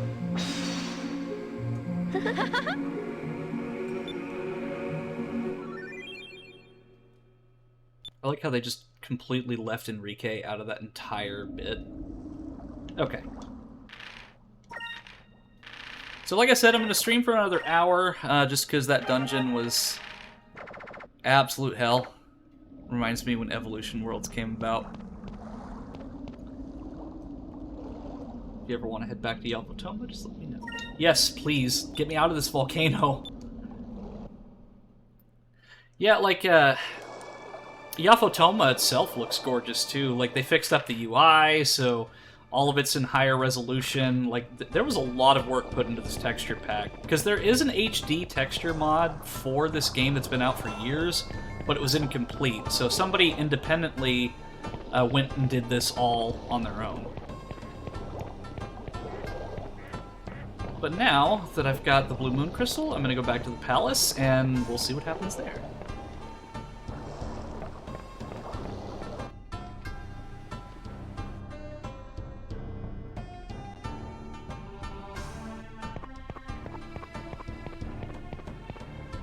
Yeah, but as I was saying, like, I played this game as a child, so, it was a re-release of better textures of Evolution 1 and 2 for Dreamcast. Oh, okay. Yeah, because, Legends... Because I was exposed to the Dreamcast version of this originally, but I didn't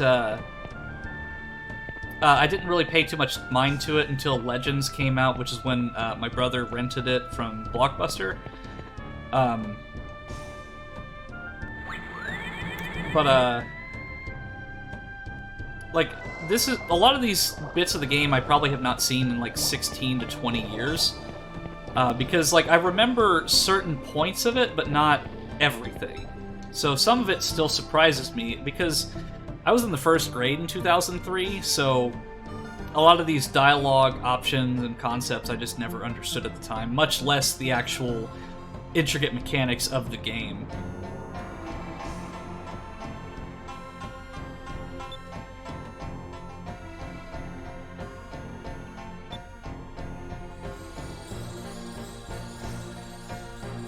I think it came out on GameCube.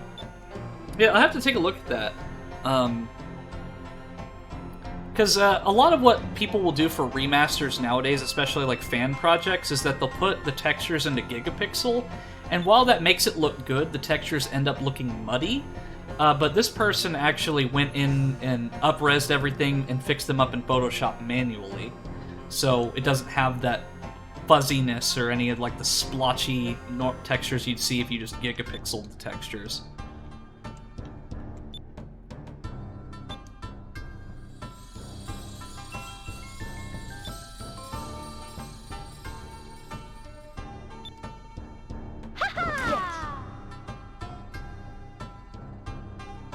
Your model looks amazing. Oh, well, thank you. This is actually one of many clothing options I have. This is actually the first time I'm using this set of clothes on stream. I have 3 other sets of clothes. I usually wear a Black Mesa hoodie or a Black Mesa sweatshirt or a tank top. And chat has been teasing me about this outfit the entire stream, so...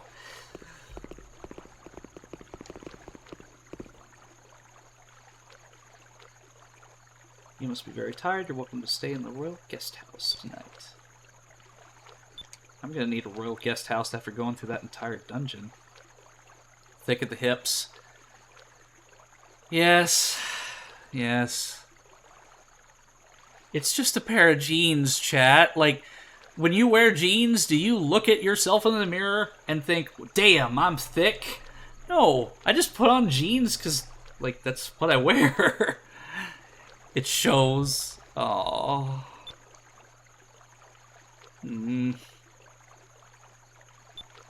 Well, okay, so, you know what? Full stop. I want all of you to observe. There. That's your pair of jeans. Are you happy now? That's all you're getting. Because my capture doesn't let me go any further than that. But, there. That's your pair of jeans. Can you crush melons?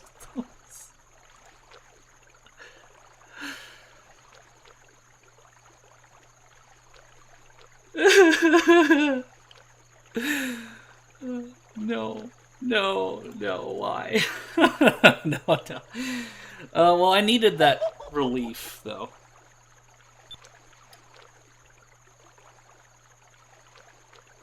Came here to personally thank you for retrieving the manga sphere. I'll be sure and take care of it when it is passed on to me as soon as Mogi and I are married. Can you crush my... No! Why does everybody want me to crush them? Like, chat, you, like, be on your best behavior, please.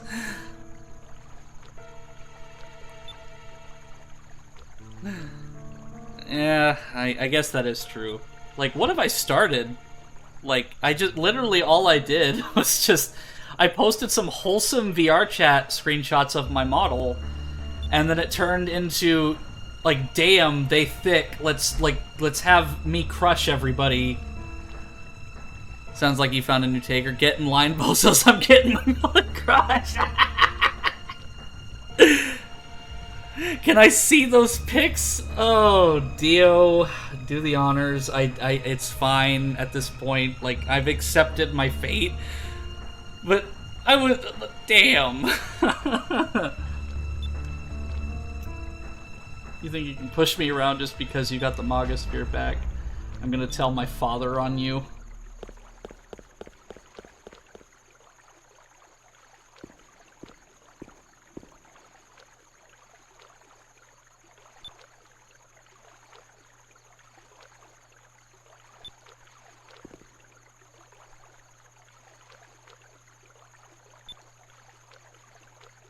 You do realize they're messing with you. I do know. It's all in good faith. Yeah, I'm having a good time with it too. It's fine. Like, if I was legitimately bothered by it, like, I would actually, like, tell you to stop. But no, I'm completely fine with it. Like, it lets the mood kind of lift up a little bit in otherwise stressful or serious scenes in the game. So it kind of, like, gives me a little bit more to work with. So, like, it kind of gets me talking more. And because sometimes whenever it gets into these, like, heavy dialogue scenes, I tend to stop talking or I get too focused, but this helps a lot on both accounts. Oh, okay. I see what you mean now.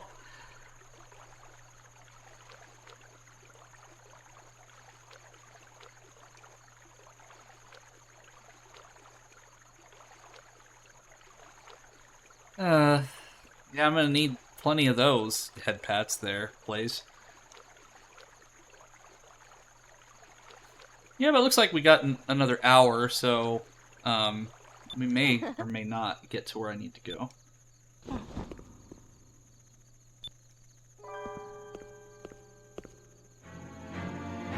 Oh, shit! Okay, so some of you probably won't remember her, but she was the one who originally took the red crystal from us and summoned the red Gigas back in Nazar. She's one of the Valuan admirals, but I'm not sure how she was able to get here. Because, like, the whole point of Esperanza was, hey, we can't get through the Dark Rift, so how the fuck did they get through here? Not to mention we stole her engine, and we left her in the desert to die. Her name is literally Prettiness. What's the pronunciation for it? Because, like, I always called her Beliza, but I'm not sure if that's how you pronounce it.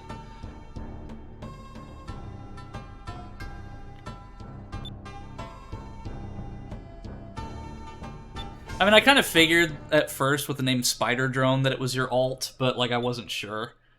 Like, I just assumed that somebody, like, had, like, you had brought somebody in. Black ship has surrounded the city, and what appears to be their flagship is attempting to dock in our harbor.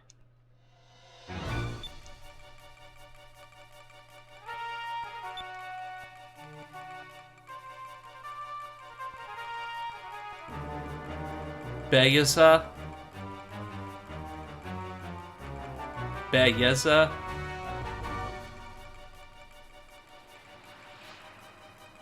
I probably still mispronounced it, even though you've, like, spelled it out quite literally for me. Light or hard. Okay.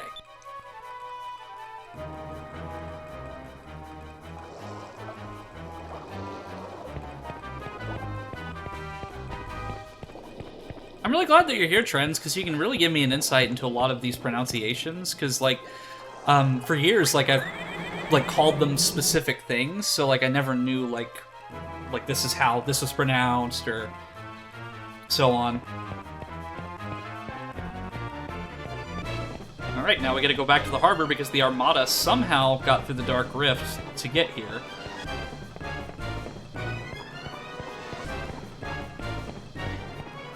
Because, like, the whole thing... Because I don't understand how they were able to get here, because, like, the whole point of the Dark Rift in Esperanza was like, hey, we can't get through here, that's why this base is...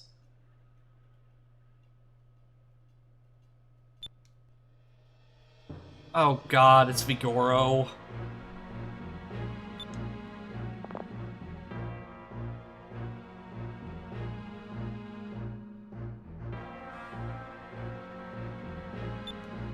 Whoa! Let me just remind you, ladies and gentlemen, that Vigoro is voiced by Charles Martinet, also known as the voice of Mario and Parthenax, and really most of the Mario Brother characters. And he has a lock and key on his dick. And I am not saying that just to say that. Once you see it, you cannot unsee it.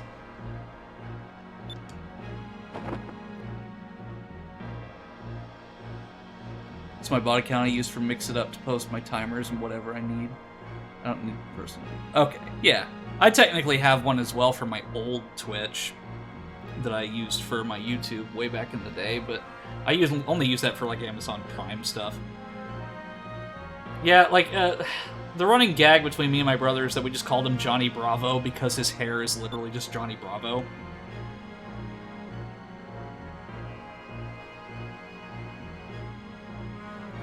They blasted a hole in the stone reef near Ixtaka and traveled west. Our goal... Oh, of course, they traveled the other way. I guess that makes sense.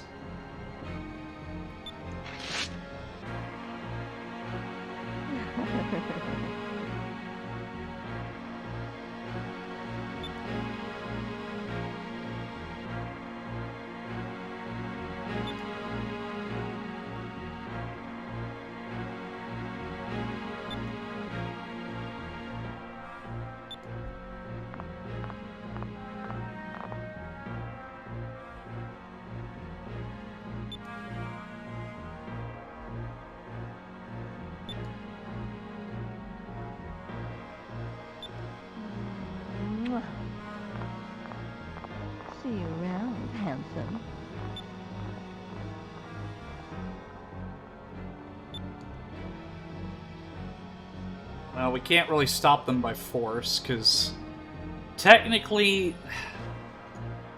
Because, I mean, I know what the right option is here. It's going to have to be wait and see what happens, because that's just recklessly going in. Because, like, even though we don't like the Valoons at all, and we know what that they're terrible, the king doesn't know that, because he's never met the Valoons before. So this could just be, like, a diplomatic thing for them.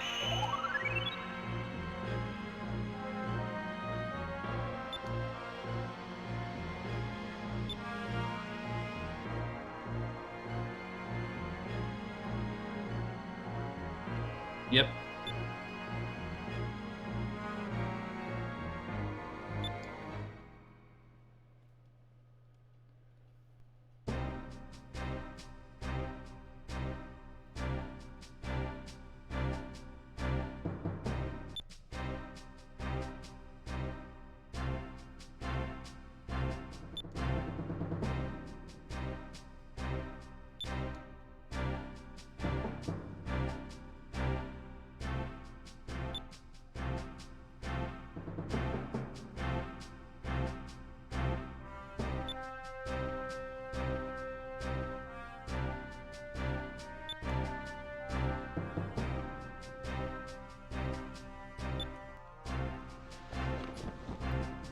What is that man bouncing on the side doing?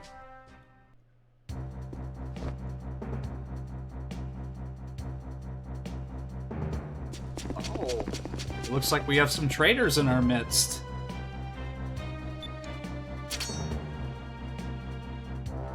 Okay, so now who's the criminal?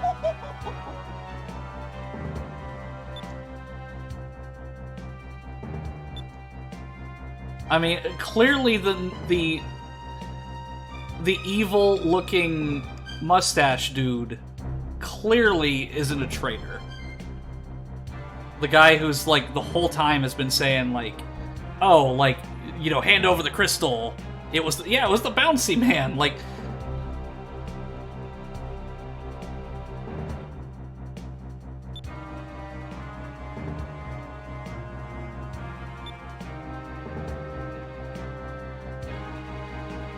oh god, there's Vigoro and his damn lock again.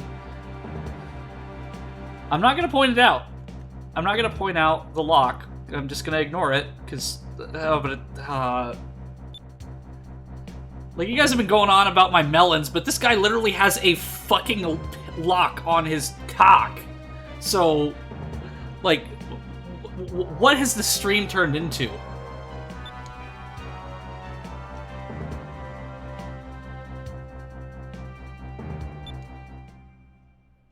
That's normal. He's got to keep his most important bits under lock and key, I guess.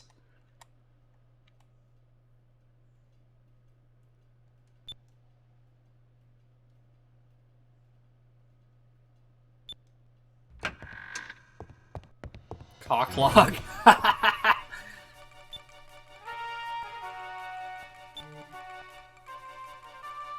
Nobody likes a cocklock.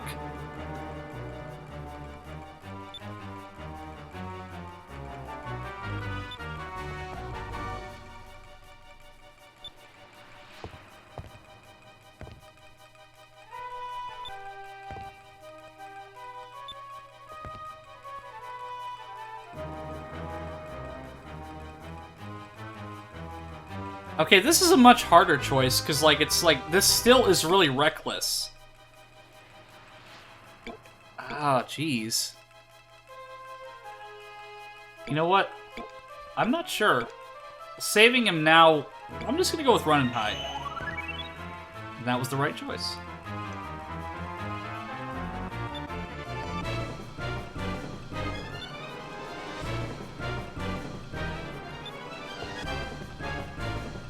To protect from sausage thieves.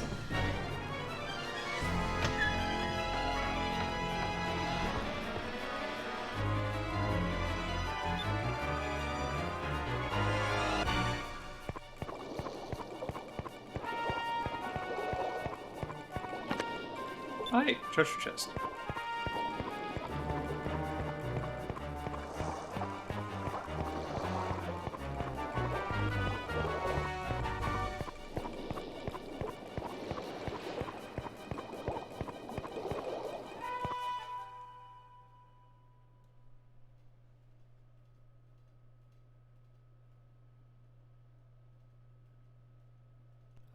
Okay, there we go.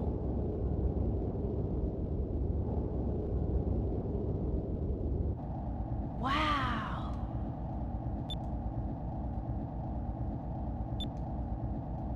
I was so scared that the game was going to crash there. It's like, no.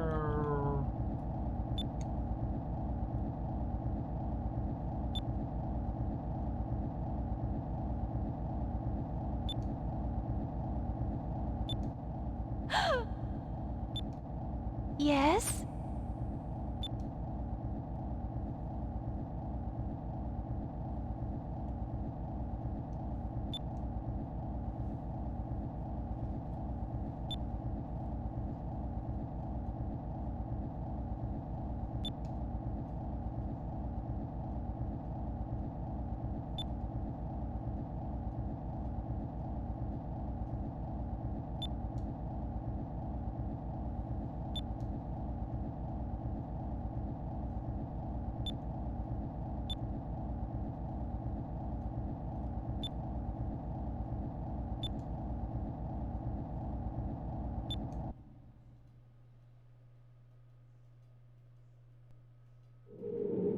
Okay.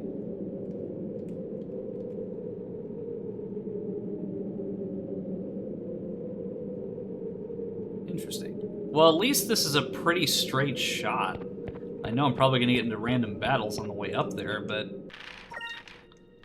it's a pretty straight shot, and I don't have to worry about more dungeon nonsense. So, thankfully, I can see my destination, and I don't have to worry about more water bullshit.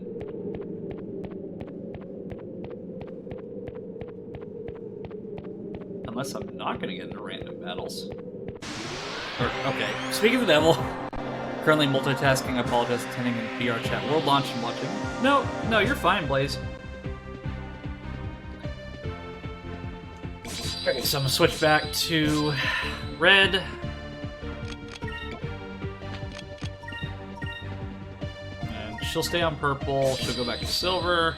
And then Rike will go back to yellow.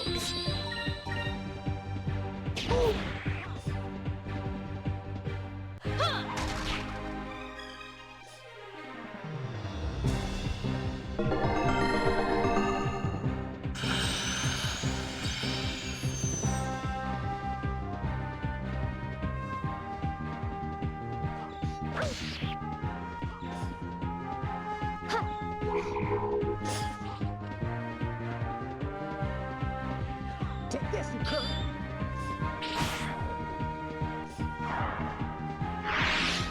I'm kind of scared to look at my server chat, just to be honest. But don't worry, I'll react to it, but I won't show it on stream. I'll react to it, though. I'm not losing my spot.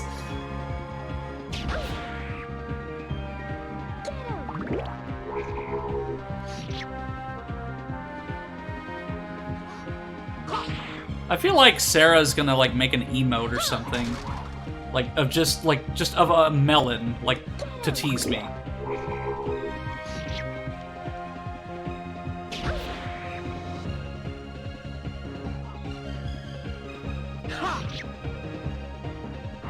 You would. You absolutely would.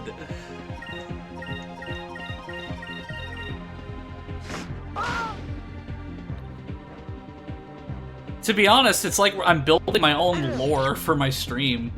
Because, like, Jerma's got lore, Vinny's got lore. It's like, I'm just building my own lore. You should do the me dance with Eno, but oh my god.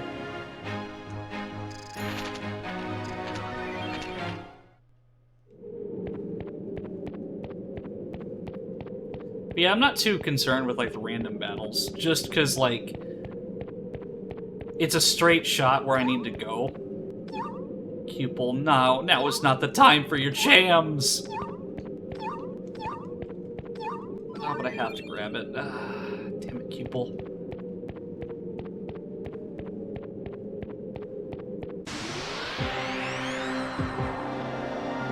Because I prefer it if it's more linear like this. That way, it's point A to point B. I don't have to. I'm sure I'm gonna get in these random battles, but I'm not gonna have to worry about like some confusing ass water temple. Yeah. Here goes.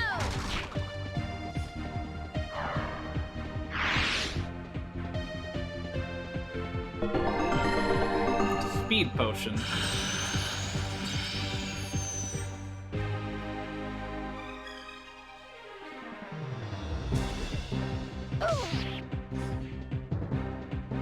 Yeah.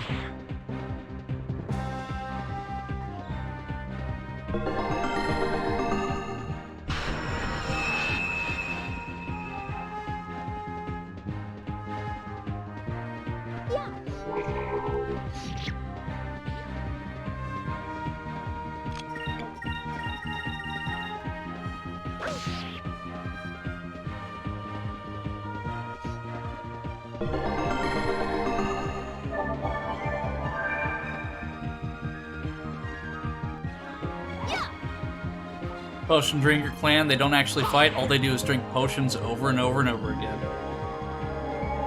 It's like they'll out-drink you. That's really all they've got going for them.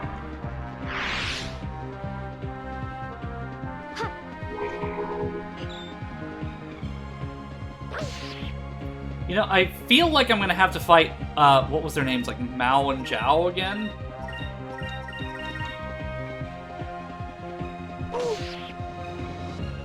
Because I feel like that's not going to be my first encounter with them. Like, I'm getting kind of, like, repressed memories. I mean, I don't know for sure, but I have a weird feeling that I'm going to have to fight them again by the time I get to the top of this temple. I'm glad everyone is okay.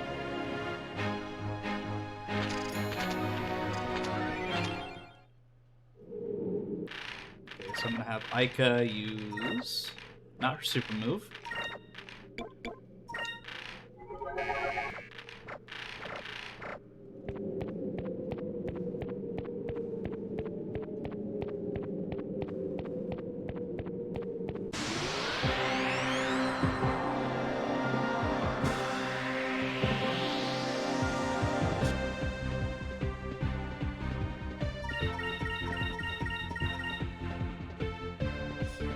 Power potion.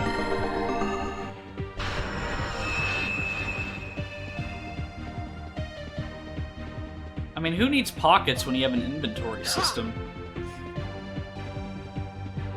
Or an attaché case, for that matter. Because after the stream, that's probably what I'm going to do, is I'm going to be playing Resident Evil 4 Remake for the rest of the night. Technically, there was a VR chat meetup that I could do today, but I might get on and see, like, who's on, but, like, if there's nobody really actively, like, participating in the world, I might just go straight to Resident Evil 4. You don't know what you ask for, traveler. My strongest potions will kill a dragon, let alone a man. You need a cell that sells weaker potions because my potions are too strong. Oh, is that Dark Souls reference or whatever? Like, I remember, like, the... Oh, jeez. Like, I feel like I've seen that before somewhere. Like, there's a... Like, I feel like I've seen that.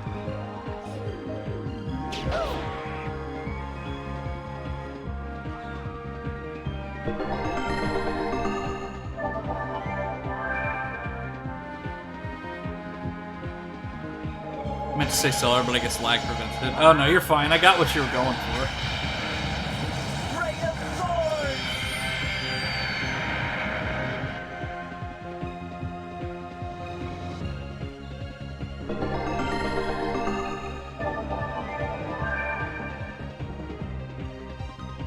Potions and crystals, that's all these guys can do.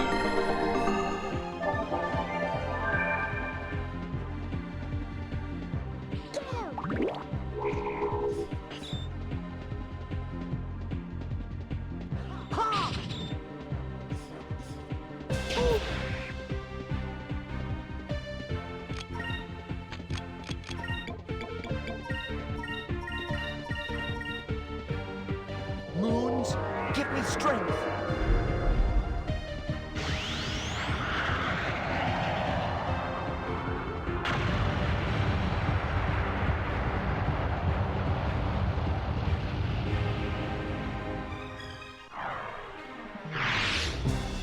So, something neat that I've noticed is that it doesn't just put me into some random battlefield, like it actually puts me at the right elevation in this arena. Which is pretty neat.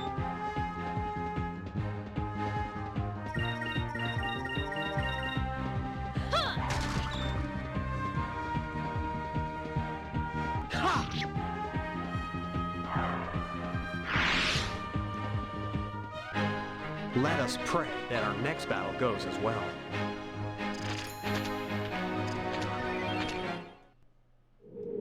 Okay, so almost there. Probably get into one more battle before I even reach that area. Or maybe not. Well, I'll take the time to heal.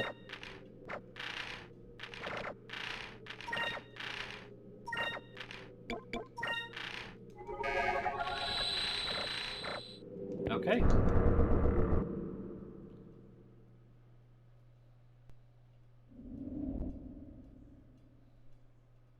Yep, here they are again. It appears that we meet again. This is the headquarters of the Tenku. It was very foolish. You know, these guys remind me of the Paradox Brothers from the first season of Yu-Gi-Oh! The time has come. For you to die. That was not what he said in the subtitles, jackass. Like, what? Okay, I don't have to battle them.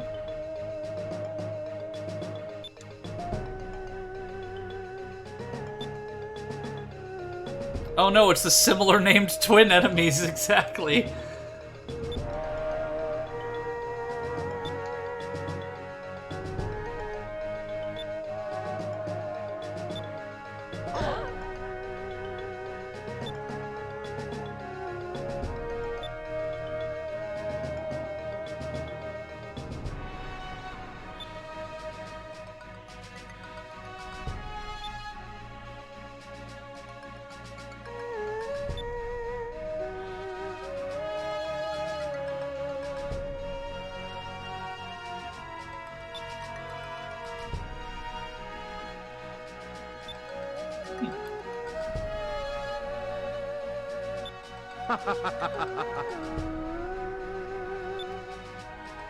I like this guy.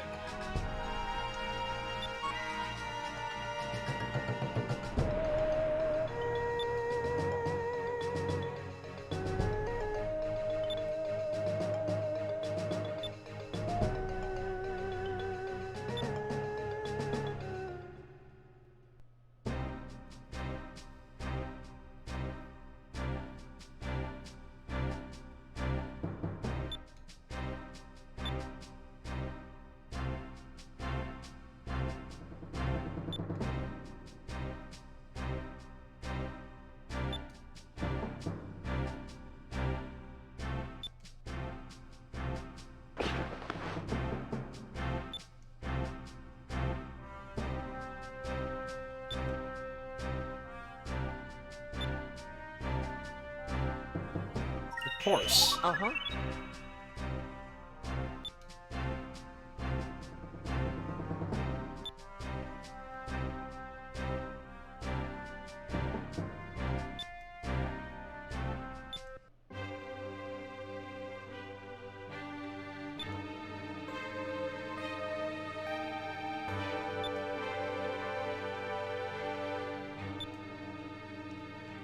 Man, we roast Enrique a lot in these streams, but, like, I really actually like him as a character, because, like, even in the very first bit you see him, you can tell that he's just not into this whole conquest thing. But, like, he just really, like, you see him grow a lot.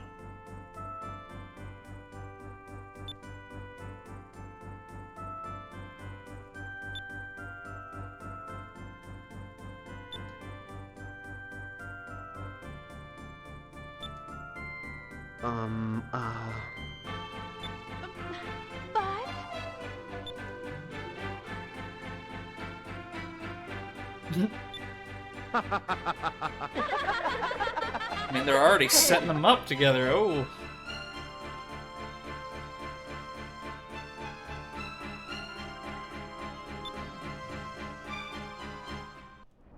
Okay, so I got about 30 minutes. I mean, technically I don't have to limit myself to that time, but I do want to, just so I don't go over time and make a habit of it.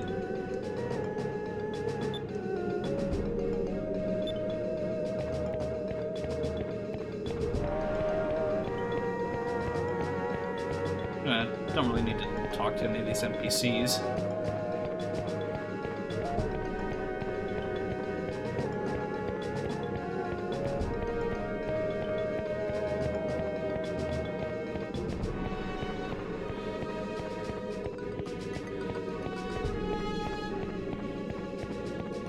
Well, this guy looks interesting.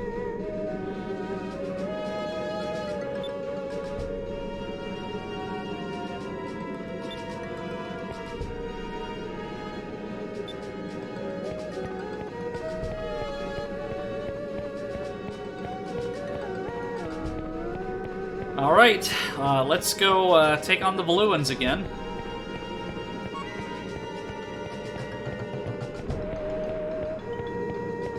Wait, can you actually see it from here? Like, Yafotoma, at least? Oh, that's neat. But it shows you how high up we are.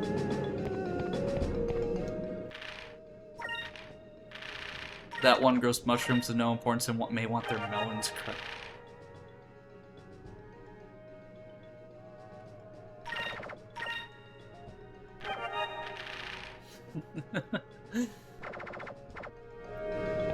Fine, we'll go crush the melons of the Valuans.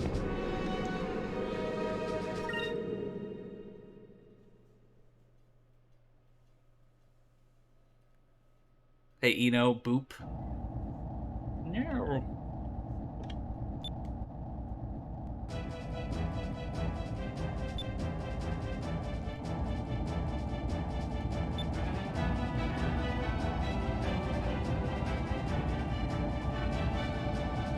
So the Tenku had this entire war fleet this whole time?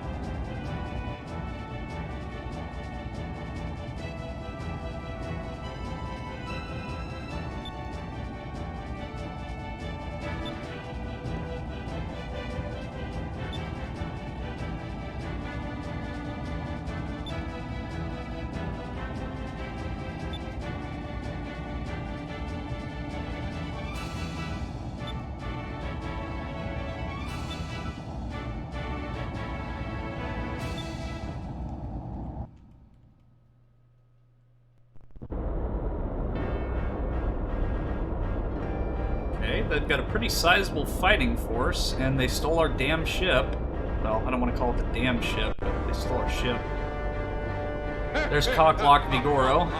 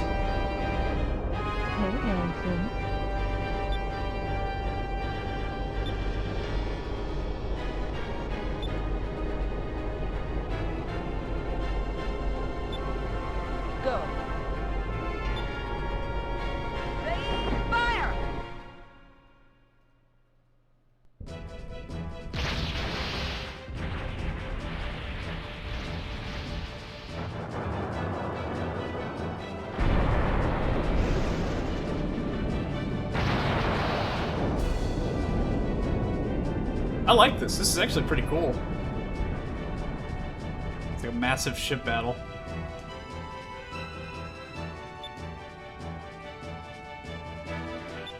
Uh-huh.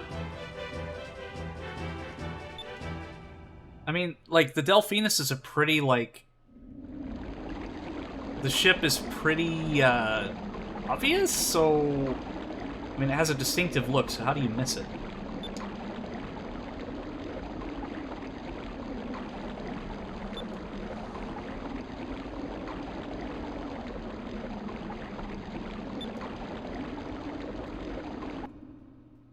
Oh shit, he's gonna summon the Blue Gigas.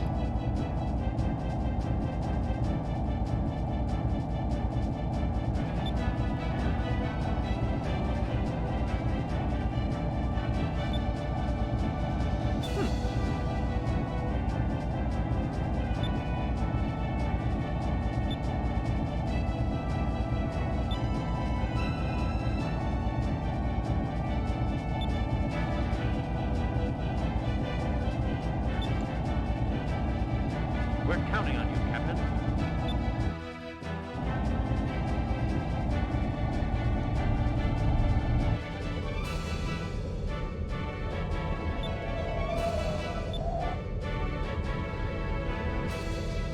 Uh-huh.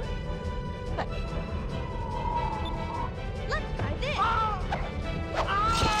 Damn!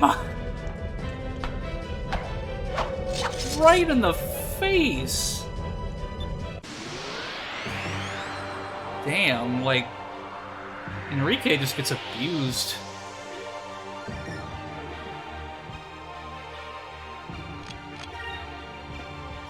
Like, not only does he get airsick a lot, that was literally probably like a 20, maybe like a 40, 50 feet drop, and he landed on his face. Yeah. Like, oh, man.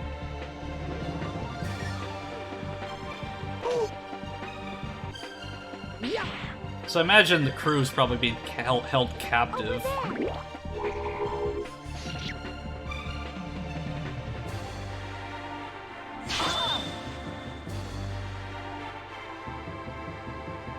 Here goes. Yeah, but we're taking back our ship. Like, this is our home. Yeah. Well, it's Enrique's, but he's letting us borrow it.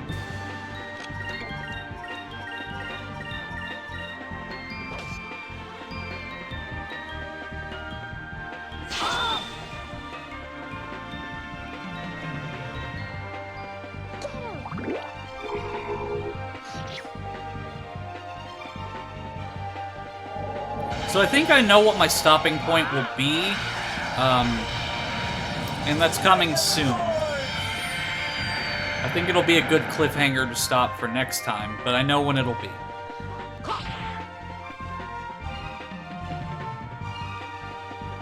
But it's just like, when I pick up this game, it's really hard to put it down, especially when I get to a point like this where it's getting so, like, the story's getting really good. It's just hard to put it down, but I mean, that's, like, that also gets everybody excited for next time when I do continue. But as it is getting a little bit late, and I do want to, like, keep it below 5 hours and 30 minutes, I do want to end the stream soon. Yeah.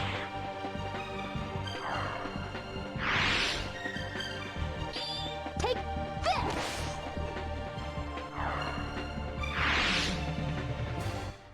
Okay.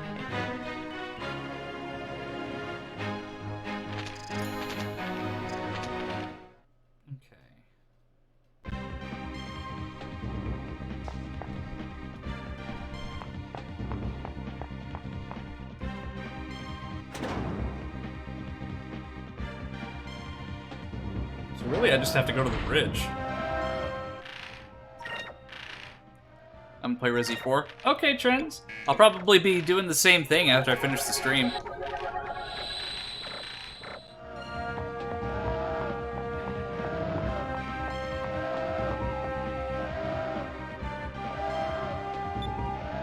Yeah, this is probably where they're keeping the crew captive. But I mean, really, the bridge is just right up here. Literally right there.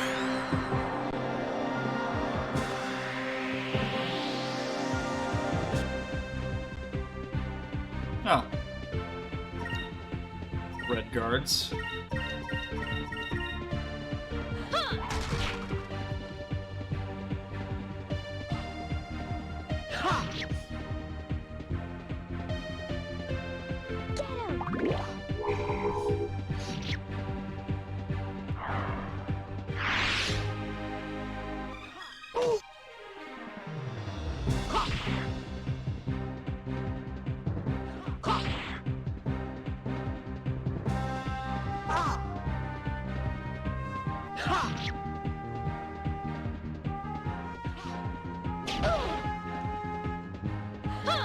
I still think those helmets would be really uncomfortable. Because it just feels like they'd be clanging everywhere. Like, even if you, like, harness them to a point where, like, they're stable, it still wouldn't be very comfortable. Because it just feels like a big hollow shell.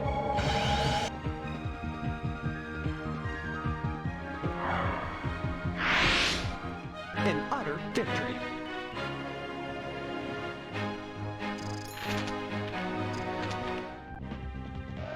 Okay, so... Actually, I need to use some of my magic droplets to...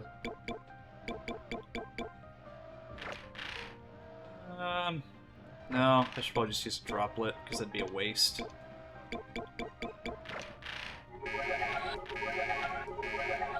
Okay.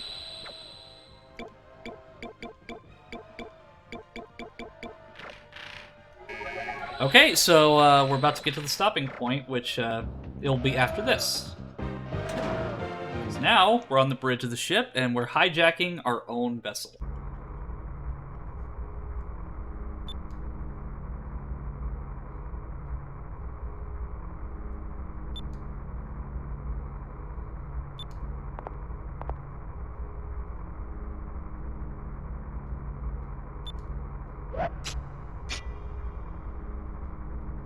Yeah, you tell him, Enrique. Kick his ass. Well, I mean, we're all gonna be kicking his ass, because we're taking our ship back. Okay, so let me see what color he is. He is blue, so... I believe purple was the right color. So... I'm gonna take a wild guess and say that he's gonna probably use these guys to heal him, but... just in case, I'll use Justice Shield. May righteousness be our shield. Shield of justice.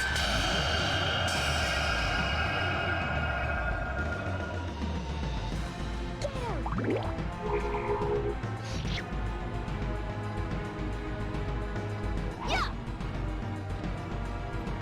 Now that I think about it, I think this guy might be able to call, like, troops in, so, like, even if I take these guys out, he might be able to call in reinforcements.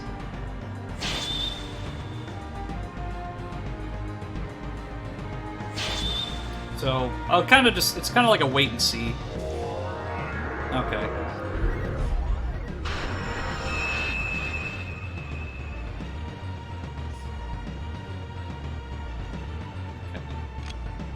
So... I'll use Rain of Swords. I'll have Ica power up Vice. And then I'll just attack.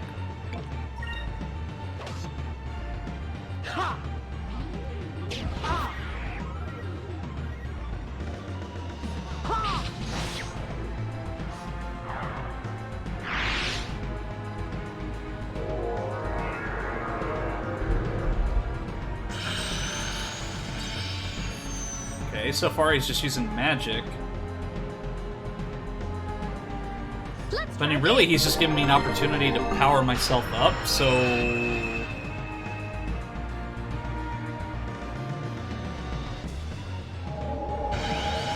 Let's see what this does. Because if he has, like, low health, then I'm not even really gonna bother. Okay, so it looks like even if I just use, like, one Pirate's Wrath, that should get him pretty low.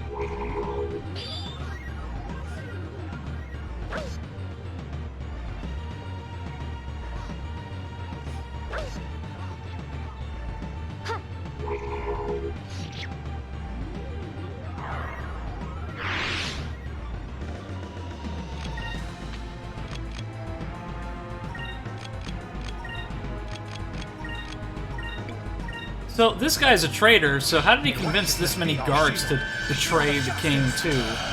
I wonder.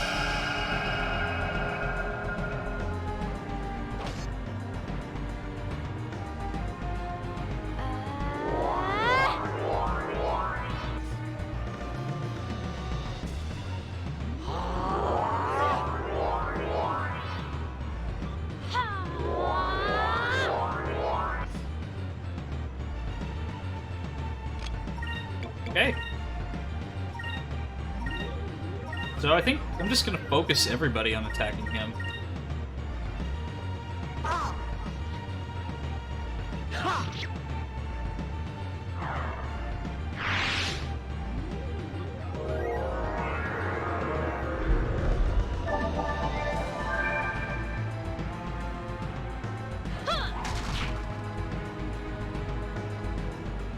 He dumped all of his skill points into charisma, apparently. Because, I mean, like, all he's really done so far is magic, and I think his whole shtick is just calling enemies to reinforce him. Because, like, it's established that this man is a coward, so... Yeah, I mean, I took him out in one hit, like... That was disappointing.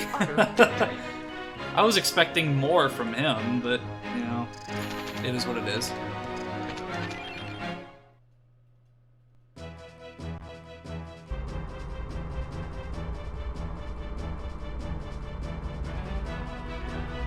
Zero defense, 0 offense, plus 100 charisma.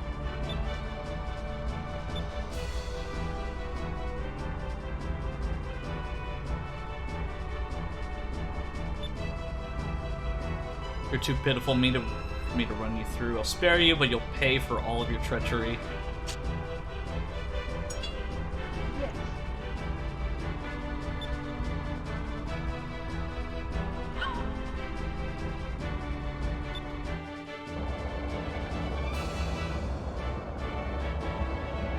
The Draco. There's something about it that disgusts me.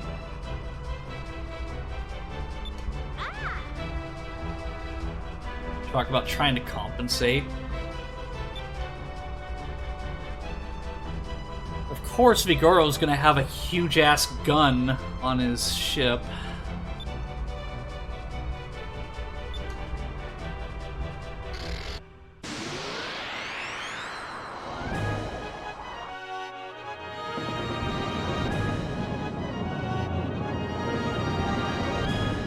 You know what? I've got 10 minutes. I'll see if I can beat the Draco in this amount of time. My cannon's bigger than yours. Now feel the destruction of my ship. Okay. So...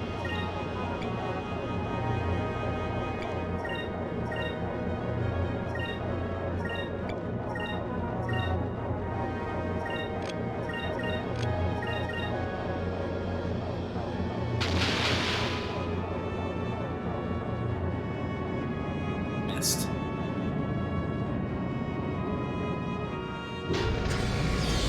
Bring it on! Take this.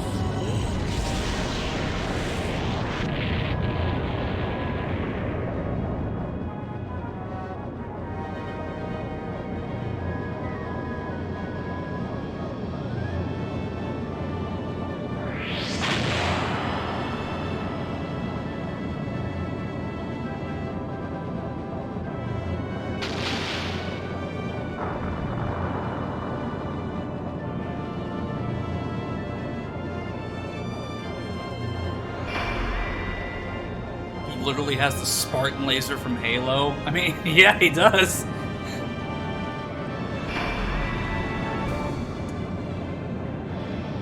Like, this guy literally personifies big dick energy, because look at the size of that gun. I mean, he has a cock lock and a gigantic cannon. Like, he's definitely compensating for something. I'm sure Charles Martinet probably doesn't even remember this character, to be honest with you.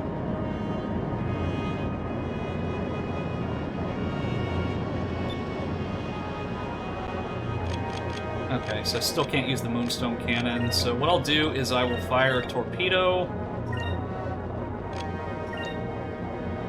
And guard. I'll use a repair kit, and then I will focus.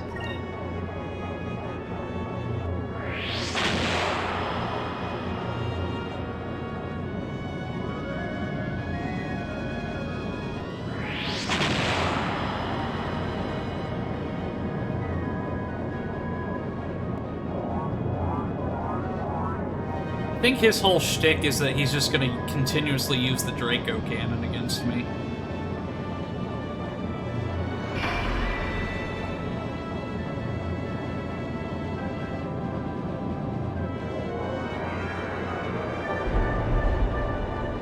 Yeah, but I hit him with a torpedo, though.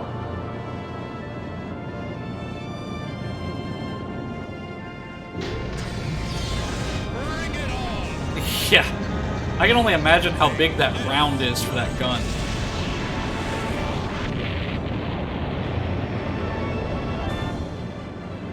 Damn, that did a lot of damage.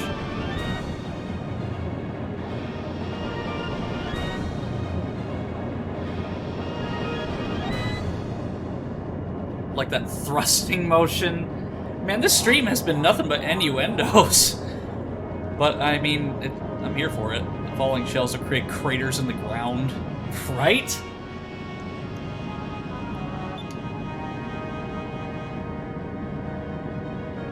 But that will make my victory all the sweeter. It'll prove I'm the strongest man in the world.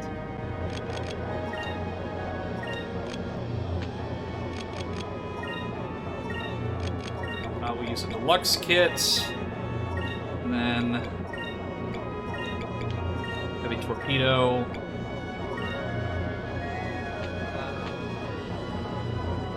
Actually, no, I'm going to guard for that turn, because he's going to hit me with the Draco cannon again. Though this might throw me off course and not let me use the Moonstone cannon, so I gotta be careful.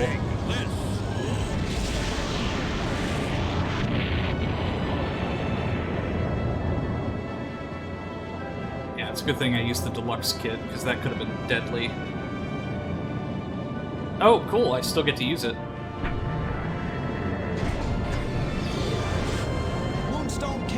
Big doesn't necessarily mean better.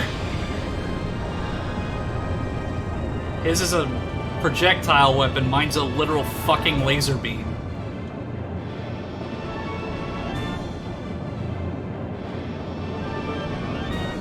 Okay, so he's gonna do that, and then I'm gonna heal.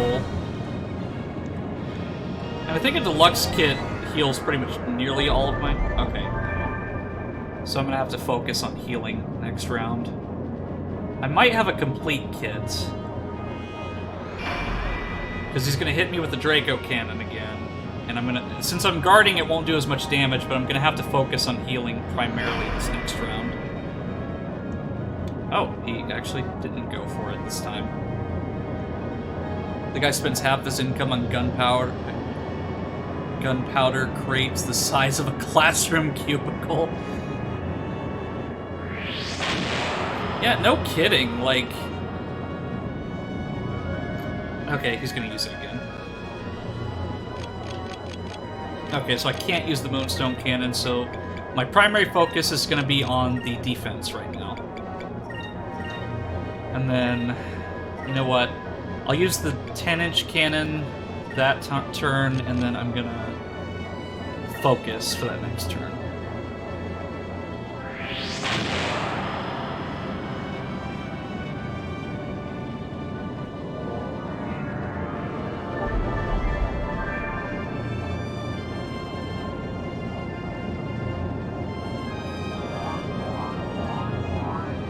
But I mean, like, in that last stream when I was captured by the Valuans, or Ramirez rather, and they brought me to the Grand Fortress, like, the cannons on the side of the fortress were about this big. But it's no surprise that Vigoro wanted to go big or go home. Honestly, with a gun that big, how the fuck does the ammo fit? Exactly! Well, that, and I want to know who's loading that thing. Like, is it an auto-loader, or is somebody manually putting that round in?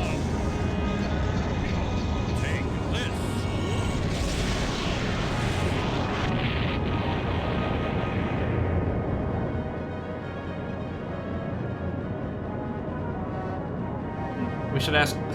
no. I was gonna say we should ask Vigoro about his Draco cannon and see what he says. That and I just feel like Charles Martinet just probably doesn't even remember voicing this character, because he's voiced so much in the years since this. He probably doesn't even remember that this game exists. Okay, so that will... If I'm lucky, that'll take him out. But I gotta be careful. Mass is really nice, but sometimes you just need more cut than crushing. The laser cannon has the speed and thermal energy saw through armor as well as thermite can. Yeah, because like I said, he's using like his whole shtick is that he's using projectile weapons versus a literal laser beam. Oh, cool. So I can use them to heal my ship to full health.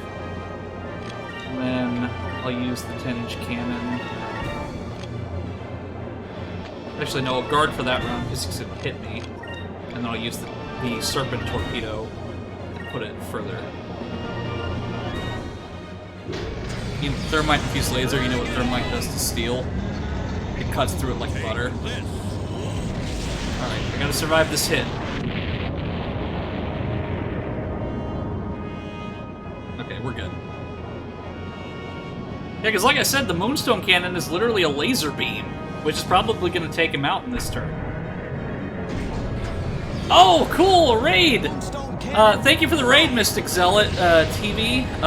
Really appreciate the raid. Really cool to have so many people here. Like, I'm really excited. We just beat the Draco. And you know what? Just for that raid, I will stream for an extra 30 minutes. So, welcome every raider.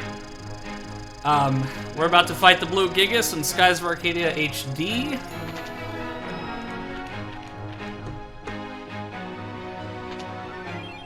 Oh yeah, thank you so much for the raid, Mystic Zealot. Like, this is the 2022 HD texture pack. Thank you for the follow, everybody. So this is the HD 2022 texture pack. It basically fixed up every texture in the game. I'm running it at 16:9 with an HD upscale. So this is probably the closest that we're going to get to a remaster of the game until Sega actually does something with this franchise. Thank you for the follows, everybody. I really appreciate that. So yeah, we're going to go fight Blue Heem next, so stay tuned.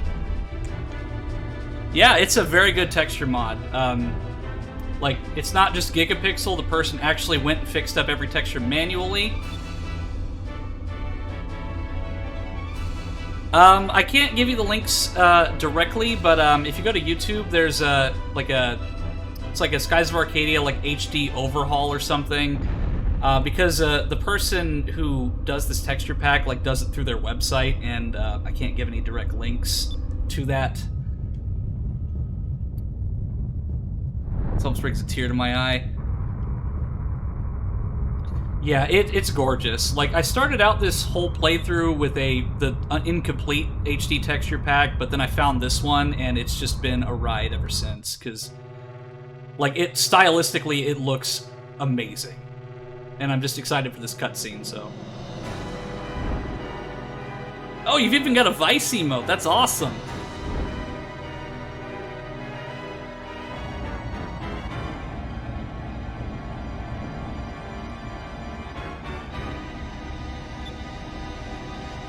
Oh god, that face.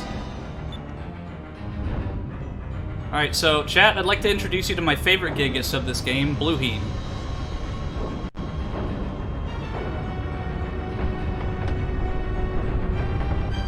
Wait, are those literally like JPEGs in the background? My least fave.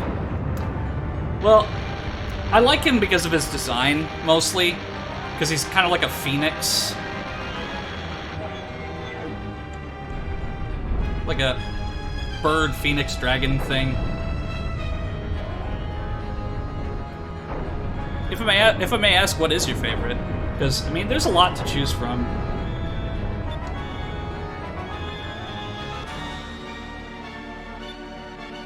I mean, technically the king did say that the blue winds would destroy the blue and Armada. He wasn't lying.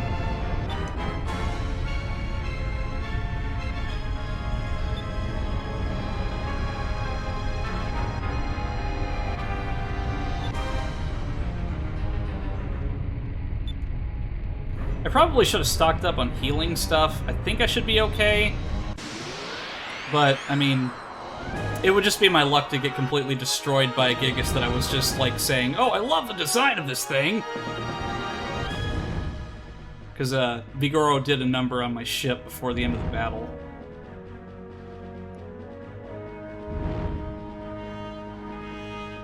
Oh, thank you for posting the link, Dio.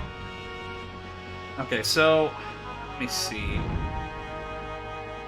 I like the green one because of the lore behind it with its throne and the mighty hammer.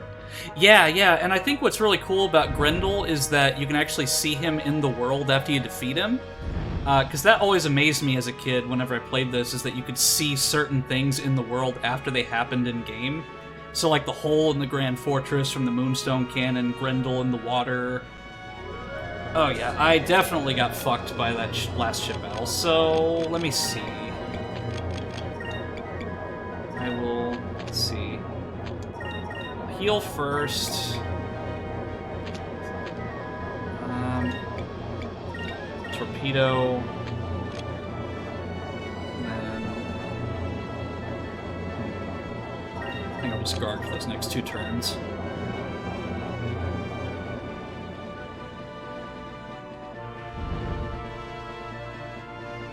Yeah, Skies of Arcadia, like, a big thing that I've done with this stream is I'm just happy that I'm introducing new people to the game, especially my chat. They've been having a good time with it. Just introducing it to new people who may have never heard of it before is a goal that I've really had with this, and it's been a lot of fun. I want to say my favorite gig is probably Racnum, since it's such a tearjerk scene and gets no love. Oh yeah, Racnum.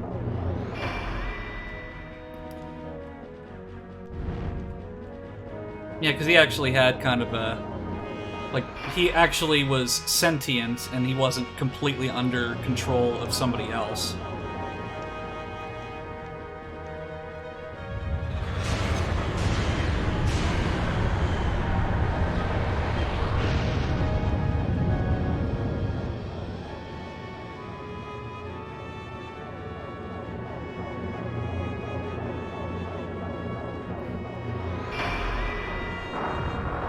Heavy torpedo.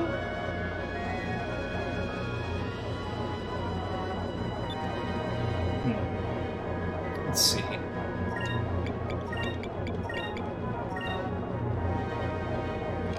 And I will guard for that turn.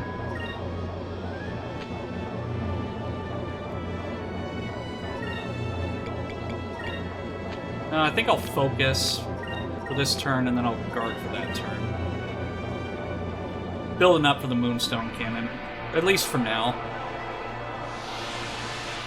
These attacks look absolutely mad. I swear they appear as if they literally dome a ship in one hit. Well, I mean, realistically, all Bluebeam has to do is just ram into my ship and bring me down into the abyss. I mean, really, like, when I think back to that stream when I fought Grendel, it's like literally that whole punch would just completely decimate the little Jack.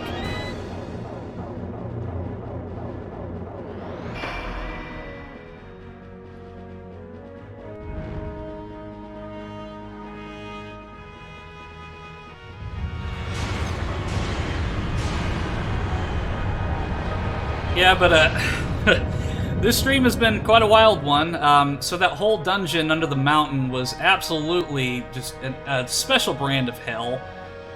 I'm just not a big fan of water dungeons, just because Ocarina of Time, but I spent like maybe 20-30 minutes in this one room where I had to look down and find where I was supposed to jump. Have a great night. I'm going to play a game, definitely not mock you in Discord, and probably dishes before jumping on the GTA. Alright, well have a good one, Spidey. It was great to have you here today. I mean, it's been a wild ride for this entire stream, and I've had a lot of fun.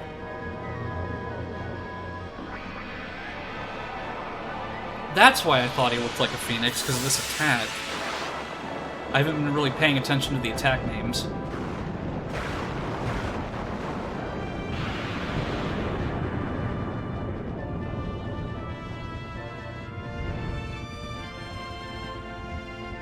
Then again, I just have a fondness for the color blue, so I guess that's also there. I'm going to do some after stream care. Like I could show people the HD version of this. I'm going to lurk for a bit. This is definitely a fun game to stream.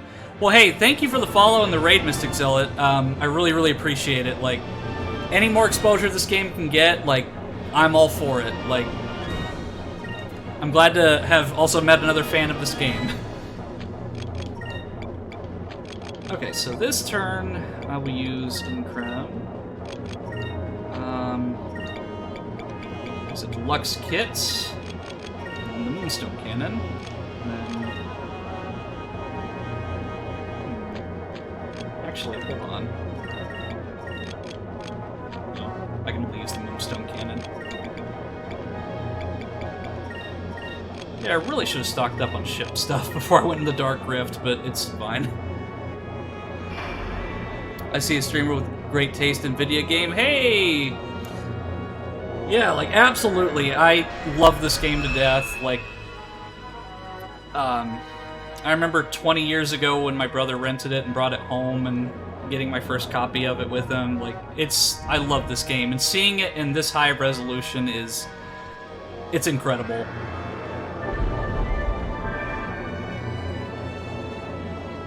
Because, like, for years there's been some HD texture packs that have existed for this game, but they really just fixed up Vice, Ica, and Fina. They didn't really fix up anything else. Some of the HUD elements and the map, but this literally is every single texture in the game, minus a couple of the optional bosses have been done. Moonstone Cannon, fire!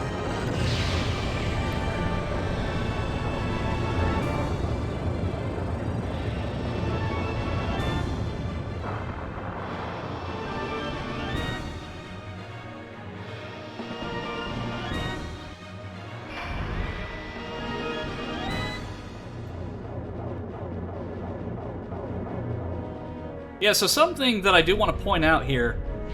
So, Yafotoma has this giant wall surrounding their entire country. But what's the point of having a wall if your ships can literally just go under or above it?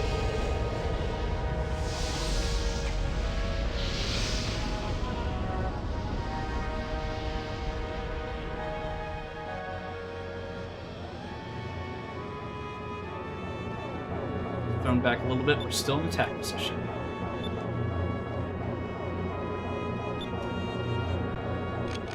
Oh, I can use the Moonstone Cannon again.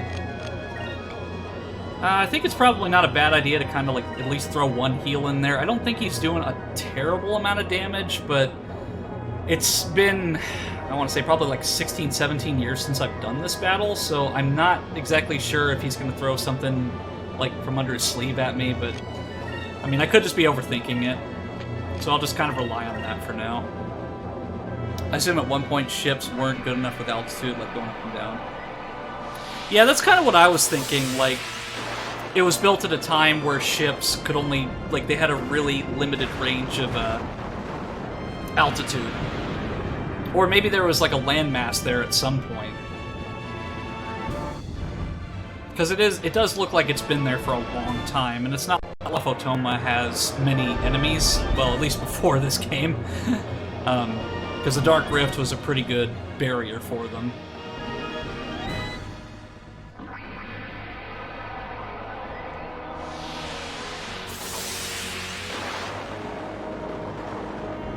Yeah, it seems like he's only got like 3 attacks. Like Phoenix Ray, the wind thing, and then...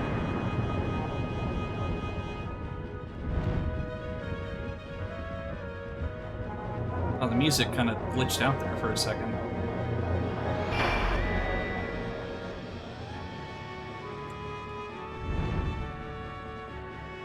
Alright, Moonstone Cannon time. Moonstone Cannon, fire! As we proved by fighting the Draco, bigger does not always necessarily mean better.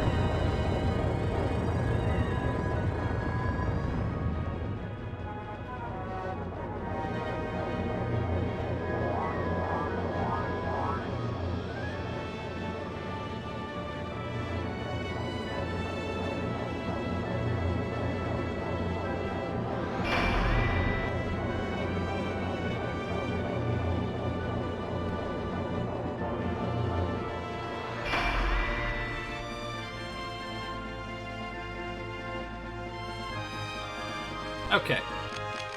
Alright, so I can't use the Moonstone Cannon this round, so I'll just focus on heal. And then I'll throw some torpedoes in. Or actually, no, I'll just use some regular cannons for this round. And then a torpedo. Or, hold on. No. What am I doing? Okay, I can't use her again. What do these two do? One character's MP. Double all your spirit points for 1 turn. Okay, so I'll just focus on healing for this turn. And then I'll throw a torpedo or something at him.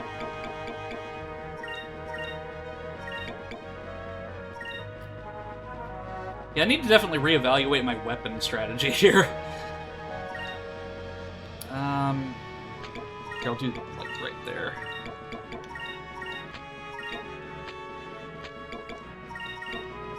There we go. That way I'm at least getting something out of this turn.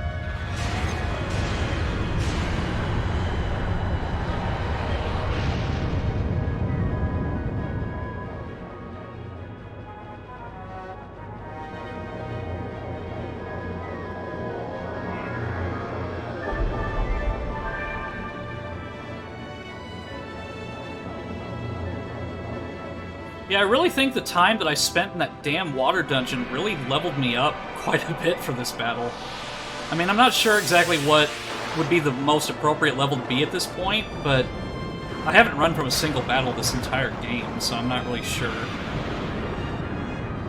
Because really, like, I've played this game on stream, and I really haven't played much of it off-stream. So, really, all that I've gotten from, as far as experience is concerned, is through these random encounters and bosses and what have you.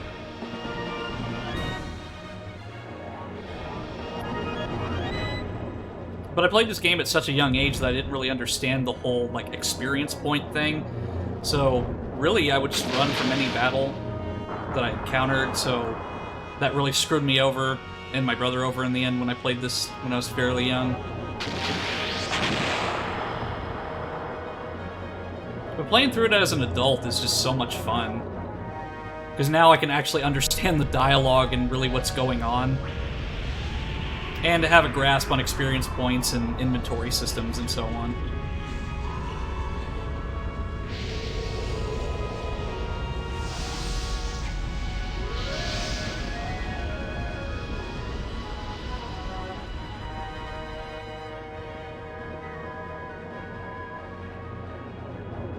What an incredible blast of wind. It's blown us completely off course. Watch out, Blue Heem is preparing its next attack. This must be its strategy. Using that burst of wind, it pushes its enemy into position for its next attack. Okay, so... let's see. Do I have Quicka? Yes, I do.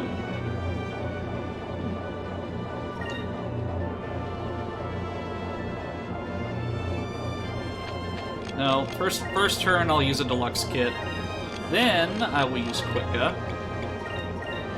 Then I will use Cannon. Then I'll use a Torpedo to kind of set me up for the next round.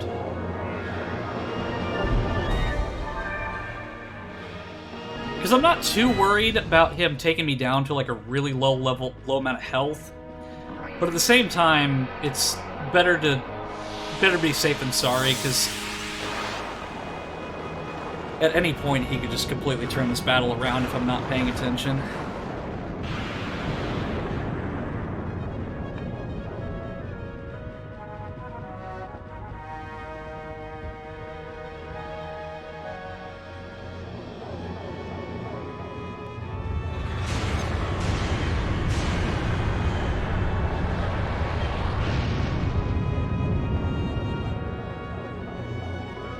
It was probably a good idea that I did do that.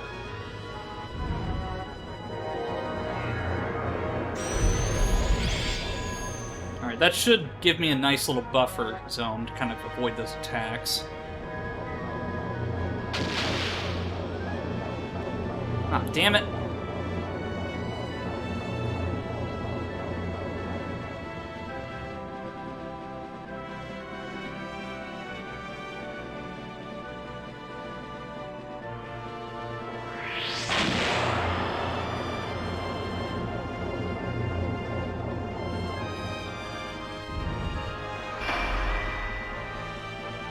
At least I got that torpedo out there. But it's been really stingy with the Moonstone Cannon this time around. So, because of that, I think I'm just going to go on the offensive a little bit. Again, I'm going to heal, but I'm going to go on the offensive for these next few rounds. And then for that last turn, I will cover it.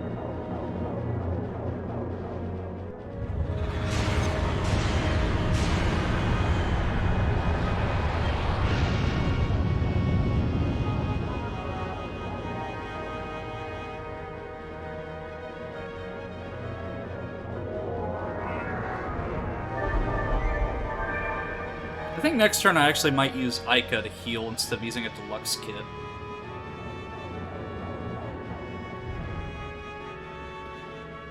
Assessing damage.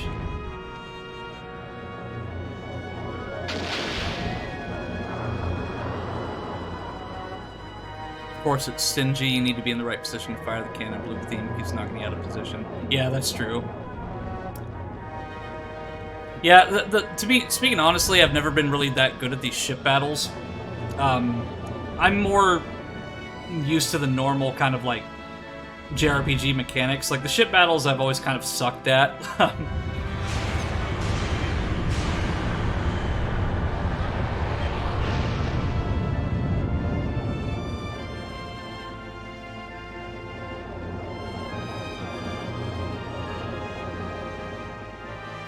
But it's what it is. What it is. Like, I mean, if I just need to take him out with regular attacks, then I will. So, yeah, I think that's just what I'll do for the time being. And then Ica will use heal. Guard for these. Well, actually, I'll focus for my last turn.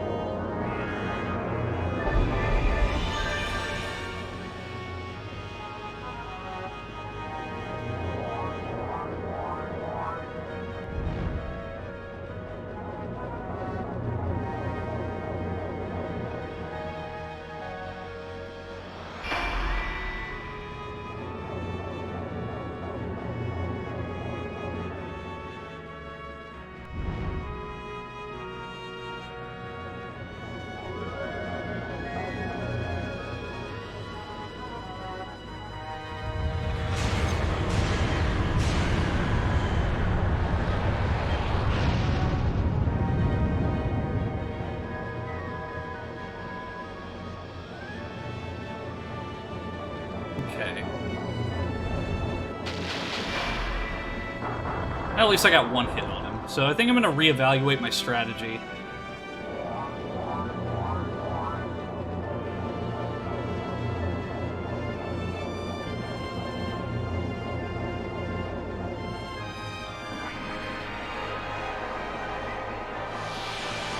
Because honestly, Spexamillion, like you mentioning that, actually is helping me out quite a bit. Just because, like I said, a lot of the ship battle mechanics I've never really fully understood. Just because I haven't really done too many of them in this game at the moment. But yeah, that actually helps me quite a bit. So, let's see.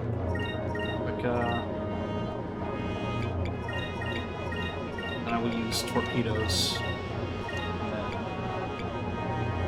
Use the 5-inch cannon.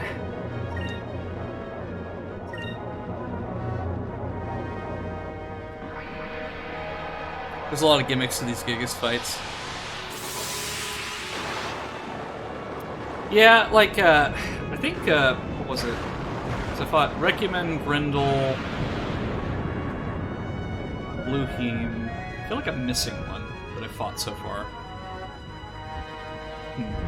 No, I think this is this third one that I've fought. I don't know, my memory gets kind of pooey at this point.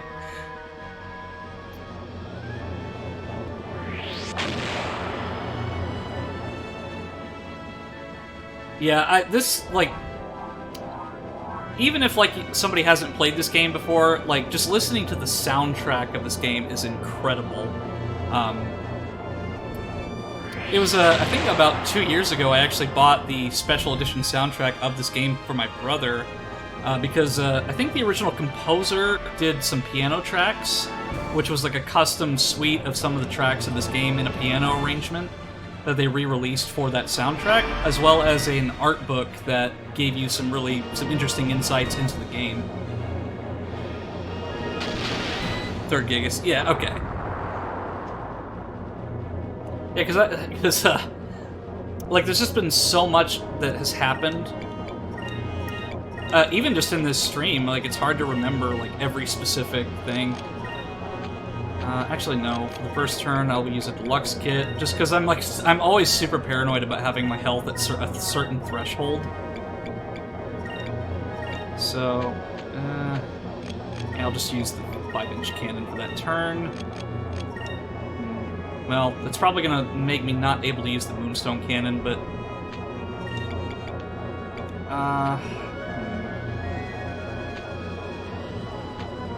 You know what? I'll bite the bullet here. And then I will use the Serpent Torpedo. Put it there. And then I'll do this.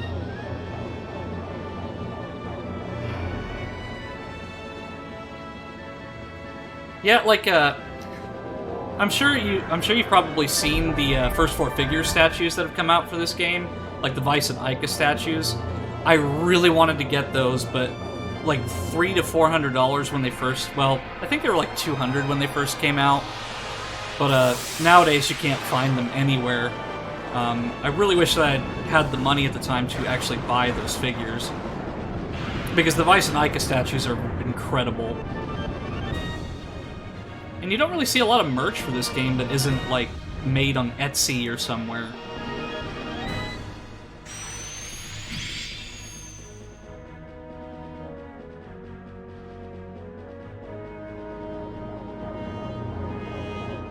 Okay, that's an acceptable loss.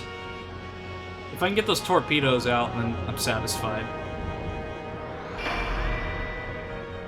Yeah, Sega gave up. Yeah. Because, like, I think it was 2013 or 2012 that they actually renewed the trademark for this game and got everybody excited, but then they did nothing with it. And I know that sometimes companies will renew their trademarks to protect the copyright, so if somebody doesn't use the trademark against them in the future, just to keep the rights of all their products in one place. Ah, damn, I don't have enough. Oh, well. I'll just use the torpedoes then.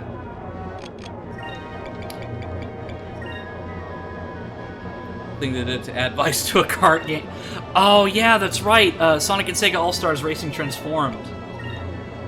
Which still, you know, it's good to have Vice in a game, but still, I really would have rather them just remade Skies of Arcadia, or at least, like, even a port. Like, just port it to a modern system.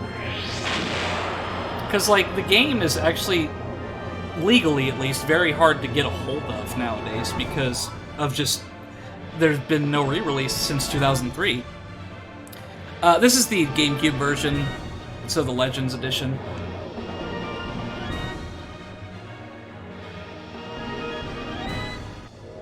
So really all that has to be done now to make this the definitive edition of this game is for somebody to find a way to implement the original sound design.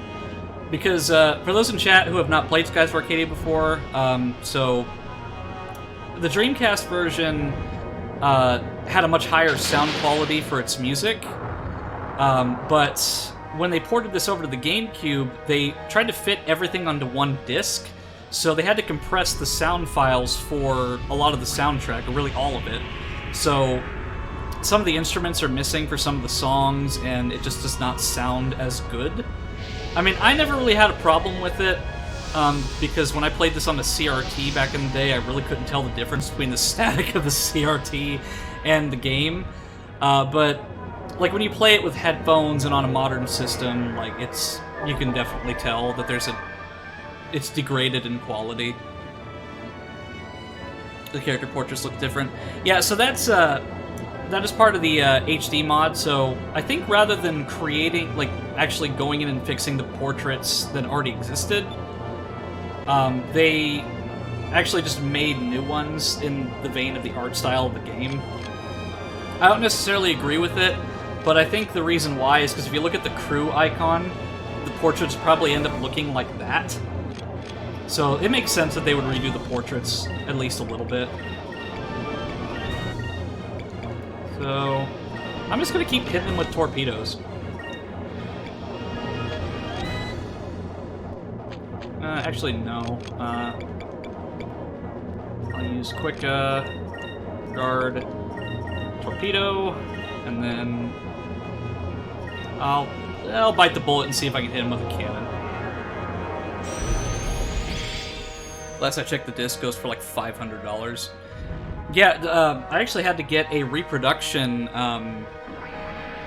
box for the game, because the original box that I had for it was really in poor condition. So I had to go to Etsy and find somebody who reprinted like the box art and the GameCube box. Because I couldn't find an original box that was selling for a reasonable price.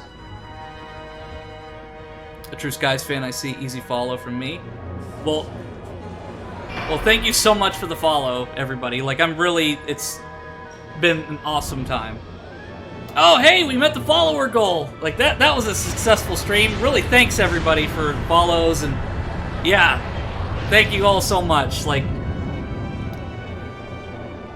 that's been my goal for a while, and we finally reached that milestone. Woohoo! And as a celebration, I'm gonna kick Blueheem's ass for all of you. Even if I keep missing every single time. But, as I've stated, I'm pretty terrible with these ship battles. But it's just kind of like something that I've got to learn to... Because some of the other magic, I don't really use, so I don't really have a lot of familiarity with it. But yeah, I've got a lot of really good childhood memories with this game, because I remember as a child I had a chalkboard where I would just draw pictures of the Gigas on them. Blueheem was always my favorite as a kid, just because of his looks. So I would draw pictures of, like, Blueheem and, like, Grendel, and I'd have, like, discussions with my brother about, like, which one was the coolest and who would win in a fight. And I know I don't need to continuously heal, but, you know, it's just that paranoia.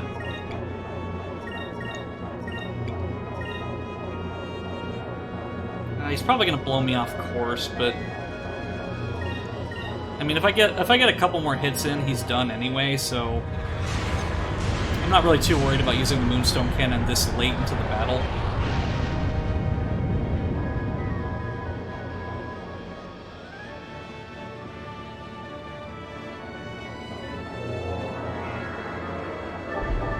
Because, I mean, if I can take him out with conventional means, I will.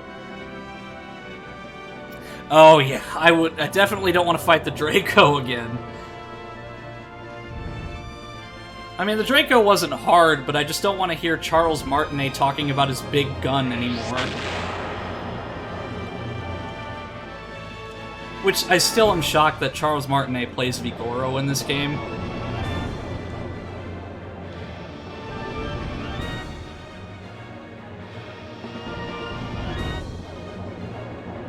Ah, oh, fuck. Both of them missed.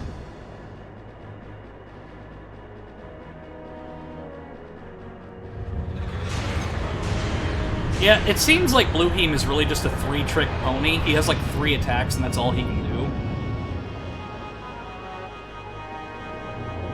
But I mean, I'm more than capable of sustaining these hits. Like, when I played this a couple weeks ago, when I first started, when I fought against Requiem in the first Gigas, he just absolutely destroyed me. Well, I actually might get to use the Moonstone Cannon. But I'll use some deluxe kits just in case, and then guard for that turn, and then I will guard for the last turn. So hey, we might get a Moonstone Cannon out of this. That looks like a GG. Hopefully so. I mean, it would just be amazing if the game just glitched right here, and then just everything I lose, or like my health just randomly went down to 0 because of some game bug. I'd be pissed, but it would be pretty humorous. Okay. Alright. I'm just gonna get a Phoenix Ray out, and then hopefully a Moonstone Cannon. Which I'm sure I will, but... This game has ears, don't say that too loudly. Yeah.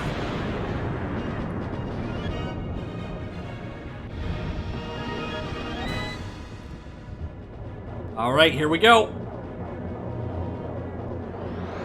Or a guard. Come on. Then again, it's on the 3rd turn, so I guess that's to be expected. Alright, here we go!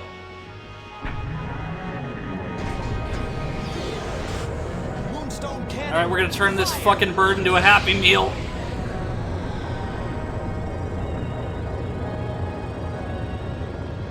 There it is!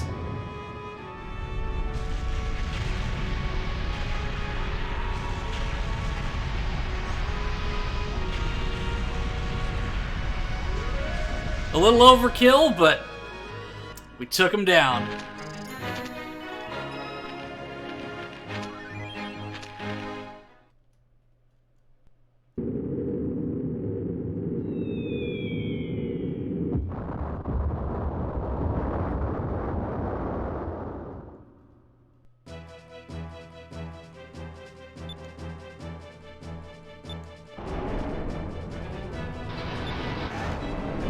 I mean, we could just throw this guy overboard, but...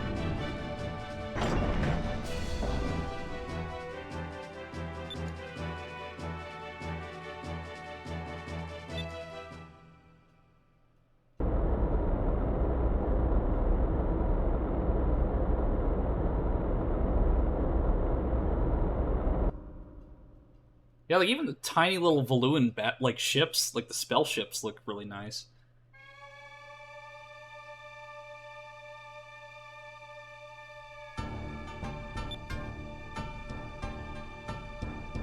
Still, something that, like, I mentioned earlier in the stream before all of you came, was, it seems like every time we've visited a culture in this game, whether it be the cultures of the Green Moon, the Red Moon, like, they've been really trusting of us to just kind of go to their sacred mountain, or their sacred forest and city. Yeah, I know the Valuans are a common enemy, but it's just like... I mean, we're just kind of a bunch of random teenagers that just walked up to their door one day. Yeah, a little overkill to make sure he's dead.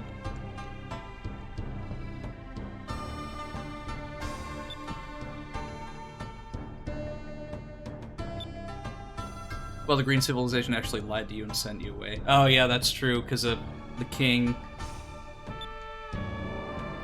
I was halfway, like, because a lot of this game, I still don't... Like, I remember the events and the Gigas and, like, the plot of the game very well, but, like, certain things like this dialogue I don't really remember too much, just because, as a child in 2003, I didn't really have a good reading comprehension. So, because of how hellish that water dungeon was, I was halfway convinced this king sent us to die, because I was there for, like, 40 minutes trying to figure out this one room, because I kept, like, going into the wrong puddle that I had to jump in, and I was just so focused on getting all of the treasure chests and all the moonfish that I just... Oh, it was a pain. And Nazar didn't care about you going to Pyron.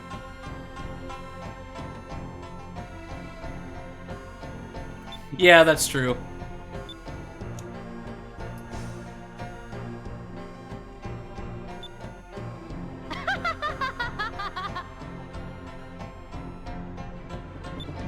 Plus, to be honest with you, like, when you look at Vice compared to, like, the Valuans and everyone, like, his crew doesn't really look as threatening as they do. Like, he doesn't look like he's in it to harm them. Yeah, the water level here is brutal. Oh, yeah, I absolutely hated the water level. The boss wasn't, like, too difficult because, what was his name, like, Tortigar or something? Like, his whole shtick was defense and using Sakrulin. He wasn't too difficult, it was just a matter of actually getting to him.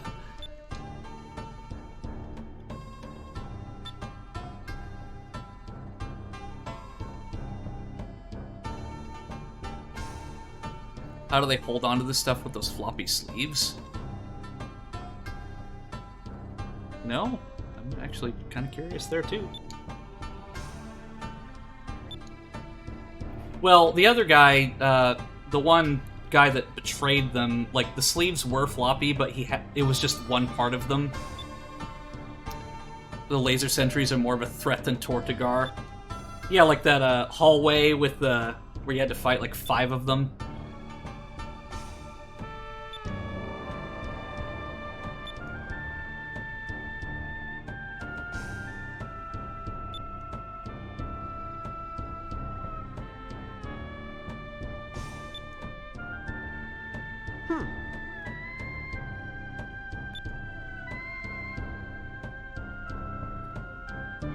Yeah, like, we've kind of roasted Enrique a few times during these previous streams, but like, Enrique I've actually really grown to like as a character.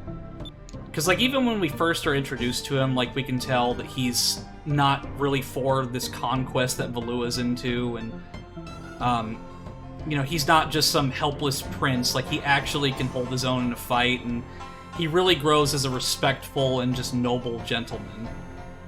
I mean, yeah, he's a prince, but, like, I really have grown to respect Enrique as a character very much during this stream.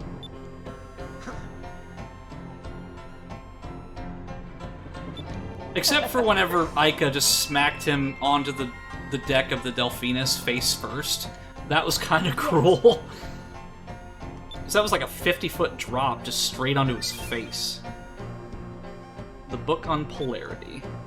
Yeah, it was funny, but I mean, the poor guy gets airsick and right onto his face.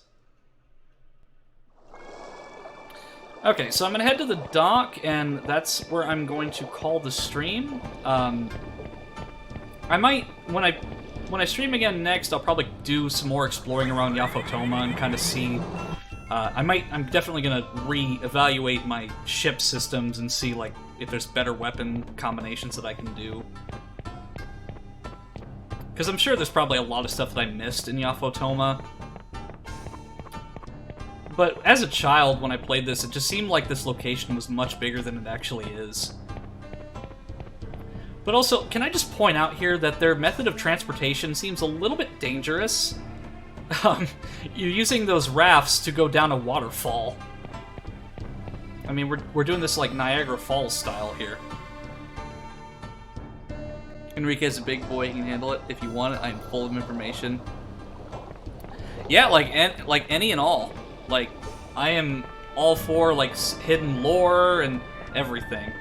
Like, this game is just, it's a gem, and I really wish that Sega would do more with it.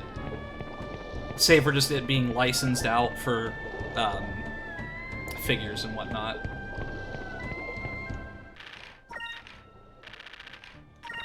Yeah, by all means, like, share all the info you like. But, that being said, though, I need to actually check my Discord because, my chat has created some pretty, terrible things, and I'd like to see what they've created.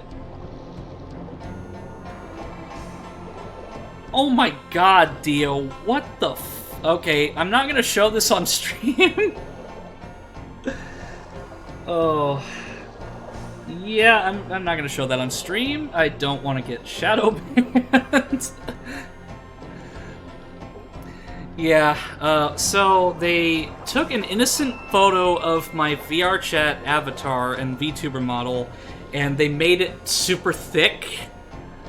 So, thank you for that, chat. It's literally just jeans, guys. It's jeans. Literally, look, that's all that it is. It's a pair of jeans. It's literally a pair of blue jeans. Look, jeans.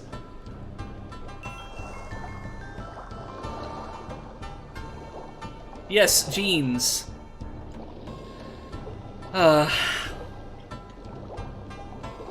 Jean shorts.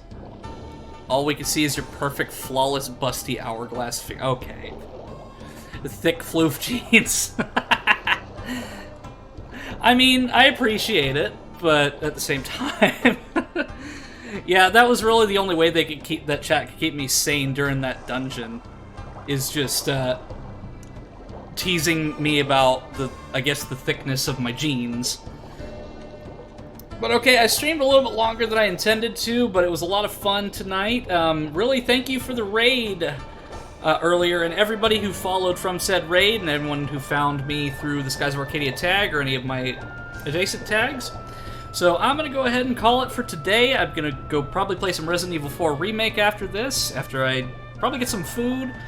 But, yeah, 7th Armstrong and Spexmillion and everyone else who followed from the raid, I really appreciate you coming by. I have a really weird schedule, so I usually stream every 3 days, so expect more probably in the next 3 days or so. If not, probably earlier than that. But yeah, I had a lot of fun today. thanks everybody in the chat for making it as much of a blast as it was. You're all awesome. Yes, Dio is posted to the Discord server if you want to come check it out. But with that being said, thanks everyone for joining me in my realm tonight. And I will see you all next time in the world of Arcadia.